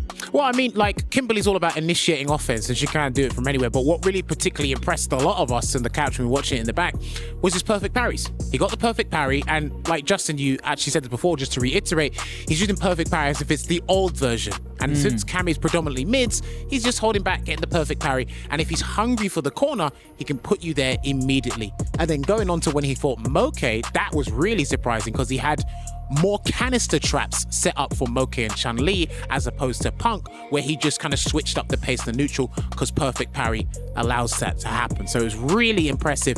Like I said, he's relishing in the moment that he has here, and he's caused probably another upset in the tournament. It was a big upset, and guys, how do we feel about this? Because obviously the big narrative was, looking for Punk's redemption arc after, day 1's defeat. Things seem to be, in terms of fortune, I guess, in his favor on day 2. But today, it didn't look like the same Punk, did it? I think it's more of like he was too confident, because even with the interview with Ryan Hart, he was like, I play against the best Kimberlys in the world. I know how to fight her. I can't really lose to the character. But Matsu really showed a different style and took off really Punk's habits, especially when he'll do like OD sprint, stop, wait for Punk to do 2 crouch lights, parries the second crouch light, and every single time it worked, because you're testing Punk's reaction. And as a person that has fast reactions, the human habit, it's, old habits die really hard. I think you can only control what's within your means, and Punk did what he could. He kind of fluffed an opportunity. It was unexpected because Matsu beat him, and obviously you can see him in the crowd there as well. You know what? We can make a singular compilation of all his facial expressions from day 1 until now, and it's like, okay, like we see it when we watch the football back at home, Logan. It's like when a team needs another team to actually get the result you want, it's not good for your heart, man. Seriously. Absolutely. We now move on as Kawano and Matsu advance into the playoffs. There's 2 more more places to be earned in that playoffs on finals day tomorrow. And we've got 2 big groups coming up. I believe the players are arriving now. So let's head over to Ryan and see who he can grab hold of. お疲れ様です。今日は勝負ですね。サガットで行きますか。いやいやいや、今真後ろにね、いるから。そっか。Opponents are around, so he can't reveal exactly who he's going to be picking in his group today, but it's possible that we might see some Sagat. いなくなったので、どうでしょうか。まあ、楽しみにしててください。It's something to look forward to. It's a bit of a surprise, his character pick for the group, but 準備はバッチリでしょうか。まあまあ。I asked him if he's ready and prepared, and he said, so. We're going to see what happens as this group unfolds later today. Pugera, of course, part of Group D alongside Higuchi and DCQ, who you can see grabbing his key from the Wall of Heroes. Looking to rep and fly high for Falcons to add to their club championship with another game championship. Higuchi definitely has room for improvement here, but we know exactly what he's capable of. And there is Pugera. And guys, I think everybody here in the building and most of the people at home are hoping that he surprises us by sticking to his guns with this character pick. Right, Kola? But he just said he cannot reveal who he is going to pick. Justin, you know the characters. Is that a double Cameras, bluff? you know them. Yeah, maybe it's a bluff, maybe not. But I think if you're saying that, it might be the Bison. Bison, DJ, I think are pretty good picks in this bracket. DJ does really well against JP. Bison against Guile. So he's got the toolkit. It's Shoto's, man. It's not because it's Shoto's you pick Sagat, but because this group, it's not Shoto's, you have to really think about it. JP, who's really good at zoning, Guile, who probably would win the Fireball War against Sagat. Is it a wise choice? I'm not too sure. I mean, a magician cannot reveal all his tricks, so just look for it. That's very true. He's confident in whatever he's coming prepared for, and like I said, I always say this: if you execute what you practice, you should be fine. All right, and as you can see, we have in Group C, Goichi, Tokido, and NL. That one, we're really looking forward to that as well. We saw the video package about Tokido and his journey. And I think, Justin, you said at the moment he's got plot armor. Is plot armor enough to overcome the likes of Goichi, an EWC champion, and NL, the man that stands for never lose? I mean, Tokido naturally just has plot armor. Capcom Cup, he wasn't supposed to qualify, and even here, when it was Nephew's life on the line, he did not hesitate at all to take him out, because you know what's the crazy part? He got Team Falcons ruined for him. They weren't even on the same team. Maybe some of the people didn't know who he was. Yeah, and even I need you to win. Yeah, and even Now Nephew was on the interview was saying, "I need plot armor," and Tokido said, "No. I'm the main character of my story, baby." Well, I can guarantee that Falcons are not going to be cheering him on unless NL needs him to defeat Goichi. That's going to be our first match, actually, of that Group C. Guys, we've not got long until we get into these matches. I'm going to have to ask some picks for you. Kola, first up, who do you see getting out of Group C and Group D? For C, I'm going to say Tokido's going to pull it out somehow, some way. I don't know how with the Kin. He's going to get it done. And then for D, I still put my bet on Pugera, Sagat or not. He's got what it takes. Jammers, who you got, C and D? Goichi surprises me, so I'm going to pick Goichi. And I'll stick with Higuchi. And Justin? You know, because they picked all different, I'm going to go with NL. Obviously, I always was voting for NL from the beginning. Yeah, the Group D pick's an interesting one. Yeah, the Group D, I'm going to go fly high. Team Falcons, baby. Okay. DCQ. You haven't got your green and white on today, but you're wearing it in your heart. Okay, coming up, our final 2 round robin groups here in Phase 2 for Street Fighter 6. 2 more players need to fill up those 2 remaining spots in the playoffs. We'll say goodbye to 4 more hopes and dreams as we move towards crowning our second ever EWC Street Fighter 6 champion. Goichi still in the running to become a 2-game champion. We're going to find out exactly how that goes as we have 6 incredible matches to come. 2 more groups on the other side of this short break. All the action continues right here. We'll see you after this.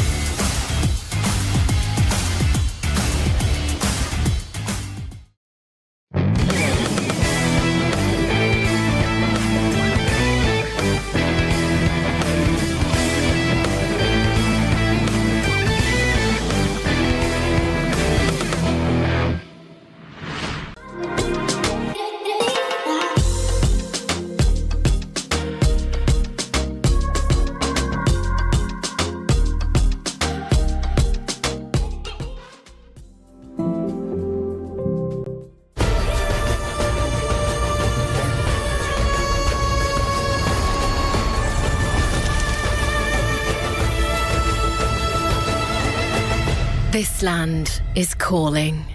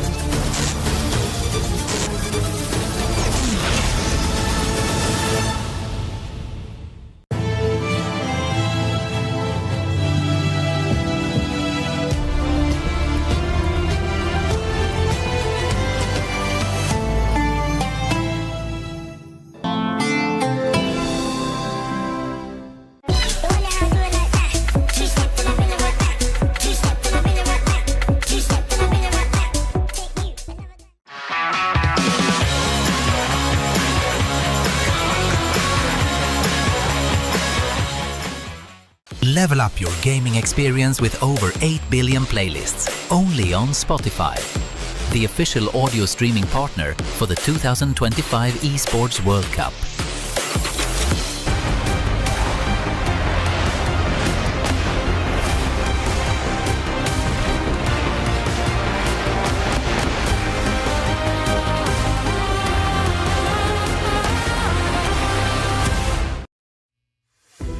Welcome back, ladies and gentlemen, to the Amazon Arena. We continue on with Street Fighter action. We're your hosts one more time, Milos and Hollywood Rock TV. And we got some more to go your way. First of all, though, let's chat quickly about groups A and B because it's done. Kawano and Matsu, a complete unknown, now make it through those first two groups and move on to the top 16. And so far, we have not had a single tiebreaker, which in groups where there's 3 players, there's high potential for it to happen. So far, so good, all smooth. Kawano and Matsu were just too strong, man. I mean, in Group A, we actually lost Noah and Big Bird officially dropped out of the tournament, not dropped out, but pushed out of the tournament. And then in Group B, lost Moke, and the biggest story is our guy, Punk the guy. Everybody was rooting for Punk after the whole pop-off thing, and then he qualifies, said he wants to win for Tokido, but this time Punk was not able to get it done. All love to him and the rest of the players. But I will say these next groups are insane, and actually before we get to that, so you know, Kawano is actually gonna be playing against Lashar in the top 16. Again, top 16 single elimination, first to 5 throughout the whole top 16, not just top 8. And then Matsu is going up against Mochi, the OG Dawson extraordinaire. So those matches are gonna be amazing. Now you talk about next, you talk about Legends. Well, we got Legends on our stage. Next 2 groups in C and D are tight. This is NL, Goichi, and Tokido are playing in the same group. Higuchi, DCQ, and Pugera. It does not get easy at this point. And behind us, as you see, it's Tokido and multi-game legend Goichi setting up. Bro, Tokido, of course, this is somebody that is in the GOAT conversation. As everybody knows, this is the ultimate scene He ambassador. doesn't stop talking about it. Put him and Ryan in the same room, they're done for the next 3 hours. You know I'm going to debate GOAT all day, every day. And then Goichi, he has the chance to make history in this tournament because, of course, he already won another title earlier, and then now he has the chance to win Street Fighter 6 as well. Will he be able to do it? We are about to find out. Round robin, ladies and gentlemen. We have Goichi going head-to-head with Tokido. Let's send things over to the commentators. 2 legends step onto the EWC stage to see who gets the advantage to start Group C. Myself, Ringe, along with Vicious, gonna bring you the action for both Group C and D. How you doing, my man? Man, I'm as excited as ever. We were talking about this off stream during the break. This is gonna be the test of the true plot armor. I mean, Tokido, he's been a little bit of a dice roller when it comes to stepping up and actually performing on cue. However, this is an EWC champion.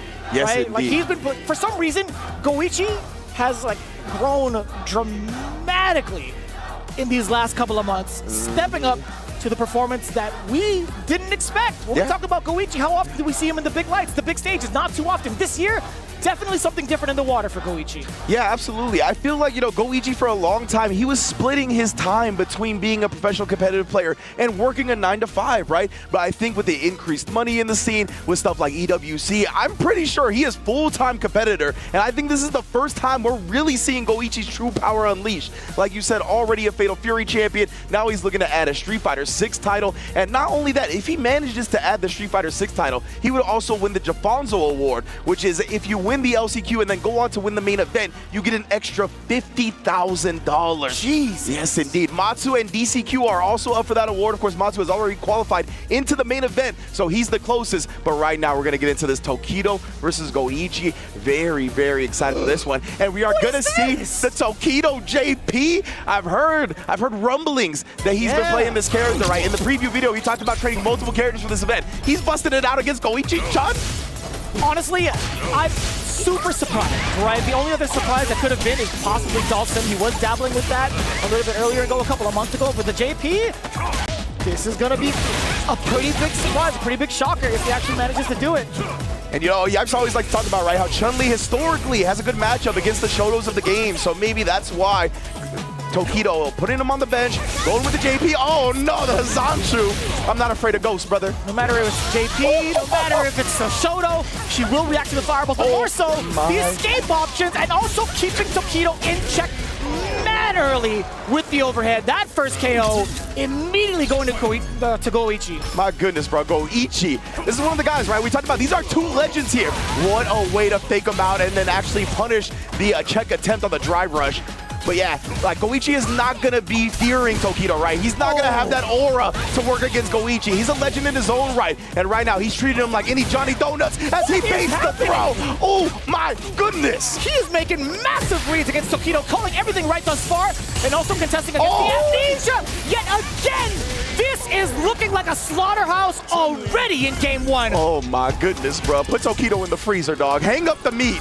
My man got slaughtered indeed in that first one. So much so that he went right back to the character select screen, bring out the comfort pick of Ken. I know it don't feel good to play it against the Chun-Li, but hey, man, that JP looks a little not ready just yet. What's crazy is it wasn't even against like the things that Goichi was doing. It wasn't against like some of the flaws that the character may have in the matchup. Yeah. That was just pure player reads. That's a great point. Maybe you should just stick with the character because, yeah, it didn't feel like a matchup thing. It just felt like Goichi took residence in Tokido's head. Right. So with that in mind, will this be enough of a switch? Will you even have enough time to make the adjustment? Because that was a complete wash in game one. Now you're in technically, 2 out of 3 territory for the side of Goichi. Can you survive that kind of heat?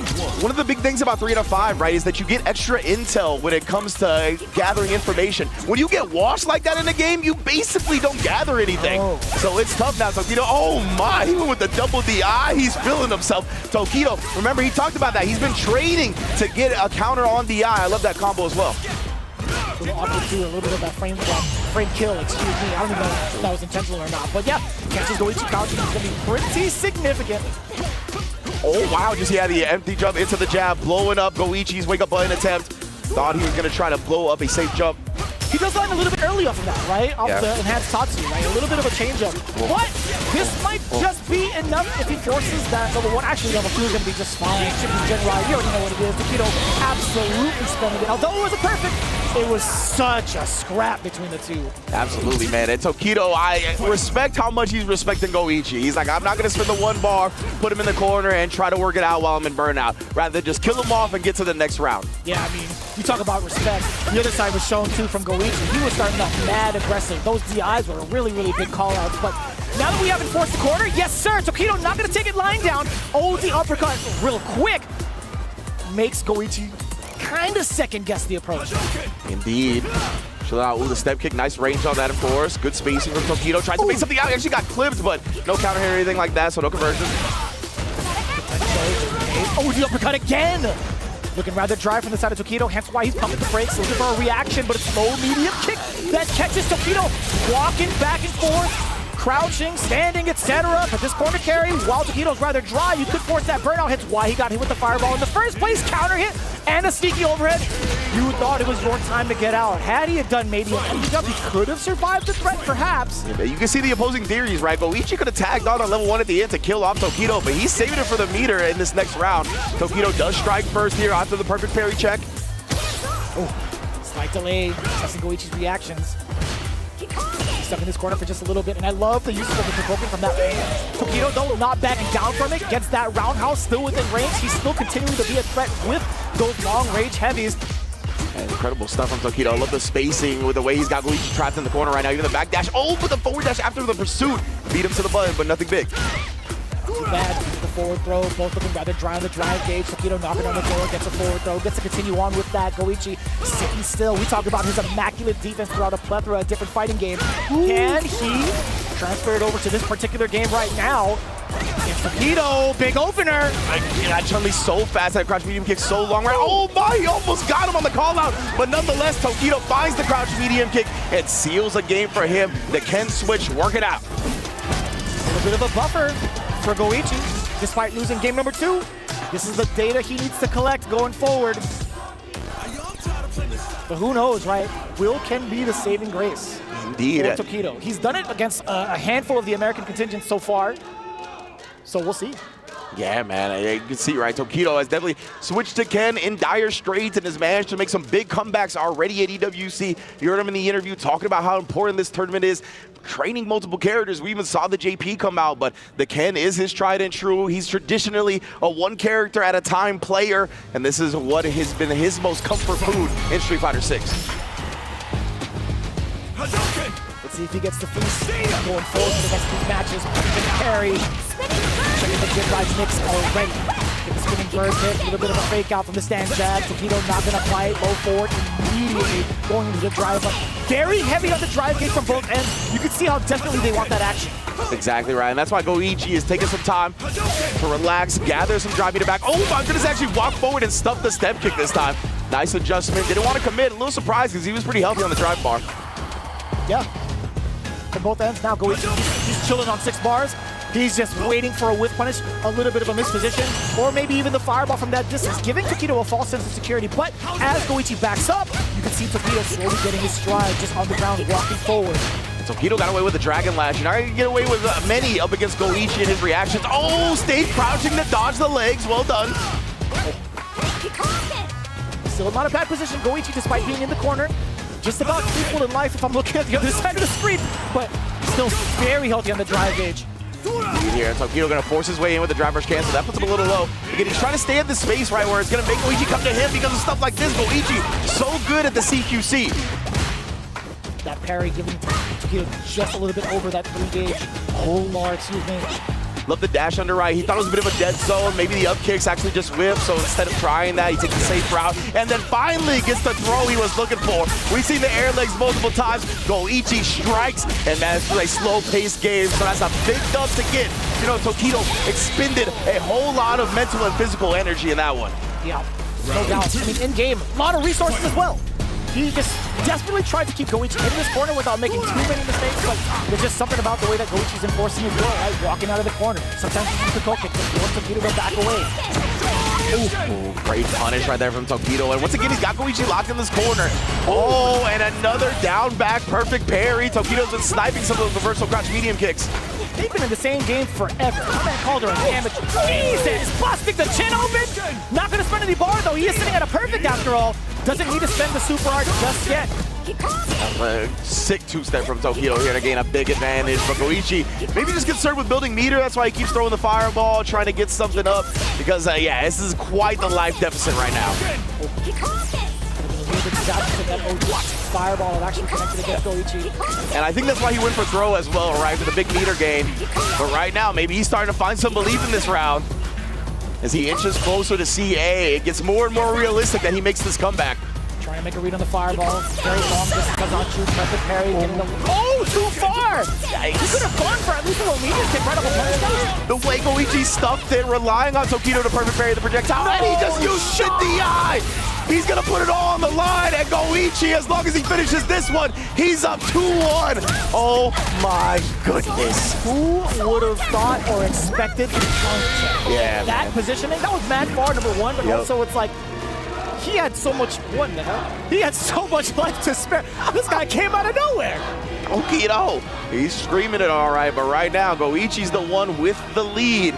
Of course, like we talked about, both of these guys, legends of the fighting game community here. Tokido, more traditionally Street Fighter, so there's going to be a whole lot of fandom on his side. But Goichi, I think with some of the rivalries he's been a part of in the past few years, the runs he's had in various games, he's definitely grown a tremendous fandom for himself. So let's get it, man. Can Goichi qualify into the main event? We're not quite there yet, but this is a good start. Did you see the hand surface death? That was mad far. That was a punish counter. I couldn't even tell what normal would come out from the side of Tokido. Yeah, Chun-Li is the most dastardly GM in the league. You do not want to shake her hand, to make no deals, make no trades.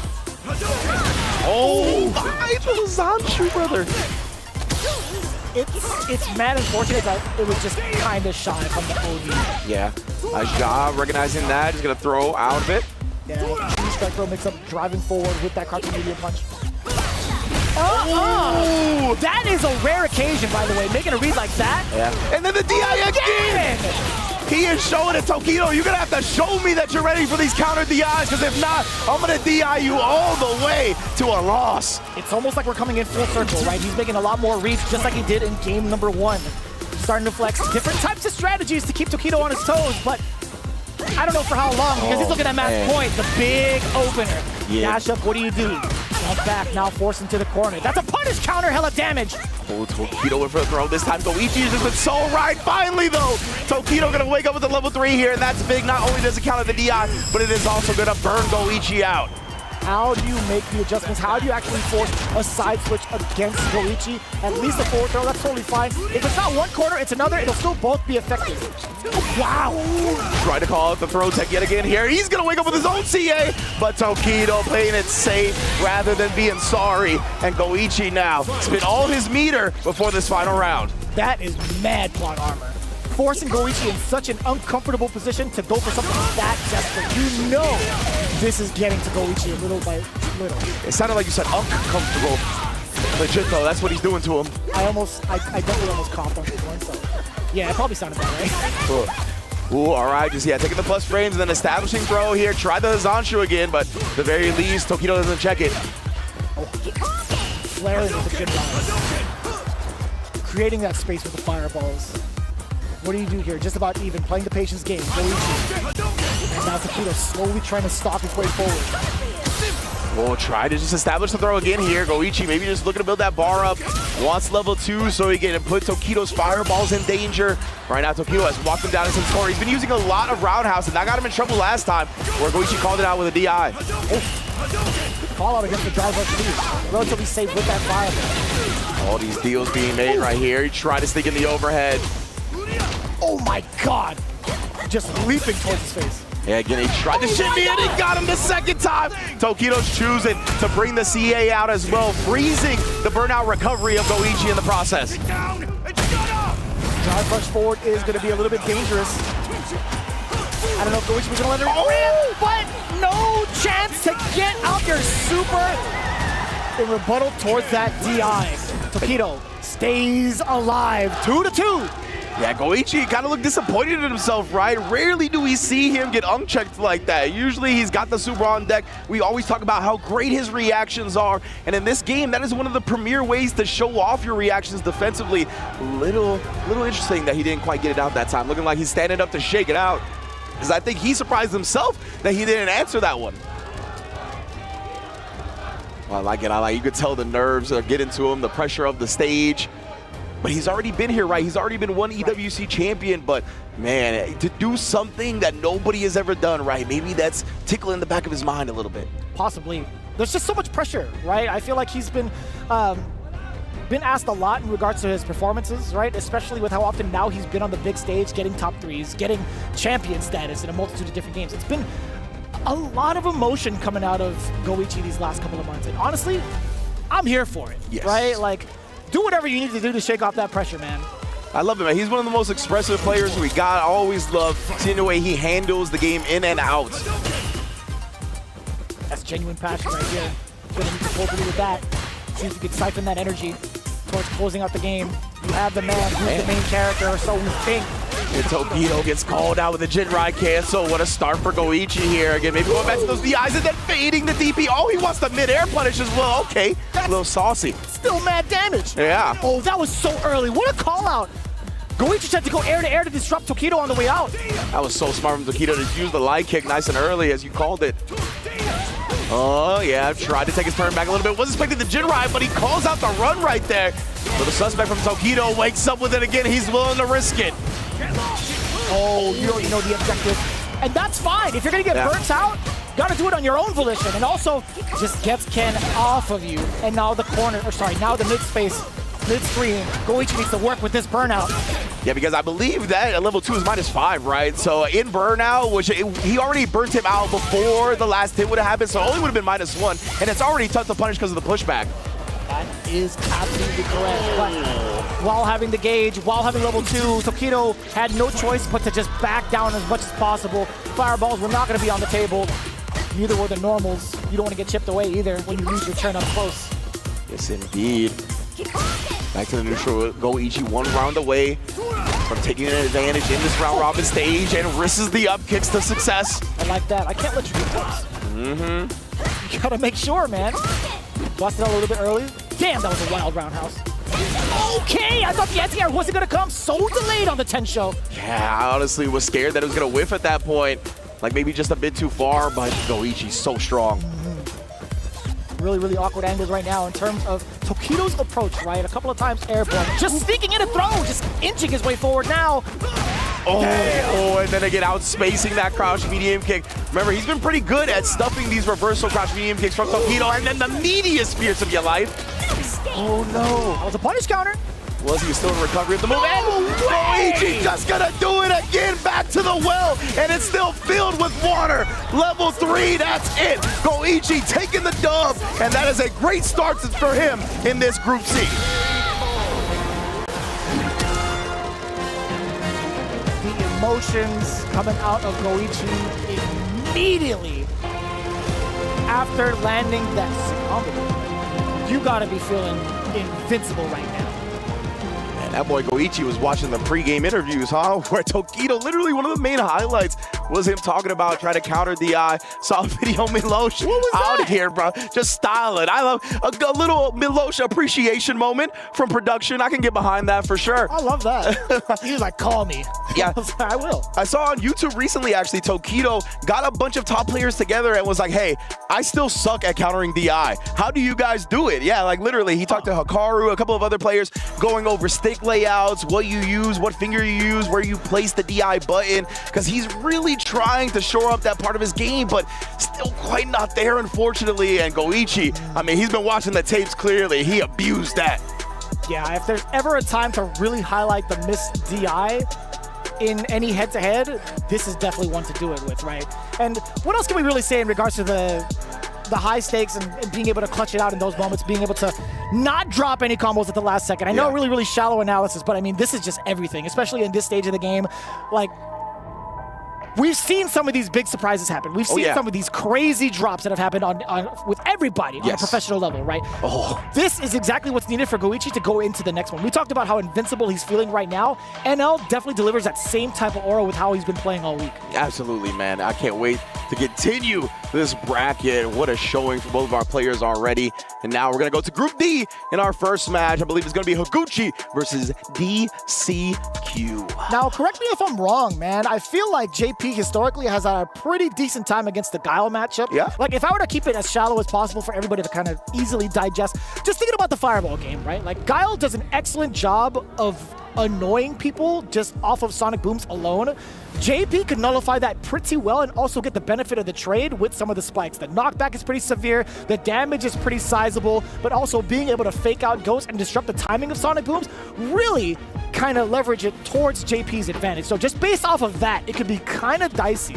Like, we talk about Guile being able to safely throw booms at like the 4 range, which is almost near full screen. Guess what? The spikes can beat him to it. Yeah, that's why I love that you're highlighting the spikes in all this, right? Because in this game, there's a projectile priority, and if you got the same priority of projectile, they just nullify each other. So if he just throws the ghosts and the booms, they're just going to cancel each other out. But the spike comes from the floor, right? It doesn't worry about the boom, or it comes from the rafters. That's another way where it doesn't worry about the boom. So I think that's historically part of the reason why we thought JP has kind of had a handle on Guile in this game. And yeah, as you mentioned, we saw that from DCQ yesterday. A whole lot of Bison, but he pulled out the JP when necessary. And honestly, it looked as sharp as ever yesterday.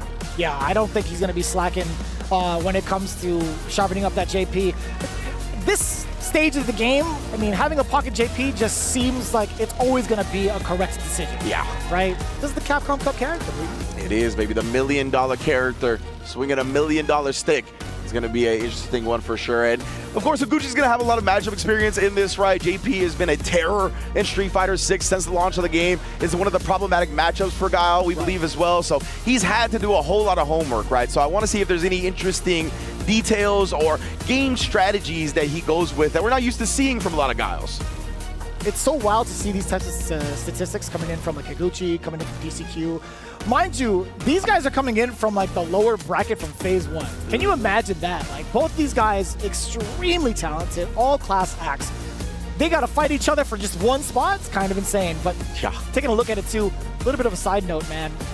We've been following DCQ like a good amount. I mean, both of these players like a good amount, right? I feel like DCQ hasn't really had that big highlight just yet, whereas Higuchi is kind of in the similar boat. Like his highlights have mainly come from Street Fighter League Japan, in my respectful opinion. Yeah, absolutely, right? We've seen DCQ and Higuchi have these big splashing moments in like Street Fighter 5, but the Street Fighter 6 story hasn't quite had that big momentous win that we've come to expect from players of this caliber. So yeah, man, this could be the first step in doing so, right? And a friendly reminder again, DCQ up for the Jafonzo Award since he qualified into the main event via the LCQ. But of course, to get to that main event, you got to take down the people in your way, which is going to start with Higuchi. And then of course, the other person in this group is Pugera. So it's going to be fun matches all the way through. I love that too.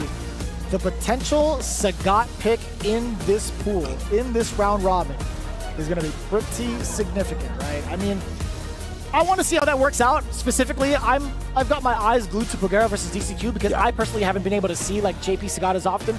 But I'm with Justin too when we talk about like Pugera, like Sagat versus Guile. I just want to see this heavy DP hit a blade. Oh, I just want to see it once. Yeah, hopefully we can do that when we get to that. Right now, though, we're going to see who gets off to a great start in Group D. Higuchi on the Guile, DCQ busting out the JP, and look at that, already outspacing the Soulbot. Now you have to pay. We talk about some of the normals that Guile does possess. A lot of momentum going forward with a lot of them. A lot of potential from counter hits to link into other normals for big damage. But on the other side, JP also has some pretty sizable ranges, has some really weird disjointed hitboxes. It could be kind of problematic for Higuchi. Yeah, I like that idea from DCQ where he tried to bait out the throw tech after the parry, but didn't work. Now Higuchi to work. He looked like a contractor, a little bit of a temporary work, right? Immediately halts from DCQ with his defensive decision. Mostly just kind of jumping back. There it is. We talked about that example. The spike versus the boom, departure now, forcing Higuchi back. Drive rush immediately checked. This has just been so difficult from a projectile standpoint for Guile. Yeah, that's another thing, right? This is going to be a big drive meter war as well. So who has OD projectiles going to out-prioritize the other? Jump media punch trade. He's going to immediately activate the level 2 here. Yeah, parries on the projectile. And yeah, it's still coming, man. Got to harass with it. This is pretty significant. Higuchi can get a drive impact. Oh, it was a throw. We get the solid puncher regardless for the guaranteed chip. Excellent. Most excellent. We thought it was going to be like a telegraph DI. I mean, granted, JP does have defense against that with Amnesia, so very understandably so Higuchi went for the 2 rounds. Yeah, it just came up a bit short, and it really did not work out for DCQ, obviously. Now trying to feint out the ghost, maybe bait Higuchi into pairing. Again, we talked about the drive meter war is big in this set, so the more you can make the opponent sacrifice some drive, the better. And that Sonic Blade with no talk about that real quick? The spikes, are you serious? That is godlike. All right, Higuchi, you know the matchup. My bad, dog. He walked in front of that bad boy, he's like, I don't give a damn about your projectiles. That's actually the sickest thing I've ever seen. That was so cool. Higuchi got his parry in that one a little bit short, but he does find the sweep with punish. Set up shop again, I love that, using the Sonic Blade to go through. Oh, and a perfect parry on the go, sit down. Look at the shy on the crouching medium punch, and now you're going to eat it. with a level 2 intact. DCQ obviously going to go for the side switch. What's the other going to be to lead into the mix? Man, every time I see somebody in the corner, I'm just expecting them to get DI'd now after the last match. But DCQ not going to go to that just yet. Trying to open up Higuchi other ways, but the poke back. Higuchi's going to cash all the way out. He's got CA on deck, and he ain't missing a darn thing. With those big boots in hand, with the boot cut jeans, he's got that twang on him with the level 3. DCQ, I wonder if he tried to go for a throw. I did start to see the animation, but the fact that Higuchi was ready to counter poke with a crouching medium punch of all normals, that is so much attention to detail from him. Love seeing it already from Higuchi. Like we said, very prepared for the JP matchup, and we figured he would be, like we talked about. JP has given Gaio problems since the launch of the game, so this dude is a dedicated Gaio player. He's going to have more and more practice in the matchups that give him trouble more than anything else. And we even saw a really cool piece of tech setting up that Sonic Blade and nullifying the spikes from the sky. That was honestly so cool. Yeah, still being able to fight in that pocket, right? Just in case DCQ wants to get froggy, maybe move forward and check. This, no punish on the sweep, actually. Gucci now rolling. Let's see here, though. Yeah, the spikes respecting it. We nullify the fireball, so Gucci's so low on drive. This is where it's tough. DCQ, though, he's trying to push that advantage. Fading out with the ghost. Gucci trying to be wary of it with that parry. Still remaining intact with the anti-air yet again. DCQ actually gets stuffed out. That was a counter hit. Gucci not only dedicating himself to the parry for the ghost, he actually drive rush forward as the option select to force the offense situation against DCQ. A big jump in and heavy damage. This man Higuchi, I don't know, bro. We might need a change of character. It looks like he really understands how JP's like to flow against him. And he is stuffing DCQ for a perfect at 53 seconds. My goodness. So impressive, this man. Yeah, the button timings, he just has an understanding of when DCQ is going to press. Again, bro, walking right into my fist. The double departure, down trip. You get the punish counter for the sweep, Graves to back it up. Yeah, his timing, being able to stuff out the spikes too, very, very important. He's really dismantling the hell out of this matchup, Range. Legit, man. I mean, probably this is the best performance I think I've seen a guy have against JP. I'm sure Knuckle Dudes had amazing performances as well, but right now, this is incredible. Yeah, his understandings of what DCQ wants to do before he does it has been so on point thus far. Drive reversal again, man. You can't keep him locked in. He was going to go into the level 2, right? He knew he was going to do that and drain the drive meter. So he was like, I'm just going to drive reversal immediately. I'm not going to let you get into the level 2. Higuchi is so aware, bro. Oh, the trade. That's fine for Higuchi again, right? And DCQ, he's been making a lot of use of that level 2. We even saw him do it raw in the neutral earlier to try to negate some of that Gaio Sonic Boom game. But you can see DCQ, it feels like he's a little lost right now, right? He doesn't want to commit to anything. Maybe try to react to Higuchi doing something with CA. Oh, again, bro, that's This is so sick. I was at a loss for words only because I'm waiting for DCQ to commit to something wild, right? He's been waiting for a long time to see if Higuchi's going to press buttons or overextend, and he hasn't done it once up until this point, and that's going to be more than enough. Did you notice that? For about like 8 or 9 seconds, DCQ, you were talking about him looking a little bit lost. I honestly think he was testing Higuchi to see if he was going to overextend. Yeah. Higuchi was willing to sit it out the whole time. As Guile especially, he don't need to move. Yeah, right? He had the life lead. He could just sit there, sit to the back. Time was on his side. He knows that the level 3 or the level 2 from JP can snipe some of the boom action. So he's like, why even do that, bro? I'm going to chill out. If anything, I'm going to apply pressure in close quarters so I don't have that opportunity or I don't have that risk. And what a dragon suplex to end it. Shout outs Kenny Omega as always. But now DCQ is going to bring out the Bison because, yeah, man, it just looked like Higuchi knew the matchup too well. Right. From one matchup to another, though, a more commonly played character, M. Bison, he roams the streets in Japan-ranked CFN. I kid you not, brother. This character is massively popular. But even more so, right? A lot of professionals have taken a kin to this character and have provided Higuchi plenty of practice in previous seasons, so, or at least a previous season. Already off to a great start, the perfect parry. Now the punish counter against DCQ's defensive options being blown up sky high!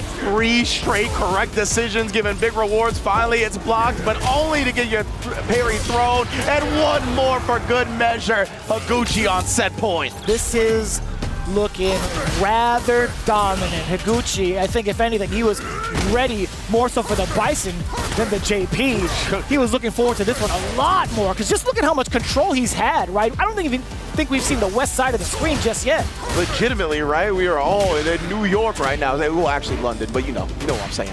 I don't know anything about European geography, I'll be very honest with you. So if you say it, I got your back. Yeah, you're right. I have no idea if London's on the east side of England or not, but no, you're right. We'll take that. Oh, yes, the NA geography. It's okay. DCQ now applying some pressure. Oh, he even tried to backdash right there, trying to call out a throw attempt. Okay, now we get the west side. Non-geographically challenged is DCQ. Can he keep him in place? Check your papers. Starting to find some life here. He's going to go into level 2 to put Higuchi very low. But we still got CA on deck. And I mean, DCQ, he's pretty healthy right now. But okay, got him trying to press back. Committed to the drive rush cancel off the last light. Big belief.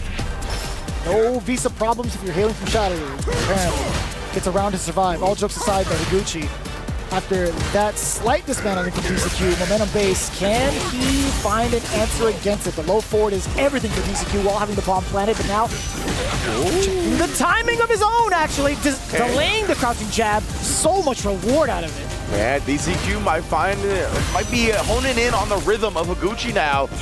And again, we got the throw. We're gonna do here, just immediately bullying him again.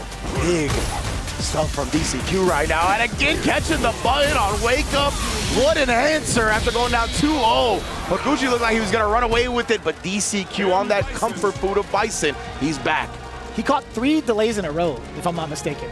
Back-to-back-to-back counter hits. You're starting to see Higuchi being a little bit stubborn on defense, right? He wasn't going to let go of his meter. He wasn't going to do any like delayed flash kick, right? If you're going to delay your button and DCQ's called you out at least twice, like why not go for the invincible reversal at the third? Yeah, that's a great point. Higuchi is definitely looking for like fuzzy timings on the defense, trying to press buttons, trying to just get normals out. We haven't seen a lot of flash kick or any invincible reversal options represented. And yeah, I knew it was going to happen right there because he hadn't done it up until that point. It had to be. It really had to be to give DCQ that type of information to force maybe a little bit of maybe some sort of timidity, forcing to back off a little bit. Timidity, I like that word. Ooh, it sneaks in the throw right before the mine goes off. Well done from Higuchi. Oof, oof. Getting the jukebox out of me.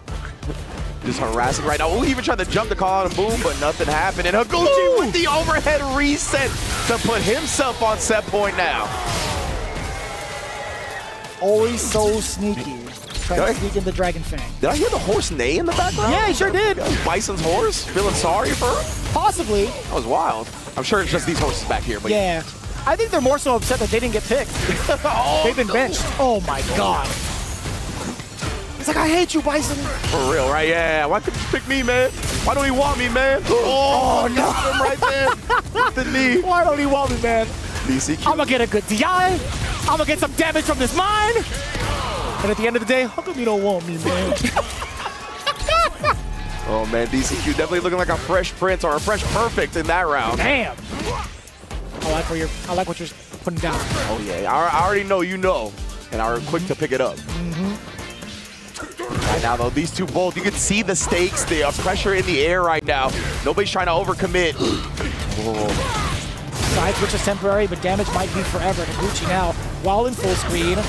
Let's see if he gets some action going. No. The tenacity from DCQ has been so much. This is going to be hella damage. Go right into the Psycho Crusher. He had definitely a little bit more in the tank with another drive rush cancel, but he doesn't want to get the scaling involved. But he might regret it. OD Psycho Crusher can chip. And Higuchi knew it as well. Exactly right. Higuchi was doing his best to avoid it, but DCQ, of course, checkmates him at that scenario. Well done, man. What a bounce back with this Bison to tie up the set 2-2. And yeah, he's really honing in on the rhythm of Higuchi's button presses, right? We've seen so many counter hits, some slight delays, a little two-step just to get you to react, only to beat you to the button. This is an amazing adjustment, especially when Higuchi was so honed in on DCQ's timing to start the set. What's wild is this is giving me like flashbacks and shades of SFL US, right? DCQ always in the anchor spot, having to bring his team back from the brink of death in the long set, 3 out of 5, and just making such dire and impactful adjustments in such a short span of time. With 2 characters now, by the way. Yeah, exactly right. He started the set on JP, went to the Bison. Again, that's the character he plays the most nowadays. And man, has it paid off for that switch. Now Higuchi, of course, locking in. He is a Guile specialist, so we're going right back into it. It was just taking some time to try to put together the pieces of the puzzle and get one more dub. He already got 2 early, right? He just needs one more to take a lead in this group. Oh, I was just thinking, who's going to be the aggressor here? I feel like somebody's going to punch on the gas, and it was immediately DCQ. Wait, oh, what a way to defuse the bomb with a low kick. The low short, excuse me. Talking about DCQ showing no fear of the drive rush Oki pressure. It's so difficult to call right now. Higuchi at least getting the readjustment. He had to pay a little bit of life for it. Now the forward throw, DCQ, how do you enforce your will? I like that. Drive rush forward into another throw. Overhead was incoming. Higuchi sniped it out. Very expensive at that, right, with the OD. Indeed. Right now, DCQ has the drive advantage, right? So maybe he wants to put the pedal to the gas a little bit.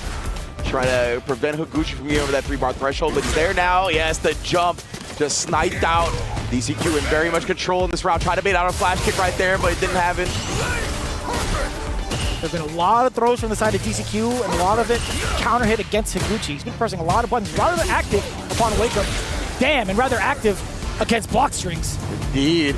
Looked like he tried to backdash and it got chased down. Now he's gonna go for the solid puncher, but we got a drive reversal right. He knew he was gonna get burnt out either way, so might as well use it here to try to lock Higuchi in this corner. Give yourself a chance to get the Psycho Crusher in there and put himself on set point. Damn, son. Just at the right range to snipe him out. Drive rush low forward. Higuchi goes for the knockdown. Very impactful touch. Well, at least temporarily it was. DCQ now finding himself into the corner. Oh, the bait! Oh my god, he still maintained the charge? Yeah, for real. You know Higuchi. True Guile player stuff right there.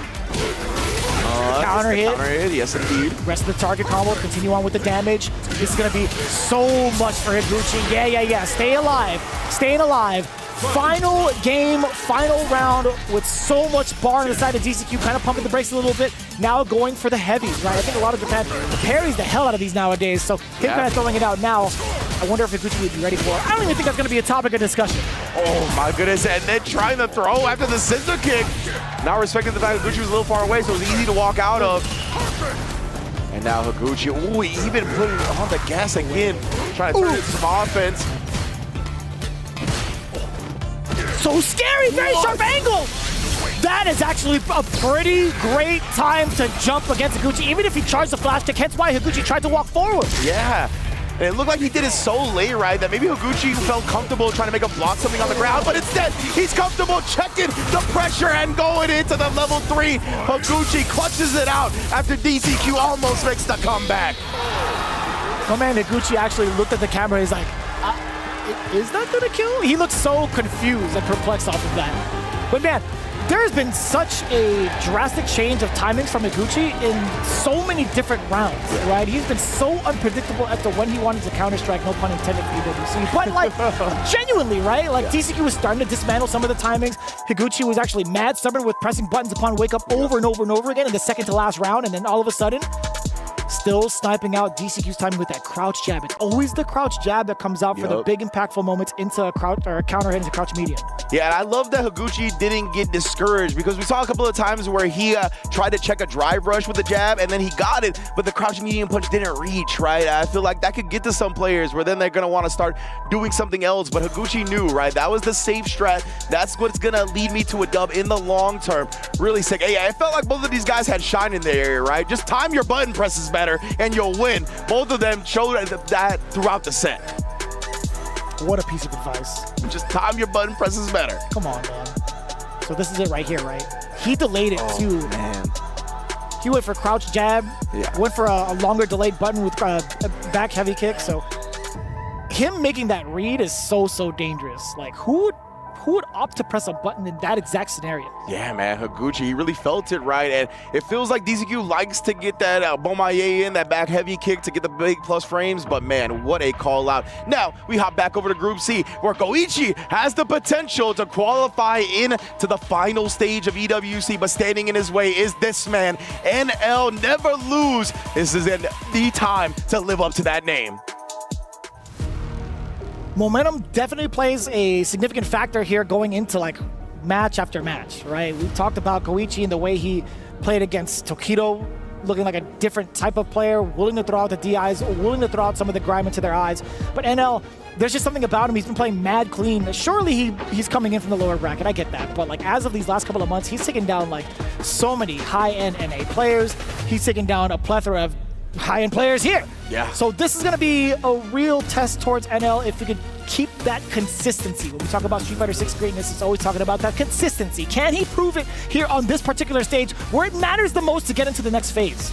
Yeah, I feel like NL after day one, if I'm not mistaken, he took to Twitter and he talked about how he was more playing not to lose rather than to win, right? And he really identified that in his play style, and it's kind of what led him to get into the round robin stage rather than qualify directly into the main event. So we'll see what adjustments he makes, if the confidence is really going to exude out. But Goichi, he's that same type of player, right? Confidence always on display here. He's always thinking that he's got the right decision, and he is a student of the game, right? It's not just about the natural reaction talent or his affinity for fighting games, his dexterous fingers. He is a student. He studies that. That's what separates these elite level players with talent from players that don't put in the hard work. That is facts, man. There is so much to digest in this game.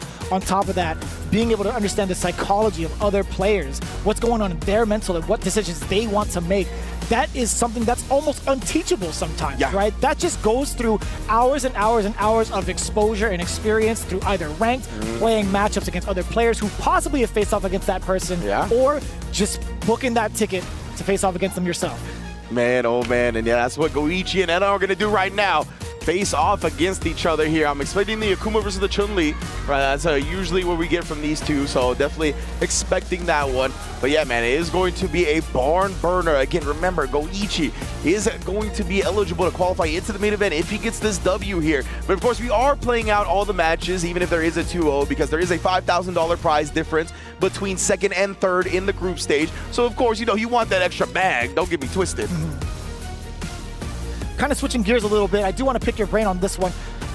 Obviously, Akuma, a very, very popular character in the meta, arguably within the top 5 by a plethora of different players all across the region.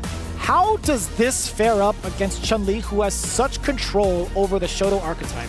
Yeah, man, I've always been a big believer in Chun-Li in this game, right? So I think maybe a little biased, I kind of overrate her a little bit, or maybe I'm just right, who knows? But either way, definitely a strong character. And against Akuma, it's a little scary for me when it comes to Akuma, right? Especially like if NL wants to do any demon flip shenanigans. A lot of the time you could do stuff to do a shallow demon flip, bait out an anti-air, but Chun-Li has stuff like that forward heavy kick, right? That reaches quite a horizontal range, and it gives her some of the most damaging anti-air combos in the game. Combine that with Akuma's lower health, it could be over real quick, man. So we'll see if NL chooses to try to play just a solid game, and that's extremely difficult to do so against Chun-Li's walk speed, button range, and Goichi's reactions. Let's find out if it happens. Game number 1, NL versus Goichi, already with a big mistake for the sweep, at least in our eyes. I assume he just wanted to snipe the walk back, thinking Goichi would try to get that space immediately, but it's tough to get a read on Goichi's movement. That's another thing that makes him so great. He doesn't really just autopilot. Ooh, which way? He does get a chop there. I like those 2 air approaches. Keep that in mind as we progress towards the match. We do have something to say about that, but Goichi keeping it rather distant against NL for a very good reason, right? He wants the fireballs to talk rather than be in close proximity because of that exact factor right there. Standing Light Kick has been so dominant in controlling the pace for a lot of the characters in the cast, and now, while being in the corner, you have to spend resources to get out, and you know what? NL greets him with a back throw. That's totally fine. You get out. Oh my god. Both of these players are counting on the other player to perfect parry their projectile, right? We've seen Goichi use counters where he leaves no gap between that perfect parry fireball and his button. The backdash got clipped. That was unfortunate. Oh, he gets out. No answer. And this is such a damaging starter. NL was in such control, and it slipped through his fingers. Big conversion. At half the cost. Not bad. Yeah. 1 bar only. So, keeping in mind, while we're in this space right here, NL, he goes for really early air fireballs to anticipate Goichi trying to go for an anti-air. Then once it's cleared, he goes for the demon, right? But in this case, Goichi trying to read with Hazanchu was kind of more of wishful thinking rather than trying to anticipate or react to NL. That right there, right? That's going to be such an impactful part going forward. I say impact a lot, don't I? No, definitely not. It's true, though, right? Because especially when I talked about that forward heavy kick, that's a great way to shut it down, is the air fireball. So, and they're already identifying certain strats that are strongest to character. Oh, the overhead, trying to sneak it in there, but great defense. Gets the air hit, so no big damage.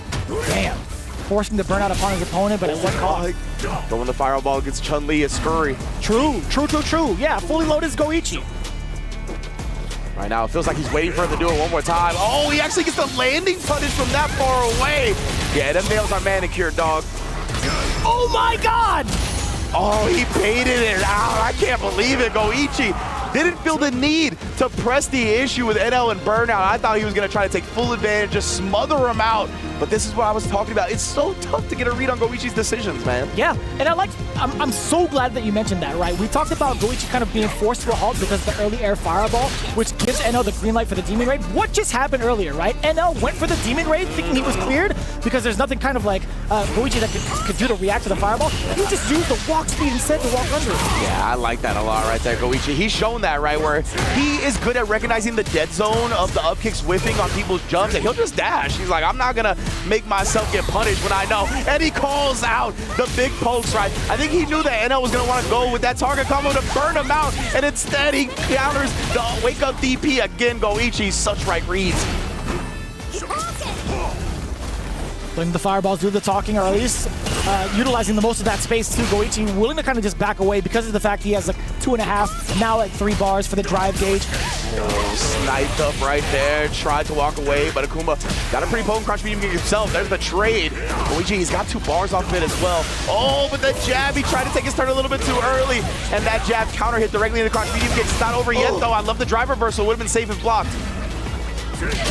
Damn! Yo, that was traveling on the play. My man did teleport backwards, dashed up forward, and was still within range for an overhead? Can't do that. You're not Giannis. You're not going to half court to the basket in 3 steps. That's crazy. That's like Braun action if I've ever seen it. Yeah, legit. No call, the top player privilege. Goichi right now, though, he burned himself out, but he's okay with it, right? Because he's got the aggression. Oh, no, but a little too aggressive that time. And now I like that. Take the back throw. Put the pressure on him in the corner. Oh, you're going to get caught reaching. I'm going to do some teaching. Not going to go for the level 3 to pause the drive gauge against Goichi. He's looking to kill range. He doesn't give a damn about your drive gauge. And guess what? That's going to get blown up sky high. NL with the great decision-making to keep in mind of that level 3. My goodness, man. Both of these players having really sharp reads on each other's wake-up invincible reversals, right? We've seen both big level 3s baited out now as we tie up the set. And wow, Goichi, what recognition right there. But now right back at you, feeling spicy. Still within range of that Fierce, dashing up now after the adamant. Trying to thread the needle on defense is Goichi with the standing light punch. Oh, you see Goichi, he's buffering. Yeah, he was buffering the down-down. He's trying to get that anti-air if the fireball comes out. Damn, that's a lot of damage to the drive gauge. But NL, he's still looking rather dry himself. Indeed. Both players now a little bit healthy. Calls out the jump again here. Tries to bait the DP. NL has been establishing those. Trying to clear that space off of the air fireball. Drive rush forward. Great block in the overhead. Goichi now in trouble because of the threat. No big punish. No big conversion. 2 times over. Now here come the legs. Here come maybe the positioning for the repositioning. No, not at all. Level 1. Instead. What a scramble, yo. Yeah, I thought NL was about to snatch defeat from the jaws of victory, but luckily clutched that one out. He's on opposite day? Exactly. Oh, that's a mighty jump in. Now again, take the throw. Right now, though, how many of these are you willing to take, Goichi? Wow, firing out with the fireball. I like that choice. Oh, see the buffering. So scary. Going for the dive kick while within range. Goichi definitely not going to let that fly. You were paying a hefty fine for that. You know, I mean, forcing Goichi to spend a level 3, that's okay. That is just okay. Yeah, definitely not the worst thing in the world right there, right? And Goichi, this is kind of, you can see the pressure is mounting a little bit, right? Because he had that same opportunity to spin meter against Tokido, and he actually saved it and managed to take it to the other round while still securing this one. He didn't want to take that chance against NL. He's like, I'll just spin the meter. Against Akuma? Yeah, bro. Let's not give that opportunity. He's definitely using super. Oh, would punish the hell out of that.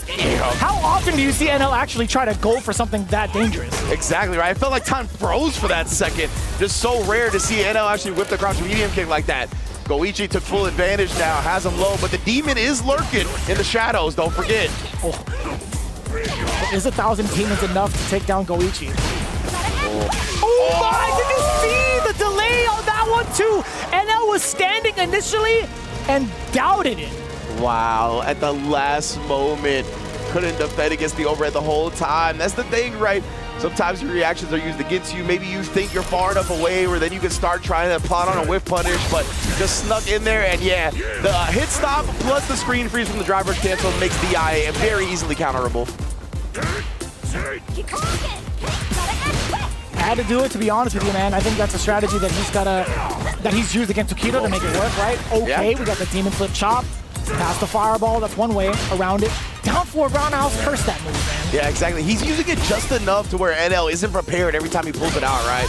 Ooh! Air to air right there. I love that shutdown. And then you see him, he's so precise with the anti-airs. I love it. And that was so expensive. 2 punish counters in a row against NL, right?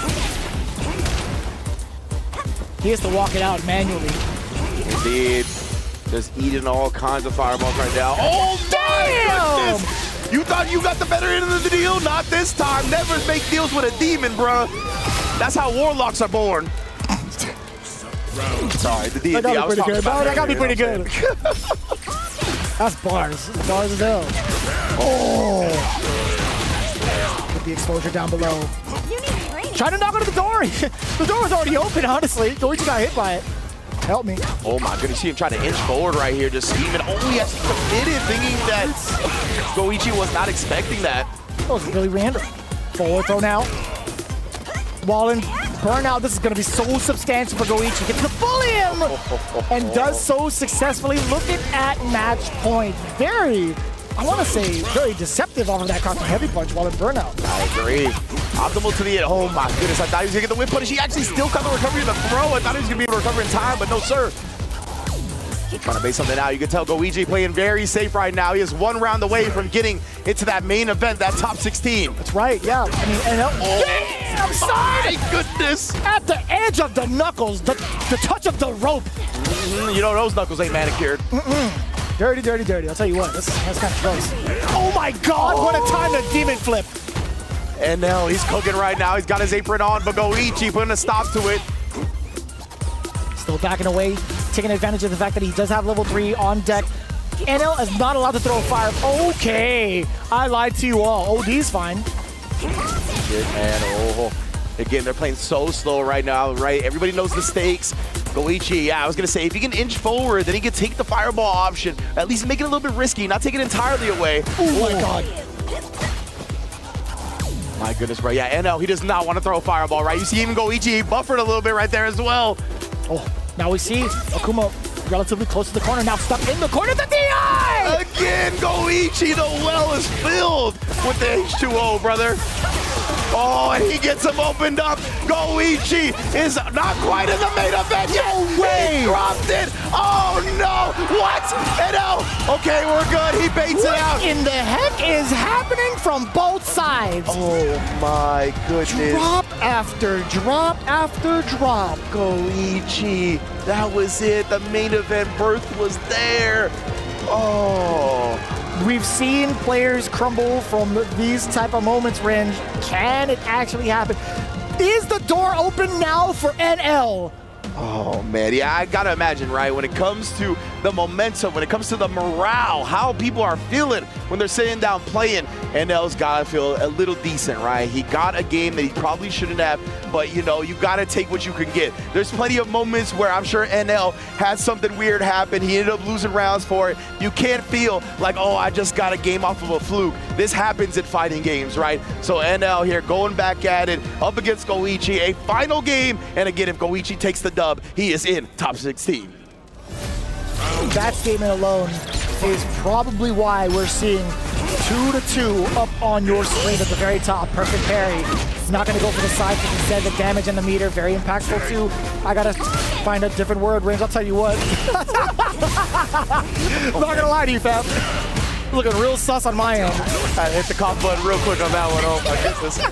And trying to apply this pressure. Goichi willing to use the OD reversal. Oh my! Okay, and a little bit more reactionary to that. And that's what I thought about the forward heavy kick. You mentioned the fireball is a great counter to that, but the level 1 gets him off of him. Oh, that was mad far for the Hazanchu. I can't believe it actually connected. Now they are scrapping range. Absolutely, that was preemptive as hell. Yeah, it was. He definitely wanted to catch that demon flip or that jump immediately. Goichi kind of catching on some of those decisions could be a little bit scary. Oh, but again, this is what I'm talking about. These players are relying on their opponents to perfect parry and then stuffing that gap that they think they can check the drive rush with. Oh my God. My life flashed before my eyes. Checking the drive rush might just be the bane of Goichi's competitive existence, at least on the EWC stage. I like that Tencho drive on up there. That's going to be blowing up the low medium. And he'll take advantage of the created space. Oh man, it was like, I'm not into that. Oh, no. He jumps. The hub kicks, yeah, reaching at the peak of the jump as well. Oh, he tried the forward heavy kick, it looked like, but the demon flip dive kick was too fast. Stumped Goichi's attempt, and now he's moving closer and closer to getting a dub on the board here. A single confirmed could lead to a level 3, but it's crouching heavy punch from the side of Goichi. What a time to throw out such a hefty normal. We're going down to the final round. He prays to that button, bro. The crouch heavy punch, he's got full faith in it. We see him counter hit people all the time, right, because of the extended startup, but again, he takes it in the air and gets this forward heavy kick stuffed by the fireball. I'm loving the stage being set right now. Buddha Yipes is definitely entertained. He's been blessing the stage between both, but it's up to the who plays the better game of Street Fighter right now. Level 2 in response to the fireball. Give me that carry. We finally see it come out right. Goichi's been holstering that option this whole time. And now another throw established.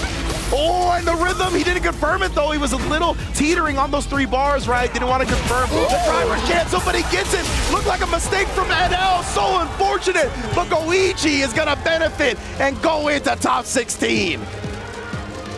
Man, there was a lot of flubbing in that set, man. There was a lot of stuff that we are kind of trying to wrap our heads around when it comes to these players making mistakes that they're not known for. Very uncharacteristic moments. But man, Goichi somehow again clutches it out in the end. And he's got a second main event, a second top 16 in EWC in a different game. My goodness, man, he is one of the GOATs. Actually insane. Again, when we talk about some of our favorites making it all the way through, sometimes you'll get people sprinkling Goichi, but majority of the times with how heavy these events are, he does get overlooked. Not today, ladies and gentlemen, as he makes it towards top 16. Now, obviously, we got to address the elephant in the room. That was easily an error on the jump fireball. You saw it mad early, jump fierce. You even see it on the player cam right there from NL. He knew it. Yeah, precisely, right? Great call out right there. It was the fireball, which had been working so often, right? It had been working time and time again to stuff the forward heavy kick. But to Goichi's credit, he didn't do that on that one, right? He actually caught the landing frame punisher, so maybe he was trying to scheme a different option. Yeah, right there, right? He didn't immediately go for the forward heavy kick when he saw Kuma go into the air. So maybe he was looking for that regardless, try to sneak under the fireball with the Chun-Li low profile, right? But nonetheless, that still is unfortunate that NL went out on an error like that. But I do think Goichi was scheming to not get hit by the air fireball once again. Man, oh man, what a performance. Goichi, again, we talked about one of the most expressive players in the game, while one of the most calm, cool, collected guys is coming up right now. DCQ versus, oh my goodness, Pugera coming up right now, baby. Yeah, one of the more anticipated matchups of the day, I feel like, amongst ourselves, amongst the commentators and even some of the staff. Mostly because of the big, bald man. We got Sagat potentially on deck with Pugera, facing off against DCQ. Now, if it's Bison, I think we could definitely handle that matchup. I want to see what happens if it's JP. Yeah, that'd be interesting, right? I feel like I haven't seen that matchup pretty much at all yet. Of course, Sagat's still very new, so there's plenty of matchups that we're still going to explore. But DCQ, honestly, man, after that 3-game comeback, or almost 3-game comeback up against Higuchi with the Bison, I have to imagine he's going to go with the tried and true from here. But it would be interesting to see. And then Pugera has been sticking with the Sagat time in, time out, even up against a legend of the character like Bonchan. So it looks like we're not going to get any different right now. Yeah, the damage output that Sagat has, the amount of carry he does have just off of the drive rush cancels and some of his combos, pretty damn good, pretty damn intimidating, especially with what he gets afterwards. He's able to clear the space so well with not even just like Tiger knees, but also the threat of drive rush forward, right? There's been so many instances where he could kind of delay his normals, go up into your face to go with standing medium punch to have hella plus, or even go down below with low medium kick. Despite it not being cancelable, it's still just as much of a threat. Yeah, absolutely, right? Like, especially after you just want to poke him on it with the drive rush. I got to double check the frames, but yeah, man, crouch medium kick here, right? Yeah, -2 on block, so even on the drive rush, if the crouch medium kick's blocked, you're still +2. You're usually in throw range as well. So yeah, Sagat, I mean, he's definitely got plenty of ways to bully, right? I think that's what's catching some people off guard too. Pugera is not a stubborn old Sagat player, like tried to play the character how he's traditionally played, right? He's really embraced the Street Fighter 6 iteration of him, trying to get in, trying to work that drive gauge down, get the big target combo confirmed, and then once he's got a nice hefty lead, then you know you gotta try to jump the fireball, so have the DP ready. We've already seen him be very good on the anti-air choice as well, right? He's got good judgment on when to use which DP, light, medium, and heavy. They all vary very differently. And I want to see if he's gonna bust out some air-to-airs too. I know Sagats have been talking about how good his air-to-air options are, and with the anti-air being suspect in some ranges, that could definitely be a route he goes for. Yeah, I wouldn't be too surprised, right? Like, why risk doing a 10-frame DP and having it whiff when you just do an immediate jump roundhouse to cause that juggle state and possibly juggle with a heavy DP because of how much range it has, right? So a lot of decision-making to make when it comes to airborne approaches. He doesn't have that much time. He doesn't have as much time as a normal character because of the fact that his hurt box is just that much taller. Yes. So with that in mind, let's see if Pugera also sets up some of the, I want to say, like, tiger knee traps. Right, Mickey was definitely susceptible to a few of them, trying to parry some of them, get a little bit greedy. True. Fact of the matter is, it is highly susceptible to drive impact. Indeed, man. So we'll see how much DCQ represents that option. Beautiful counter poke right there. Just had the buffered special behind. Muay Thai. All day. I say it every time I see medium kick connect. I'm not gonna lie to you. That target combo, kick the tree or go home. You mean like this? As you should, as you should. Oh my goodness, the double swing. That's something that Pugera loves to do, right? Crouch medium punch back to back. He'll do it on whiff. He'll do it when you block the first crouch medium punch. Like, he's taking advantage of people not being comfortable against Sagat. Ooh. And that's always so deceptive. That step kick, forward light kick, catching low, standing low is so difficult to kind of keep track of. Hello. Yeah, huge perfect parry from DCQ as well. Like, to relieve that pressure. Oh, and then outspacing the light press back. Nah, give me that. So much space created off of that OD Tiger uppercut. This jump out is huge. Indeed, right? Caught DCQ committing to that fierce. Whoa, yeah. It was plus, but he put himself in burnout. He's just so confident. Yeah. That's still +2, and it's a 6-frame normal. It's going to trade with 4-framers every time and give Sagat a big combo. Yeah, Justin was talking about that exact normal as well. If you see Sagat throw out 2 of them, you're going to be just fine. Just don't press a button. However, what happens if he just does one, goes for a throw? I like that. Disrupt the offensive pressure. Ooh, trying to snipe the walk back as well, but can't quite find the range. Willing to challenge after that drive rush cancel, though. I like that from DCQ. Yeah, no delays here. Already setting the tone early against Pugera's drive rush options. Oh my God, he's swinging 7 frames all over the place. Ooh. Can't find nothing this time. Oh, shuts him down. Oh, the knee, yeah, tried to catch DCQ off guard, maybe try to get rid of that mine, but perfectly outspaced, and he's making Pugera pay for that decision. Pretty much close to death. The throw, very much so, even closer.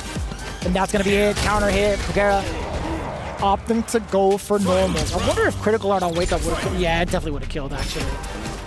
My man hits mad hard. Oh my. Sniped. Beat him to the button, literally. Now, yeah, trying to put that plus frames on him along with the mine, right? Oh, the stay medium kick target combo gets rid of it. Oh, you can't trade off against that. This boy, he's Jerry West with the trades, bro. He's always going to come out on top. I like that. Oh, my God. So much room to shine that bad boy. I'll tell you what. Yes, sir. It's a good one. And DCQ is going to close out that first game using the level 2 once again. Love to see it. Again, he's had a lot of momentum, right? He was down 2-0 against Higuchi on the JP, switched to the Bison, took it to the final game. Oh my goodness, the shades. Quite the head scratcher indeed, Pugera. What do you do against the way that DCQ has been playing against your Sagat? Yeah, Pugera, he's had full faith in the Sagat, right? This is going to be one of his last chances at survival, though. He still has to close out this group against Higuchi, but we'll see if he starts to second guess the character choice. letting the mediums rock too. And I'm glad that he's not committing to the standing light or medium kick target combo from that range. Oh, that's a big trade. Back roundhouse, back heavy punch, excuse me. Hello. Oh my goodness, bro. Oh no, and then waking up with the button here again, paying dearly. Your whole life bar is in danger. Oh, with the back dash? Wow. A little surprised on that one, but throws him out of another one. It looked like another back heavy kick, I think. Yeah, not meaty enough. Yeah, it's got a long startup, right? But it's got the plus frame, so Bisons tend to get greedy with it a little bit. Ooh. Could have swept that for a punish counter. Try to do it again. Because DCQ missed that opportunity, right? Those high tiger shots, you can crouch, you can get a big punish counter off of it. I wonder if Bison could actually slide while in the crouch position. Good point. We'll see. Considering that came up a bit short, if DCQ tries that option. Right now, though, the parry gets thrown. Big damage. And then again, just bullying him up. 3 mediums into the crouch medium punch afterwards. You ain't going nowhere. Jesus. That's a tied-up ball game. Look at him. You owe me back taxes. Vanquisher. Not forget. Not forget, brother. You didn't submit my W9. And you know, yeah, after the stay medium punch right there, crouching medium punch from Sagat is 7-frame startup, right? So it's still a 5-frame frame trap. So if you try to press like a medium from that range, which a lot of people like to do, you're gonna get counter hit like we just saw. Of course, like the fastest medium buttons are usually like 6 frames. There's some special cases, can be back medium punch, first hit of jury stand medium kick, but for the most part, it's gonna be 6 at the fastest. A little side note, what I like the most about it is Pugera took a micro step forward to instill that if he does medium punch a couple more times, he's still within range in case the trade does happen. Great point. Now DCQ though, back to business. My goodness, all the purple stuff. Baits out the DP. All right, Sagat, we're gonna go next to the round. We go. Damn, son. That's a gamble Pugera is willing to take. I mean, decent amount of damage. It forces Bison so far out there with the Tiger Uppercut, and I really like that choice, but you can't be doing it too liberally, I'll tell you what. Yeah.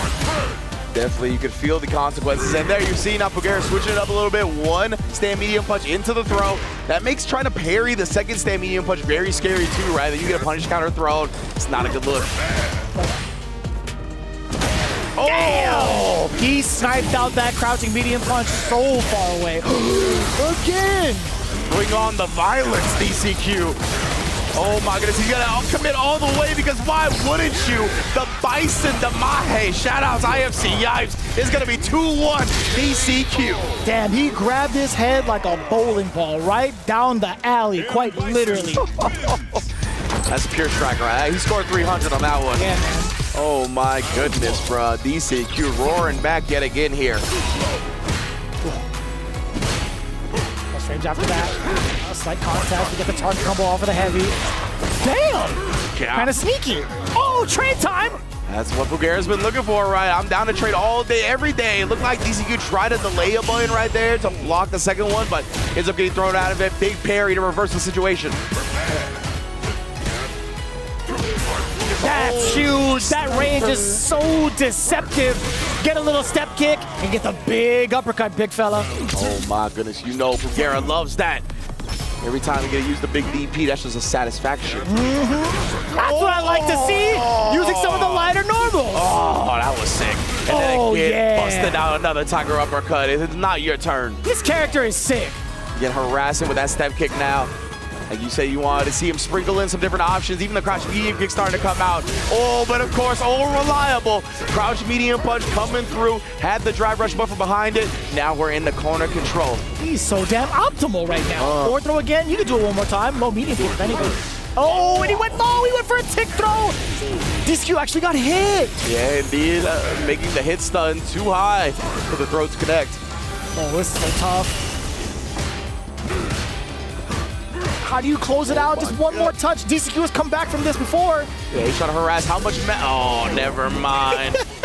No magic. Mundane pixel. The wind right out of your sails. Legitimately. I look right at you. I'm like, yeah. Yeah. Yeah. The mundane pixel. No magic in that one, everybody. But it is a tied up set regardless now. 2-2. And remember, if DCQ beats Pugera here, he's going to be 1-1. So it's going to be all on Higuchi taking down Pugera to actually close it out. If Pugera wins this set, then the winner of Higuchi versus Pugera qualifies in the top 16. lot of pressure coming in. Damn, dude, I'm telling you, it's so awkward of a normal, right? Yeah. Coming out a little bit slower than most of the other counterpoke normals that most Shotos have, but it's got that range to it, right? That's like the seesaw. It's like, sure, it's slower, but man, the range is so good. Yeah, precisely, man. You can see how much it catches people off guard. Like the perfect range to really disrupt people's neutral timings a lot. Oh my God, punish it! The backdash beforehand to make sure it whiffed. Okay, Pugera. Jesus! Man's made him pay for it again, and then harassing, even catching the jump out, and the drive rush was in check. Pugera on set point. Who taught this man how to ball? Do you see how much carry he gets? That is actually, when he does anything into high step kick, into heavy DP, that's the Euro step, right? It's gotta be. 100%. It's the tie step at this point. True. Oh my goodness. I thought it was gonna be punishable genuinely. I didn't see what strength it was.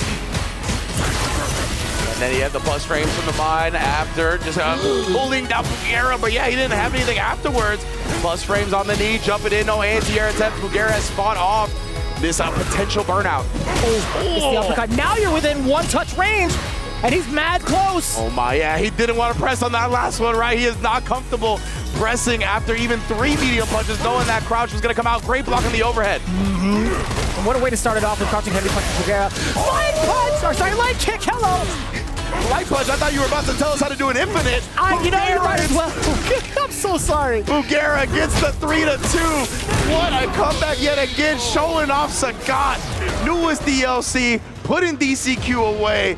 Man, that is a tough break for him, but that means our next match is going to decide Higuchi and Pugera who gets to the top 16, and somehow, some way, we managed to avoid tiebreakers all day. I hate it, but I love it. Yeah, I hate really it, but can't I love believe it. it.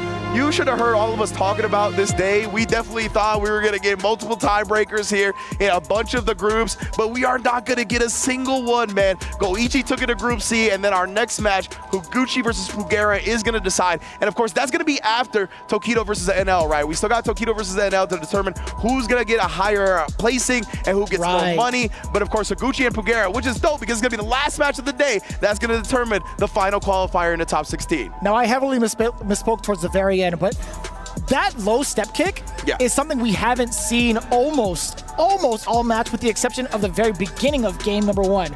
Mind you, that's the second time he had done the low step kick, and man, was it so important, especially if it's counter hit, right? You're still going to be able to get that link into uppercut into level 3.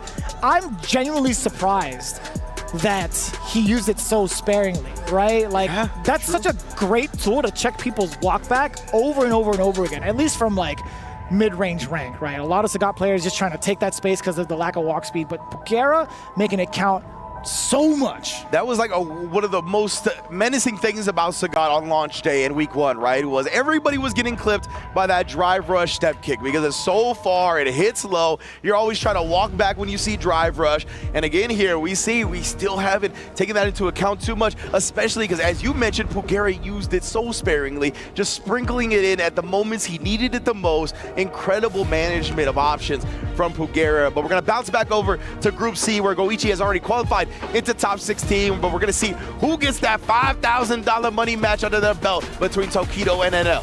Just to talk about the totals, right? For these two players, 10K and 15K is going to be what's on the line, right? But still, a very, very decent amount of pocket change, I'll tell you what. Oh yeah, for sure. So I'm talking about everybody getting paid as well that made it into this main event. All 48 players getting paid out. You gotta love it. And right now here, we're gonna see who gets a bit of a lion's share of their side of the prize pot between these two.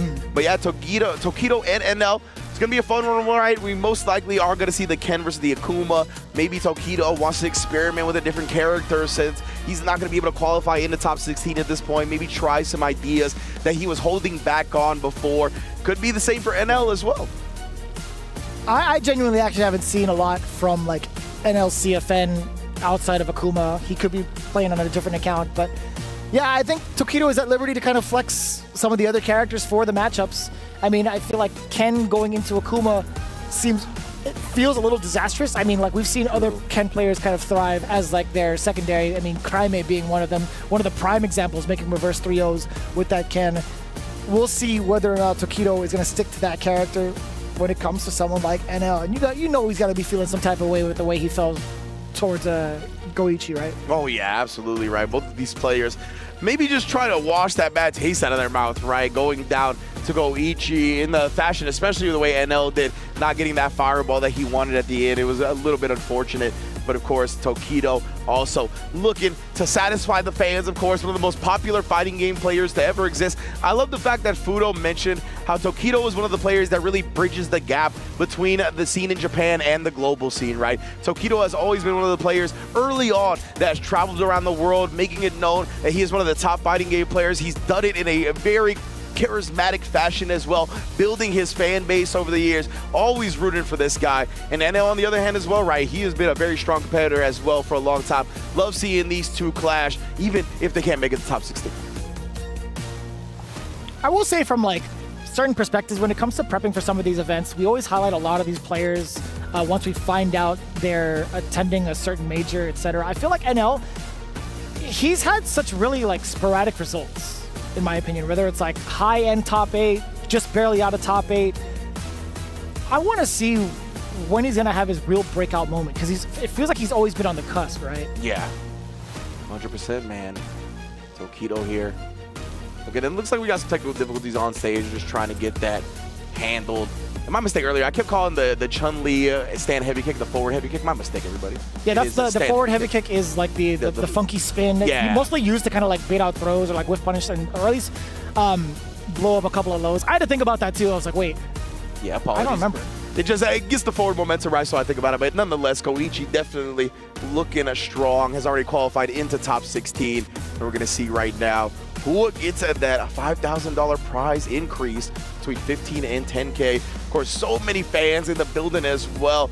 So yeah, Japan came out in full force to support so many of their players. The LCQ was packed as well. I believe 55 Japanese players signed up and 30 actually participated in the LCQ at the end of the day. Like 11 qualified into the main event from Japan as well in that LCQ. Damn, son. Yeah, really repping hard right now. And of course, Falcons, maybe NL's got that buff, the club championship. Definitely maybe increases his chances a little bit. I would hope so. Yeah, right. I mean, he's definitely feeling some type of way. But again, as we had mentioned prior, right, we're taking a good look at some of the fans that have been actively supporting pretty much a lot of the players here, right? I think not only are they just wearing the jerseys to represent their orgs and represent their clubs, they've actually been cheering on a lot of different players from a lot of different countries as well. So you know they've been pretty ecstatic like Street Fighter fans. Yeah, absolutely right. Everybody's been on full display. We're getting the signs. Everybody, Reject fans, Zeta fans, everybody has been in the building here supporting their favorite players, getting jump scared by the camera a little bit as well. Trying to read some notes, but yeah, it looks like just a momentary fix of a Tokido stick. It looks like he's having some issues, so we're gonna jump back into that ASAP, of course. Reject already, and got the Ken R as well. That's a big Tokido fan right there. That's eventually got to hit like the submit your artwork contest for like the versus ring, right? She hand drew that just now. Imagine she was doing that mid match. I'd be like, yo, that's kind of whoa. My man, he's looking possessed right Whoa. now. Oh, he's like, no, I want the camera time, brother. Mover, I'm the star of this tag team. They are sitting very close to each other, right? I'm telling you, he's like, I'm the star of this tag team. But we are a tag team at the end of the day. Whole lot of players in the building. You can see the Tokido fans again in full force. Oh, it looks like, yeah, he's going to another controller. It seems like the default one has too many issues right now. So going to a hitbox to try to get this game going and secure that extra $5,000. So he still carries around 2 hitboxes, huh? You know what? That's true. Yeah, I forgot that he had been doing that for quite some time. I thought that was mad funny. The first time he had walked out with it, he just got like one, flexing his, like one on each arm, flexing his biceps on the way out. I'm like, man, why? Yeah. But why? Where's the Reject stick caddy, bro? I'm surprised he didn't have somebody ready to just bring his weapons to him when it's time to duel. But, you know, he wants to do it himself because, as you mentioned, he's working out the biceps, right? Tokido. Yeah. That's one of the things he's been on a journey on as well. He's been on it for quite some time now. It's nothing new when it comes to development of his life and his fighting game career. But I remember a while ago, he started taking his physical health very seriously, right? To make sure he performs at peak condition, having a lot of stamina. Like these tournaments, right, that last over the course of multiple days, big tournaments as well with thousands of entrants, they really drain you, not only mentally, but physically as well. So giving yourself the best opportunity to really harness that, or I should say weather that storm, is really good.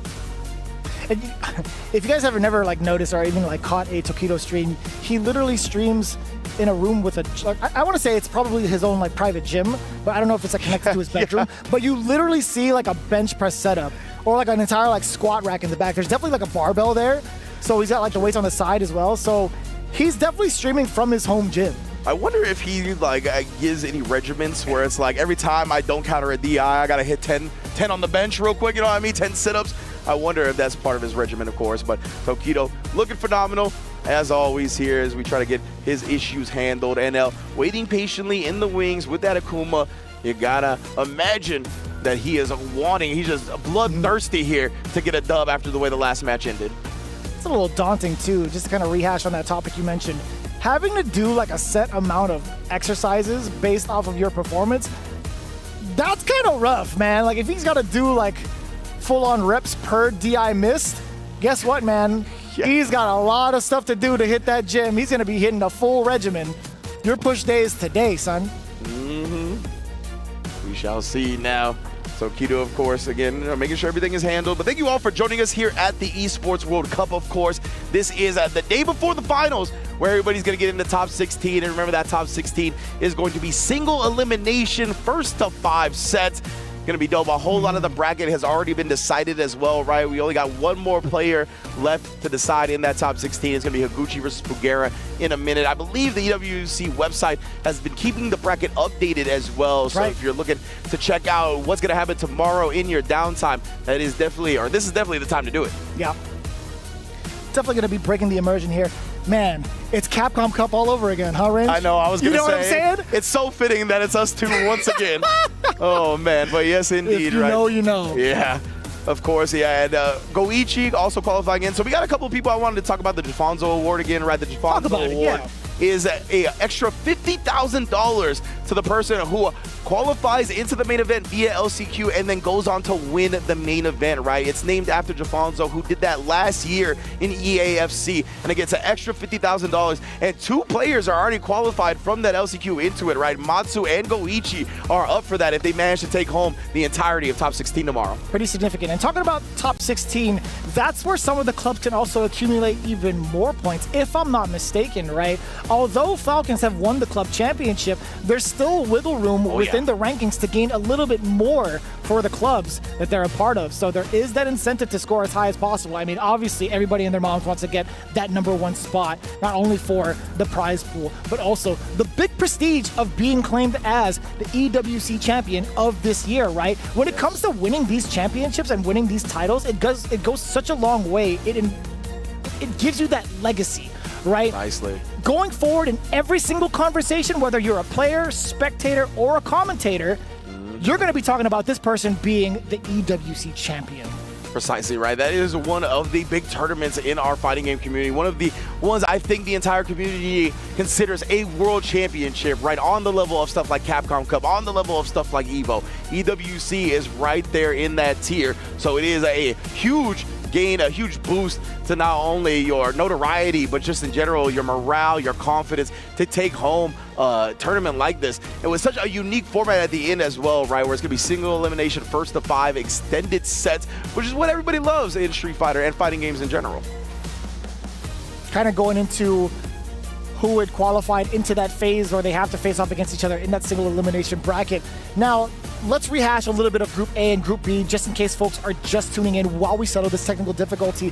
Group A, we had Kawano, Big Bird, Noah the Prodigy. Kawano was the one that made it entirely out of that pool. Indeed. Is that something that lined up with your personal prediction? Kawano, you know, I thought that group was going to go to a tiebreaker on the first one. I thought Noah was going to be able to sneak a win in there while the other two kind of took each other out. And I thought we were going to go again, but I did think Kawano was going to win the second time around. So kind of yes, kind of no, because I thought there was going to be a tiebreaker, but I did think Kawano would come out of that on top. I'll tell you who I didn't think was going to come out on top is Group B, right? Oh, before we get to that, though, you could see the match difference and the game difference. Kawano, very strong. Look at this, bro. Game 6-1, rounds 13-16, rounds 13-16, literally doubling the rounds won from anybody else. Big differences and just a complete convincing win to make it out of the group. Yeah. And a lot of the guys, too, in the back, we're definitely talking about the wall of Kawano, which we'll hash out a little bit more. But Group B is also something that took us severely by surprise. Matsu is playing out of his mind. He had dissected both Punk and Moke to a very severe degree, to the point where we're like, damn, I didn't know Kimberly could move like that. Legit, man, right? And it's a big credit to Matsu, where he didn't feel like it kind of took the strategies from day one into this day, right? You even saw Punk tweet about how he felt like Matsu changed his playstyle heavily in the set against him, and that's just great awareness of and respect for your opponent, right? Matsu, I think, tends to try to overwhelm and smother players, but he knows Punk's reactions are super good. He can maybe use that against him a little bit. Maybe he can't just rush him straight down, but he picked his spots so well to take down somebody who has an extreme Kimberly experience. And then Moke on the other end as well, right? Punk managed to take him down, had the opportunity to maybe get the tiebreaker going, but Matsu shut down Moke as well, man. It was an incredible display of Kimberly. Quite the statement to make also, with the accolades he has playing in online atmospheres within Japan. In this exact group, you would technically call him the dark horse. So, especially with the character selection as well. Like Kimberly, sure, she's got pretty much like a risen stock this season, right? You see that, especially if you're within like the NA region, you're definitely paying attention to cats like Shine. You're definitely paying attention to cats like Psycho, both obviously within the realm of EWC. So it's actually quite surprising to see this kind of shift in the power balance thus far through a different player that we don't have that much experience in viewing, if you're within like the NA region, and sometimes I will say maybe even in the European regions as well. Yeah, absolutely, right. Matsu really put a great display of Kimberly on, and the character is a little bit underrepresented at top level. We have a couple of top players for Kimberly, right? We've seen Matsu, we saw Shine, Psycho, Salty Kid out in Europe as well, right? But it seemed like Matsu just had a different handle on the character than everybody else. Like, he really brought a different flavor to the table, and I think that's what caught Punk off guard, right? Punk has had so much experience and matches against Kimberly with that Psycho Shine style that Matsu was able to just really flip those expectations on his head and play completely differently. It was a very impressive showing, but it looks like maybe Tokido has gone back to the stage. Hopefully we get this match quickly, but yeah, I'm very impressed with Matsu. Punk unfortunately falling short, right? That breaks a lot of the NA folks' heart. Noah also falling short, so I don't believe there's going to be an NA representative in that top 16. Hold that, us. Just be like that sometimes. Don't look at me when you say that, dude. Don't look at me when you say that. Jesus, directly man. into your soul. Pure eye contact on that one. Oh, man. It be like that. It be like that sometimes, you know. I'll be real raw with it. That sucks, man.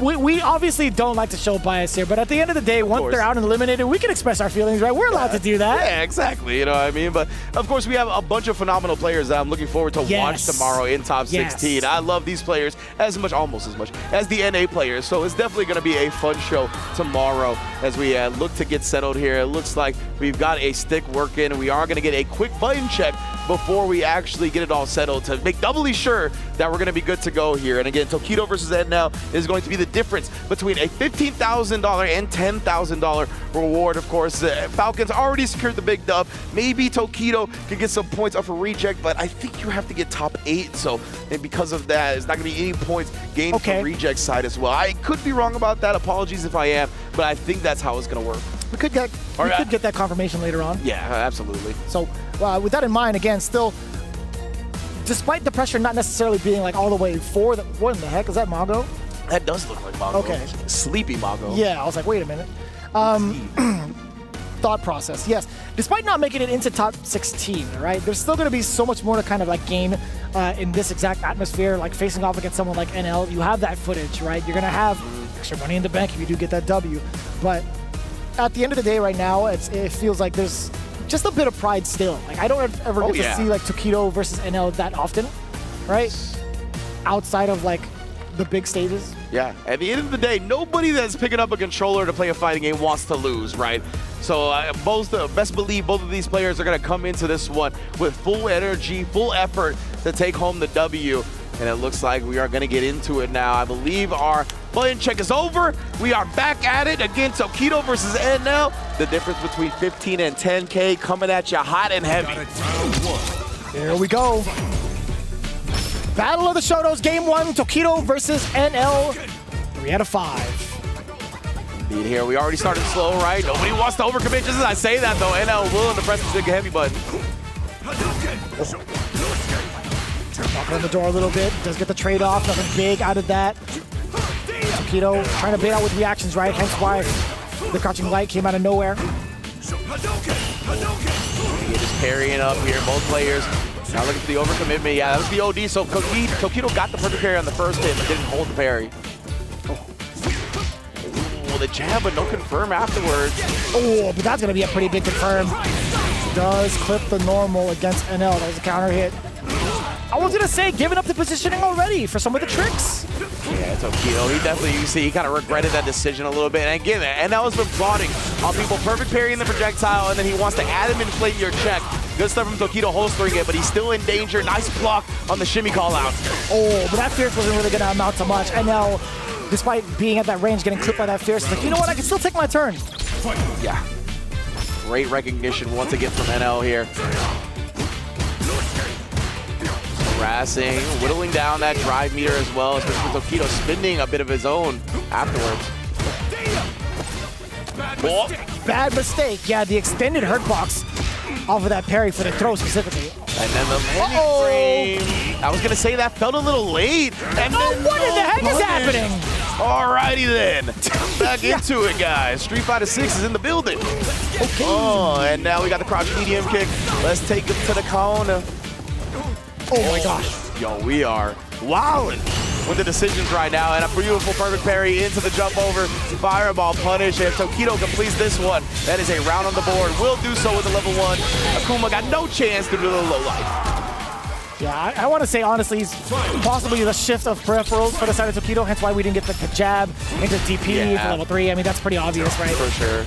Surprised NL missed the punish though, right? That's what I'm saying. That's the bigger surprise. Yeah, for sure. Tokido though committing to the Jinrai this time, maybe even confirming it. And now I like that, the crouch jab just linked into the light. Ooh, empty jump from NL that time, so no punishing on the landing frames available. Oh, but snipes him once again with the crouch medium kick. Is he gonna spin the meter? Not yet. Wants to hold on to it for potential kill moment. Giving him a little bit of a false sense of security the way he's been walking too. Tokido not gonna bite up until this point though. NL, more than enough. Dump it. Okay. Yes, okay. I'm with you. Okay, Jose. Right now, NL. Oh my goodness, does respond to the Dragon Lash.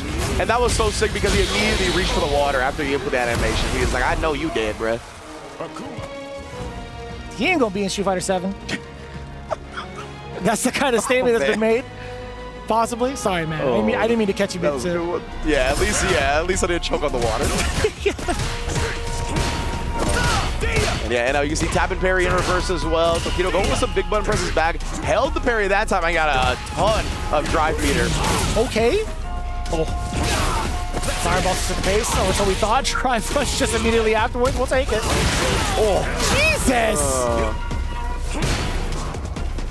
It's so weird. You see the random spurts of respect being shown from both ends, and then you do something wild. Yeah. Yeah, you got it. He busted a Yui on that drive rush too with the DP. I like that. Tokido here, taking NL to the corner. Oh, finish him off. That throw with the held, it might have been enough. Oh, but that DP, no question about it. Busting out for the round dub. Damn, he walked up so far and then delayed the crouch medium kick. That is a big read on NL's timing. Yeah, what a call out from Tokido here. One of the option as well. The walk back into throw, interesting. The NL counter pokes.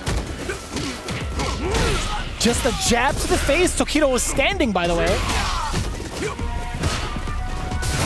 Holy OD fireball immediately parrying from Tokido. Nice job for taking his drive game. That gave him everything he needed to tie up the set, right? All the resources available. Level 3 to finish it off with Akuma.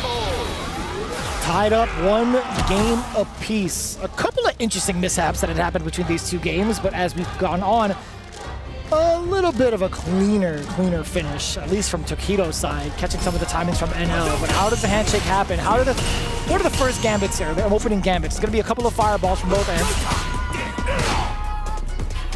Here, NL off to an early drive lead, right? Tokido committed many resources to try to open him up early, but couldn't find it. Throw established here. Oh my goodness, caught the air hit. He was already committed to the OD Animate Flame, allowing Tokido to take full advantage. Dry rush again. This time a little bit short off of the jab, possibly creating something out from NL, something heavier. Damn! Swinging with a baseball bat twice. A third time? No, sir. Usually it's the charm, but not when the first two hit. Nice. Offensive drive reversal, keep him locked in the corner.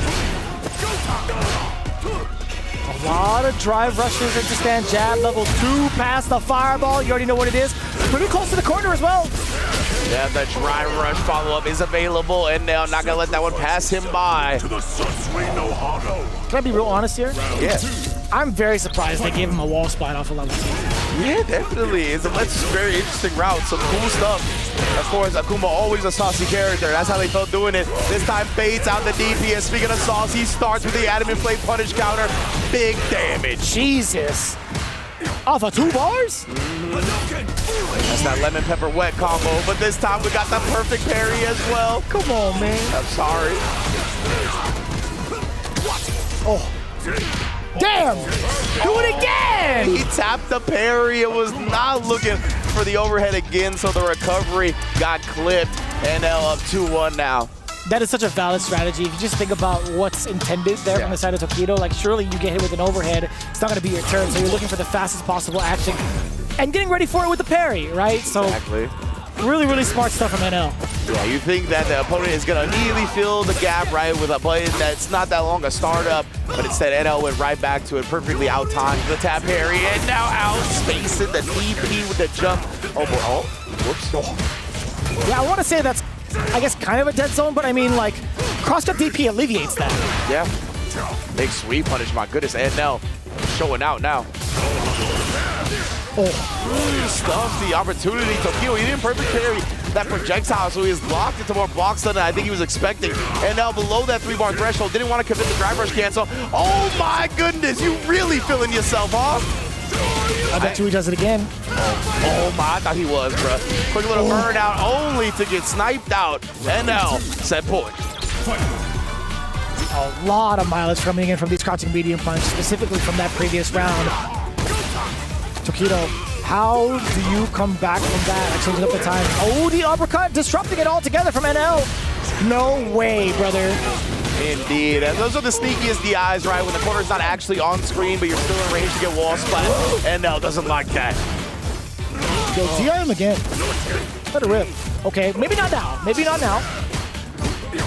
No, yeah, he's been picking compact buttons and options, right? We don't see him throw. Oh, I was just going to say don't see him throw fireballs, but that's exactly what got sniped. The startup of it at Tokido. Gonna go into the level 2 routing here. That should be enough. Indeed. That's a good call, too. Just within range. Don't throw that fireball. Staying alive is Tokido. Getting around on the board. NL, again, on match point. 3 bars loaded. This is a great start. Forward throw into the drive rush. Oh, baited out the DP. And I love the dash under as well to take the corner positioning. Tokido now starting to feel it. Oh, okay, it worked out. Cross-cut fireball, hell yeah. Oh, and then he tried to get his cross medium kick, but Tokido's the one that found it. Wanted the overhead, but didn't find that one. Ooh. Oh, it's going to be hella damage incoming, and NL doesn't really have to go into burnout off of this. This is such an excellent time to get this level 3 damage. Level 3, huge for NL here. He's almost on $5,000 point right now, or he is, I should say. Trying to close it out, but I don't know if he's going to get the opportunity to. He doesn't build the level 3. Oh. Back it away. Chip is imminent. Indeed. From both ends. I was going to say, watch out for the run DP. I think that's what he wanted, but instead NL ends up trading it out and confirms that $5,000 bonus to him, taking home $15K in comparison to Tokido's 10. Incredible stuff from NL, able to close it out once more. Yeah, I mean, not to take away from the way that NL played, I think there was definitely moments where he outclassed Tokido in regards to the timing, in regards to his positioning and his decision-making. But we can't say that there were moments where Tokido had some execution errors, man. Yeah. Those were pretty significant in regards to like losing the momentum, losing out on potential damage, and also some of the exit strategies that NL was utilizing. Not being able to get that tax on him was a pretty big deal. Yeah, absolutely. You could tell Tokido definitely a little affected by not being able to use his peripheral of choice in the moment. Of course, this is leverless either way, but it is one that he's been playing on a lot versus the one that is a backup. And we saw a couple of execution errors early on. Felt like he cleaned it up later, but definitely enough to significantly affect the set. And NL was able to just poke it out right there, right? Of course, the jab, not gonna let him just keep pressing for free. Nice stuff to NL. Damn, even he knew it too. He's like, yeah. I don't think that's the way either of them wanted it to go out. Right, that reaction was like, I know you're not at full strength right now. So like the dub doesn't feel that great, I'm sure you could tell. But nonetheless, a dub's a dub. A 5K is 5K, so he's gonna feel good about that at the very least. But now, it is time to qualify our last player into top 16. This is gonna be this man, Higuchi, versus Pugera. This is going to be such a big match for both of these players, but more so because for us, because we get to see this matchup, Sagat versus Gal. But let's take a look at this interview standing by with our host, with Higuchi. Our top 16 here for Street Fighter 6 is almost entirely set. But this next match decides our last player that is gonna make it in, so we had to get a word before such an important match. Pugera, I have to ask, the fact that you've actually been playing with Sagat up to this point. Sagat only recently came out, and you are the first player that we've seen use Sagat at such a high level on such a big stage. What made you go with the Sagat and gave you confidence to use him? 次に進む前にぜひ一言いただきたいんですけれども、本大会でスガットというような新しい新キャラクターを使われているのはお一人唯一の選手でいらっしゃると思うんですけれども、このようなメジャーな大きな大会でスガットというキャラクターを使われようと思ったのはどういうことだったんでしょうか。今月の最初の方にサガットが実装されて、で、サウジアラビアに、出発する前にちょっとだけプレイしてから、サウジアラビアに出発したんですけど、なんかもう止まらなくてなんかそうですね、気づいたら今日なんですよね。Well, Sagat was launched like a month before. I was supposed to be coming to Saudi, and right before I was departing to Saudi, I just played with it, and then I couldn't stop playing it once I started it, and I now realize that I'm here. It's just like that. My man's got locked in for Sagat. Then on the other side, we got Higuchi. Now, before you start off with your game, last up before when you were playing against DCQ, you were up 2-0. The game almost slipped away from you. You had to come back. How did you conquer your nerves and bring the game back for a win? はい、DCQ 選手に対して2-0で大変優勢だったというふうに思うんですけれども、それからまた対戦相手が巻き返し、そこから危ういのではないかと思われたところでまた逆転劇を素晴らしく見せてくださったわけなんですけれども、どのようにして巻き返されたのでしょうか。どのようにして、そうです、EWC 今回これでもう最後ということで、最後のゲームでゼータもね僕しか残ってなくてチームので、ガイルもね、僕しか残ってないんで、そういうちょっと重さもあるのかなというふうに思います。Well, this is the last match in EWC, so I have lots of responsibility borne over my shoulders. I'm the only one for Zeta, and the other one as well. So, the sense of responsibility really forced me. It had to become a momentum, and for me. Well, thank you very much, Higuchi. Thank you so much, Mari, for translating with us here on stage. Rob, we're ready, please. Our wonderful players, Pugera, Higuchi, you can take your spaces. Get ready to play. We are set. Riyadh, are you ready? We're all ready for it. Our final matchup to determine who goes to top 16 begins now. Oh my God. This is it, ladies and gentlemen, the final match of the night, as said and exclaimed by our host. Didn't mean to leave Pugera out of that interview earlier, but this is what it's come down to, Sagat versus Guile. Indeed, man. I can't believe Pugera's made it this far, right? One set away from qualifying into top 16 with a brand new character to Street Fighter 6. Of course, legacy from the previous iterations of the game, but a very different twist and a remix on him in this game. And Pugera seems to be one of the early folks that has really honed in on what makes Sagat decently strong. And I definitely understand that sentiment. Once you pick up Sagat and starting to get the flow, it's so addicting. There's just something about the way that Capcom had designed this character and his flow, and it just feels like you want to keep playing. However, we'll see if that kind of fun is stomped out by Higuchi with the way he's been performing with Guile. Indeed, right. Yeah, Higuchi has been honed in. You can tell if you give him a character that's been around a long time, he's got little nuanced answers to the matchup. We saw that when he was setting up the Sonic Blade to nullify the departure spikes from JP. However, he's not going to really have that opportunity up against this matchup, right? Sagat brand new.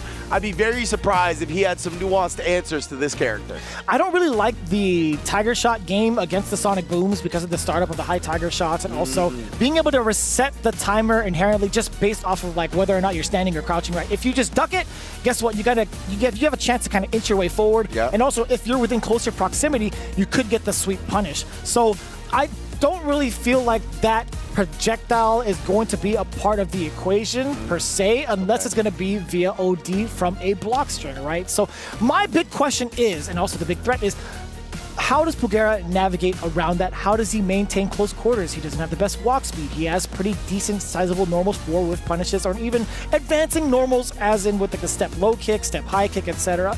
I wonder if maybe the Tiger Knee will come into play. I know from certain ranges, the medium Tiger Knee can get past the Sonic Boom. Getting that punish counter is pretty significant as well. Being able to drive rush forward or dash up forward, gaining a lot of estate because of the knockback. I really want to know how Pugera has prepared for this matchup and how he approaches it for this one in particular against Higuchi. Yeah, most definitely, man. And one of the only things I can really think of that maybe Pugera has in his bag of tricks in regards to the Fireball War is I believe it's medium-high Tiger Shot, and then you can use OD Tiger Shot, right, to put two on the screen at once. That's true. So that is something maybe that he pulls out. Again, it's expensive, right? It's going to be 2 bars, so maybe he tries to utilize that for like some checkmate moment or when players are low on health to try to just beat the Sonic Boom, out-prioritize it. I need Rob to pronounce Pugera's name like this screen on the left. The Pugera. Yeah, I think that. Femi would definitely do that. Oh, yeah. If he's gone with diggity diggity dogura, he could definitely do a Pugera one for sure. I like that. I like that. Hopefully we get our host to do that tomorrow if Pugera is the one that ends up qualifying and taking that last spot in top 16, of course. But Higuchi is standing in his way, and Higuchi has looked lethal on this guy, all right? DCQ almost made the comeback once he switched to Bison and went to the final game, but Higuchi was able to use that intel that he gathered in the previous 2 matches to clutch it out, really hone in on the button timing. And again, it's going to be interesting to see if he's going to be able to do that up against Pugera. I think that is something that Sagat right now, not only being new, but having these long normals, it's a little bit tough to get your handle on, right? So maybe he is going to try to just sit back, rely on the Sonic Boom game, maybe try to play it at a space where he's going to be able to easily flash kick any jumps. But yeah, man, it's going to be an interesting one for sure. Yeah, I'm even thinking about it backstage. Like, who else does he have to kind of practice up against? Bonchan?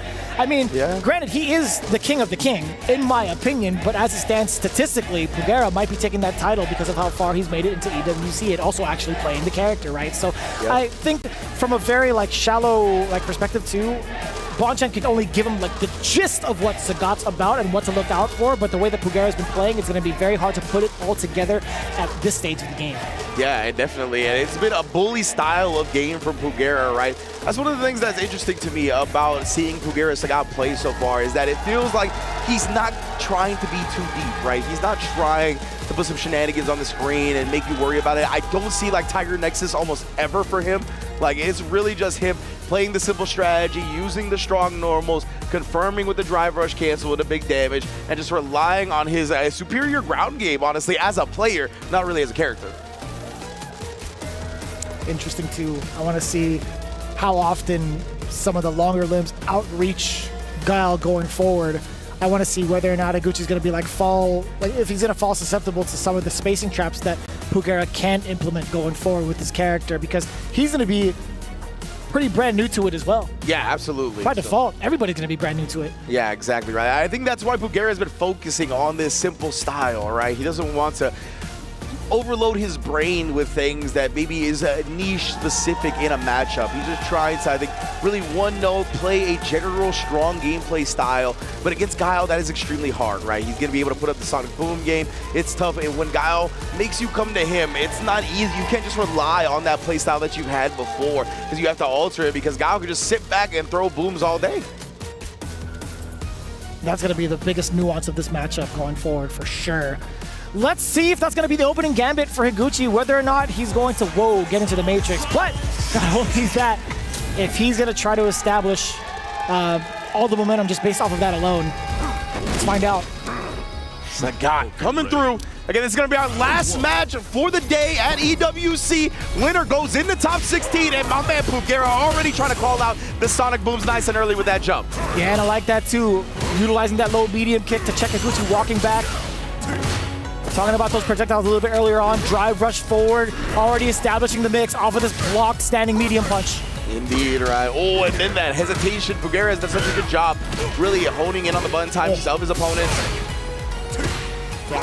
I love that Sagat could play in this exact range, right? Low medium kick is going to be a threat. Standing heavy punch could also be a threat. Hit or block is pretty substantial. Standing heavy punch does a ton of chip towards the drive gauge, but that OT uppercut doesn't. I'll tell you what. Yeah, a little surprising because it was after the drive rush bazooka knee, right? Which I believe is most of the time 0. You could make it plus if you hit it very late, but it didn't look like that was the case there. It's fair. Damn, what a punish counter. Knee-jerk reaction to the crouching medium punch. No pun intended. Oh my, and then Pugera, though, he's got that faith like I told you, bruh. He's got a shrine to crouch medium punch built in his room. It's just the hand. It's just the arm. Yeah, it's just the arm. That's it. Oh! What? Drive impact? Interesting. Yeah, he was so low on life. I'm pretty surprised that he attempted that. I've never seen that shading before. I know, right? Yeah. I was so confused. Very visually weird. Oh, I'm like in the money button right now. A little bit of hesitancy. Pugera trying to get Higuchi slipping with possibly a reversal. Overhead. Wow, got the imperfect parry afterwards as well. He was expecting him to go low. Oh, that's going to be plus. Walking on in there. Half of Muay Thai, standing medium kick. Oh, perfect parry, just not standing. Yeah, he was actually down backing with that one, so he didn't get the screen freeze, but nonetheless, flash kick and the upside down kick stuffed. Oh, big tiger knee. The uppercut can't quite do it, but the jab will. Pugera tied up the first game here. Both players not looking to give an inch. Oh, that trade? Okay, I was gonna say, he's not gonna get enough time to get a crouching jab off of that, so had to back away from it. Oh man, both players here swinging just out of the max range. Some of these numbers, wow. Oh, the level 2 to go straight through the Sonic Boom. Oh, and he's going for Oki. He went for the down ender. You're not escaping that easily, but Higuchi had the flash kick charge ready and waiting. Is that Tiger Greed? Something like that. Yeah, Tiger Greed is the medium Nexus follower, plus frames. Okay, I'm done. Don't worry about it. Okay. Sorry, jammers. Ooh, Dragon Suplex. That's not the name of the move, but I'll call it anyway. Sorry, jammers. Look at the chip damage you get off of Fierce, right? 800, brother. Yes, indeed. And now we're going to load up with the level 2 install here. Ooh, he tried to just throw a couple of baby booms right and then switch it up, but Pugera, he's somehow sniping out the timing yet again here. He's got level 2, and he's going to spin it once more. We get the Oki again. Walk up to him, standing medium. You know it. You pressed the button, you madman! Wow, Higuchi not scared of the trade, but he's not going to be able to finish him off just yet here. Pugera throwing out the Tiger shot. Oh my goodness, bro, he's scheming. He's got above 2 bars, right? I was going to say he sends it, but I don't really like that for the start of the Sonic Blade. I guess he thought Higuchi would immediately send it. Now Higuchi's burnt out, though. This is a big opportunity. OD, yeah, he knew he was going to out-prioritize it, and now there's no way, I think, for Higuchi to kind of cover this last bit of chip. He needs to fight it out till he gets his drive back. Oh, don't get kneed. Don't get kneed. Oh, Higuchi out-prioritizing the projectiles with the Sonic Blade. So smart. Not allowing Sagat to establish his fireball game. Told me, fix my face. I'm the one that's in control. I was terrified of that specific range because medium Tiger Knee clears out the Sonic Boom. Oh, that's right. I forgot. I can go over it. That's so unfortunate, Pugera. But again, right, this goes back to the simple game plan that he's been really aiming for, right? He's not exploring all of Sagat's tools. He's just picking effective ways to beat his opponent, and that one slipped through. Again with the perfect parry, but still, it's in that crouching position, right? So it doesn't change the frame data for him. Exactly, yeah. Still there's going to be Pugera's turn. Catches Higuchi, waking up with a button. Don't get frisky on me. Something's got to change, right? Higuchi has to make note of that. Tiger knee, either you parry it standing or you block it standing to at least prevent it from being plus at certain distances. Yeah. And then holding the parry right there. He got a whole lot back, but I love Higuchi using the throw bait instead.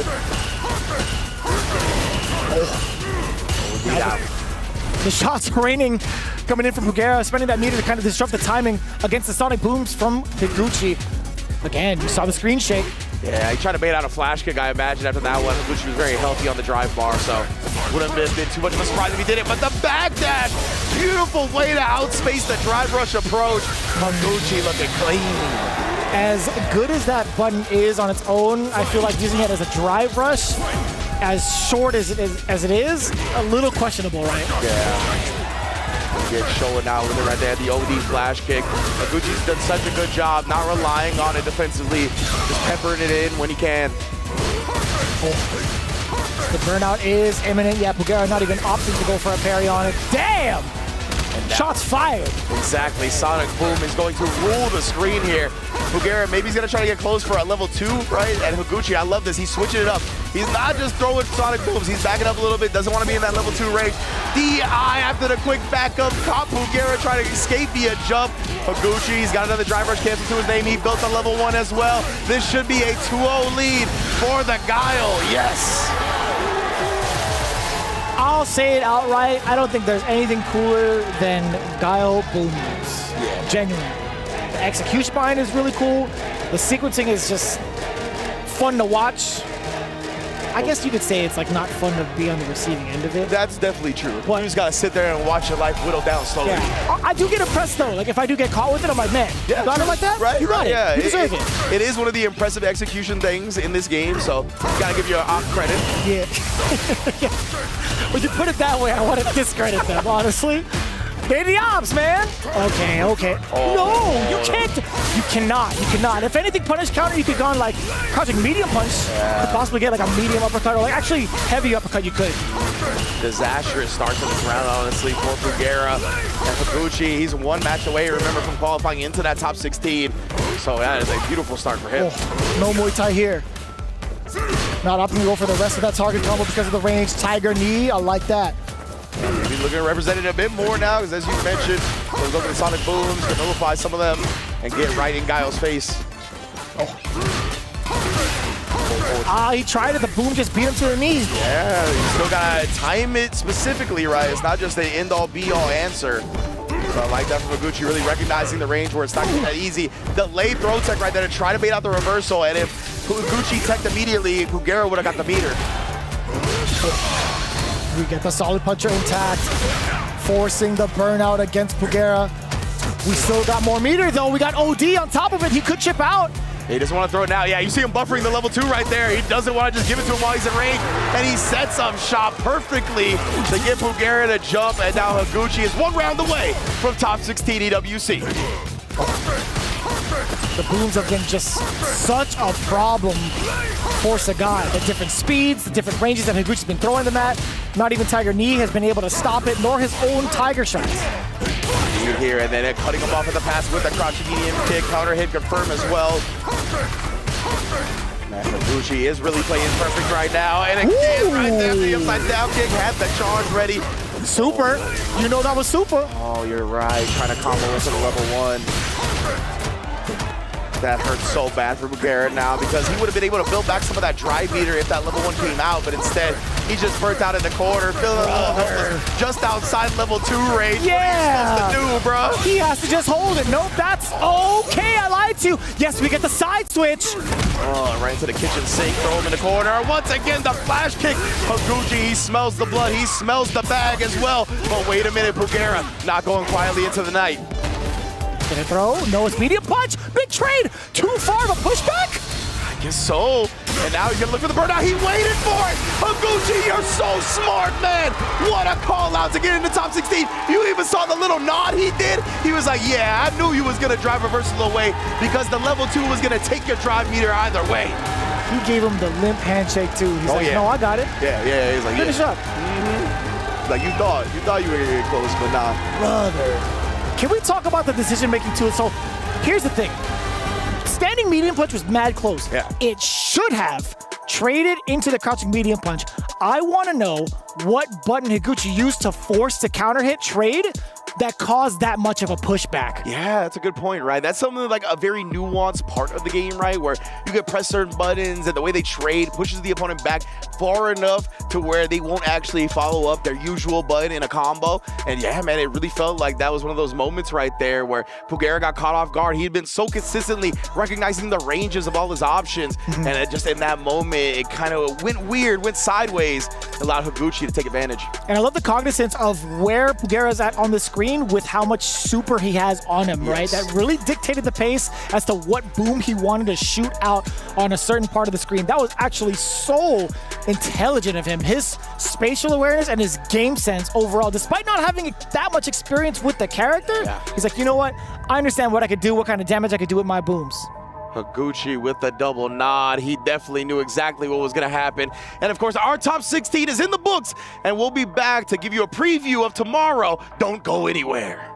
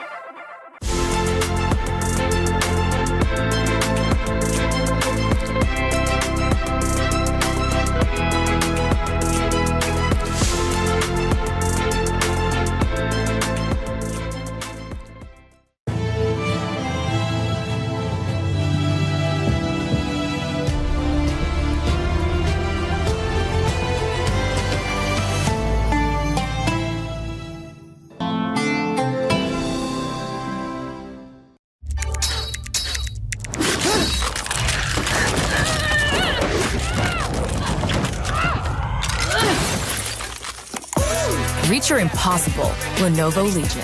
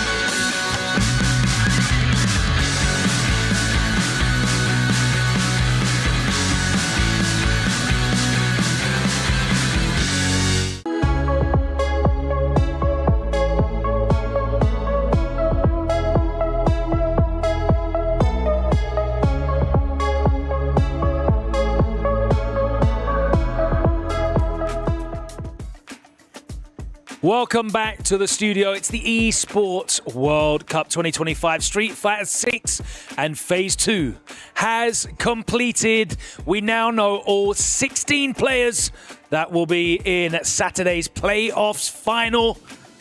And boy, what a great day of action it has been. 4 groups of round robin matchups showcasing some incredible play.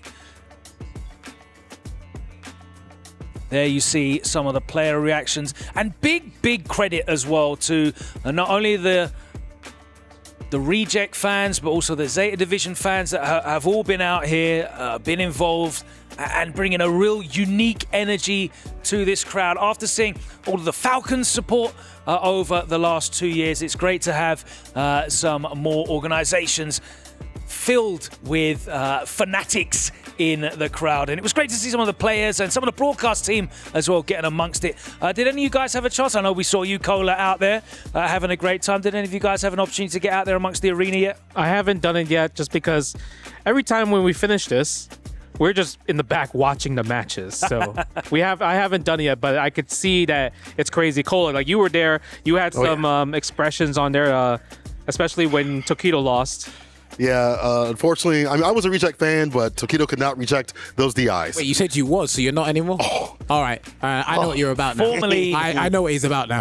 We call those glory hunters in the UK. I don't know if you... I thought I had in the bag, which I got to give it to Goichi. He recognized the weakness of Tokido. He saw he wasn't reacting to the DIs, and that was a strategy that went on and on. And that matchup with Ken versus Chun-Li, you can't dictate the pace. Only she can really do that. And we saw that also in the Akuma match, which is still in Akuma's favor, but kind of got better on. But these Chun-Li players, Goichi in particular, it's just been cooking lately. Bear in mind, right? I think Tokido turned into a charity case for like one game. He picked the JP, which I don't think he got a full combo in. So I don't know if there's a long-term plan with that, but not here. Just stick with the Ken. It's comfortable there. So and then also when you talked about like Goichi winning, he said it was a dirty win because he had to rely on many drive impacts against Tokido. So I don't think he won Chun-Li versus Ken. He won Goichi versus Tokido because Tokido went on record saying that he's not good against DIs. And, you know, me and James, we were talking about it, how like Tokido has the reactions to whiff punish just like any other young player. But he's trained to block because of all the experience. He's not trained to just, oh, I see DI, I need to react to something besides block, because the wall splat is a new thing in Street Fighter history. We've spoken about that, haven't we? Street Fighter 6 is a game in which reactions are just as important in any other fighting game, but proactive reactions are incredibly important, especially with the way the drive gauge mechanic works. Just blocking is actually a success route to failure. You know, you're guaranteed if your only defensive response is blocking it out, which is a skill in itself, and we've seen players like Tokido and Bonchan. Goichi is famous for it, of course, having tremendous abilities to block, but only blocking is your quickest route to failure in Street Fighter 6 because of the drive gauge system. Getting that muscle memory down to have a response akin to something else like a challenge, a counter DI, a perfect parry, getting out those level 1s or level 3s, depending on what the situation is as well if you're in burnout. Very, very difficult, as we see, for even the best players in the world to manage, and Tokido just couldn't manage there. We know Tokido's reactions are top tier, but maybe it was perhaps the pressure of the stage, the pressure of the crowd. That's something that maybe he doesn't often experience in an offline environment, the fan base there? I think so. I think with Tokido's case, it's with Street Fighter 6, just bouncing off what you said, I think if you do too much of one thing for too long, it becomes painstakingly obvious. Block too long, I can open you up. Attack too long, there's a counter. Play neutral a bit too long, well, the other guy's going to go, well, I'm going to be very offensive. But with Tokido, for me, I think his biggest issue was just the character for me. Not having that confidence in Ken. The competitive schedule was kind of pretty big for him because there was Evo, EWC. I mean, we saw that with Higuchi as well, didn't we? Very true. The character. So the Kens are in a little bit of a pickle there. What Shoto officially confirmed. Hold on. Phenom's right? I mean, he lost to the character. That's the greatest sales pitch of all time, by the way. That's true. You're right. That's crazy. A man that is no stranger to crushing keys. He already crushed a bunch of keys a couple of weeks ago. As Goichi, he moves on, of course, into the playoffs. And he secured that early on with the 2 wins. The first up to effectively close off the group. But it was very, very difficult. Justin, you said dirty wins, but they're all wins. They all count, don't they? Even the last set with Goichi versus NL, he dropped the game-winning combo. There was so many. 2-1. Goichi's in the lead. Then NL drops the game-winning combo, but was able to hold the parry against the level 3 Mash Super from Goichi was really good. See, I'll tell you what's crazy about that, because Logan, you'll notice this as well, right? So you know in SF5 where you've done the delayed jab, and if the screen freeze happened, your button wouldn't come out. They've actually changed that in this game. So when you do hit a button and they wake up super, it's not going to work. So I actually thought he committed to something, but he might have hesitated a little bit and then held the parry there. But it was a little bit spaghetti in that situation, but somehow he managed to draw it out to that last game. Well, someone who was very, very impressive and has stepped up to the challenge, Higuchi in Group D, of course. It was a very tense first match against DCQ, though, wasn't it, Kola? It was, and I really like the way that Higuchi has been playing this entire week. It's been a lot of confidence, which you have to have as Guile to control your opponent, but also there was a moment at the very end where we saw Higuchi press a button after plus frames after the drive rush that DCQ had done and took his turn and took his win from that exact moment. That shows to me that he is ready to be out here and get that money and get that prize. However, I feel like DCQ, if he would have switched earlier, maybe things would have been a little bit better. It makes sense to run JP against Guile. That makes sense on paper, but Higuchi's just so ready for that matchup. He's played a million JPs over in Japan. I feel like the Guiles in the last year and a half have got that matchup like on Smash though. Oh yeah. Yeah. It's that, but Jammer said it right. You said it best. You can't just side character JP. Yeah, that's literally what DCQ did. I firmly believe that. Like, if you're going to pick him for 1 or 2 matchups, I don't think it's going to work because it's like you're going to have this doubt where you have to switch to other character, and then the movement might be better, the comfortability might be better. Because look, Kakeru is our best example. He's dropped all other characters, gone back to JP, won Capcom Cup 11. There were no side characters. I think people should follow that route. You have to drop everyone else and pick him, or put him down and focus on other characters. It's very difficult to do, though, in this game, isn't it? It was tough for DCQ. 2 very, very close sets. Saw him go 3-2 Higuchi and 3-2 against Pugera, which set up that great last match that we're really looking forward to. We were hoping it would deliver, and unfortunately, Justin, it didn't really deliver anything of note other than a severe beatdown. I blame Rob TV for that one. Oh, because he interviewed Pugera and hyping him up about Sagat. Like, thank you for picking the king. How can you get it so far? We're rooting for you, blah, blah, blah. And now that forces him, hey, man, that means I got to play Sagat. Like, I don't have all these other characters that could possibly do well. We just saw DCQ Bison go up 2 games against Higuchi after he went 0-2. And we know he has a great Bison as well. One of the best in the business, to be honest. And honestly, I was one of those people saying, yo, maybe Sagat could do something out here. Maybe Sagat has something in this matchup. But we were talking this before. You were like, he can't get in with the fireballs. Once he loses the lead, it's damn near over. And we saw that continuously. It was like Pugera was hunting for a level 2, and he got Oki. But then after that, what does it matter? I think he's thinking long term, to be honest with you. If you stick with Sagat the whole way, I think he's thinking a couple of months ahead. Otherwise, we would have seen the Bison early. Well, he should have been thinking about tomorrow because it is playoff time here at the Esports World Cup. Let's take a look at the brackets that have now been filled, and Angry Bird can look forward to that matchup against Higuchi. That's a long-standing head-to-head. We've seen Angry Bird really innovate the matchup with Ken against Gala. Looking forward to seeing him go up against Higuchi, probably with his Akuma. And then next up, Jammers. How do we feel about this? Mena RD and Ending Walker. I'm super excited about that one.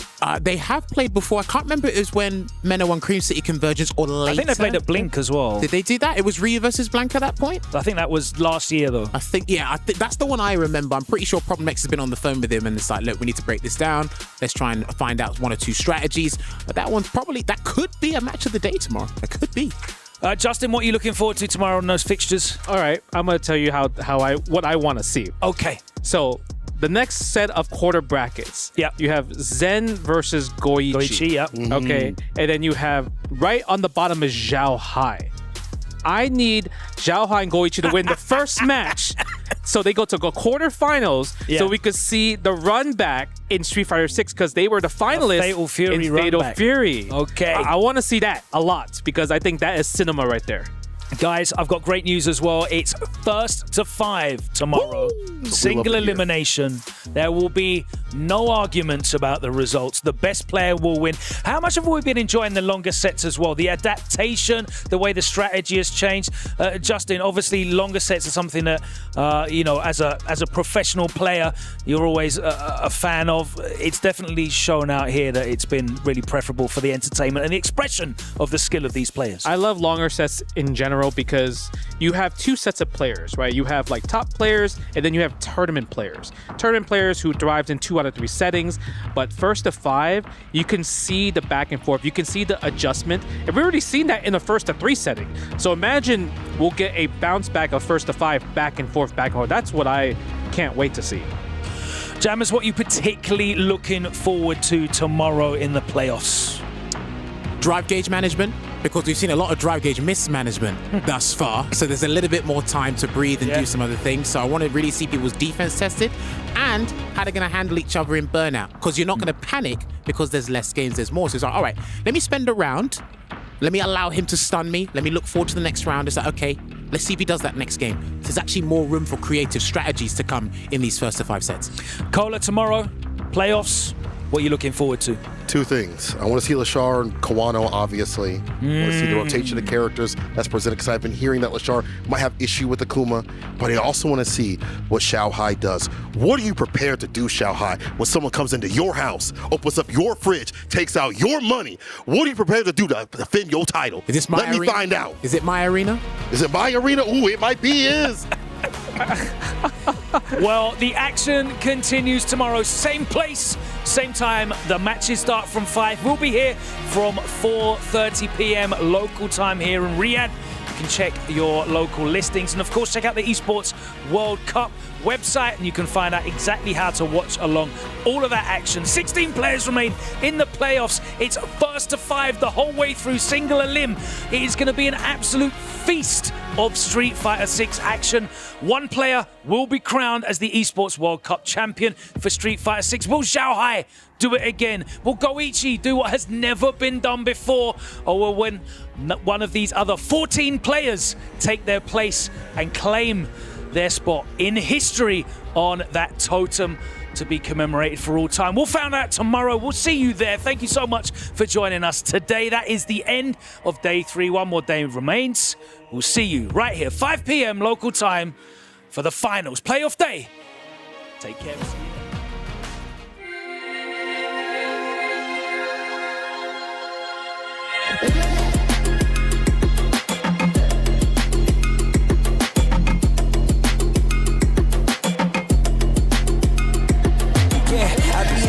Late at night, just contemplating all of my goals. Look, will I fold or will I chase them? I got adversity, 2 options. I can handle it purposefully or I can let it murder me. But sign up for war, point out the target, show me the giants. Hold your applause, just getting started, sending the lions. Ambition ain't for the weak, I see it before I speak. Ready and willing, is you ready for me?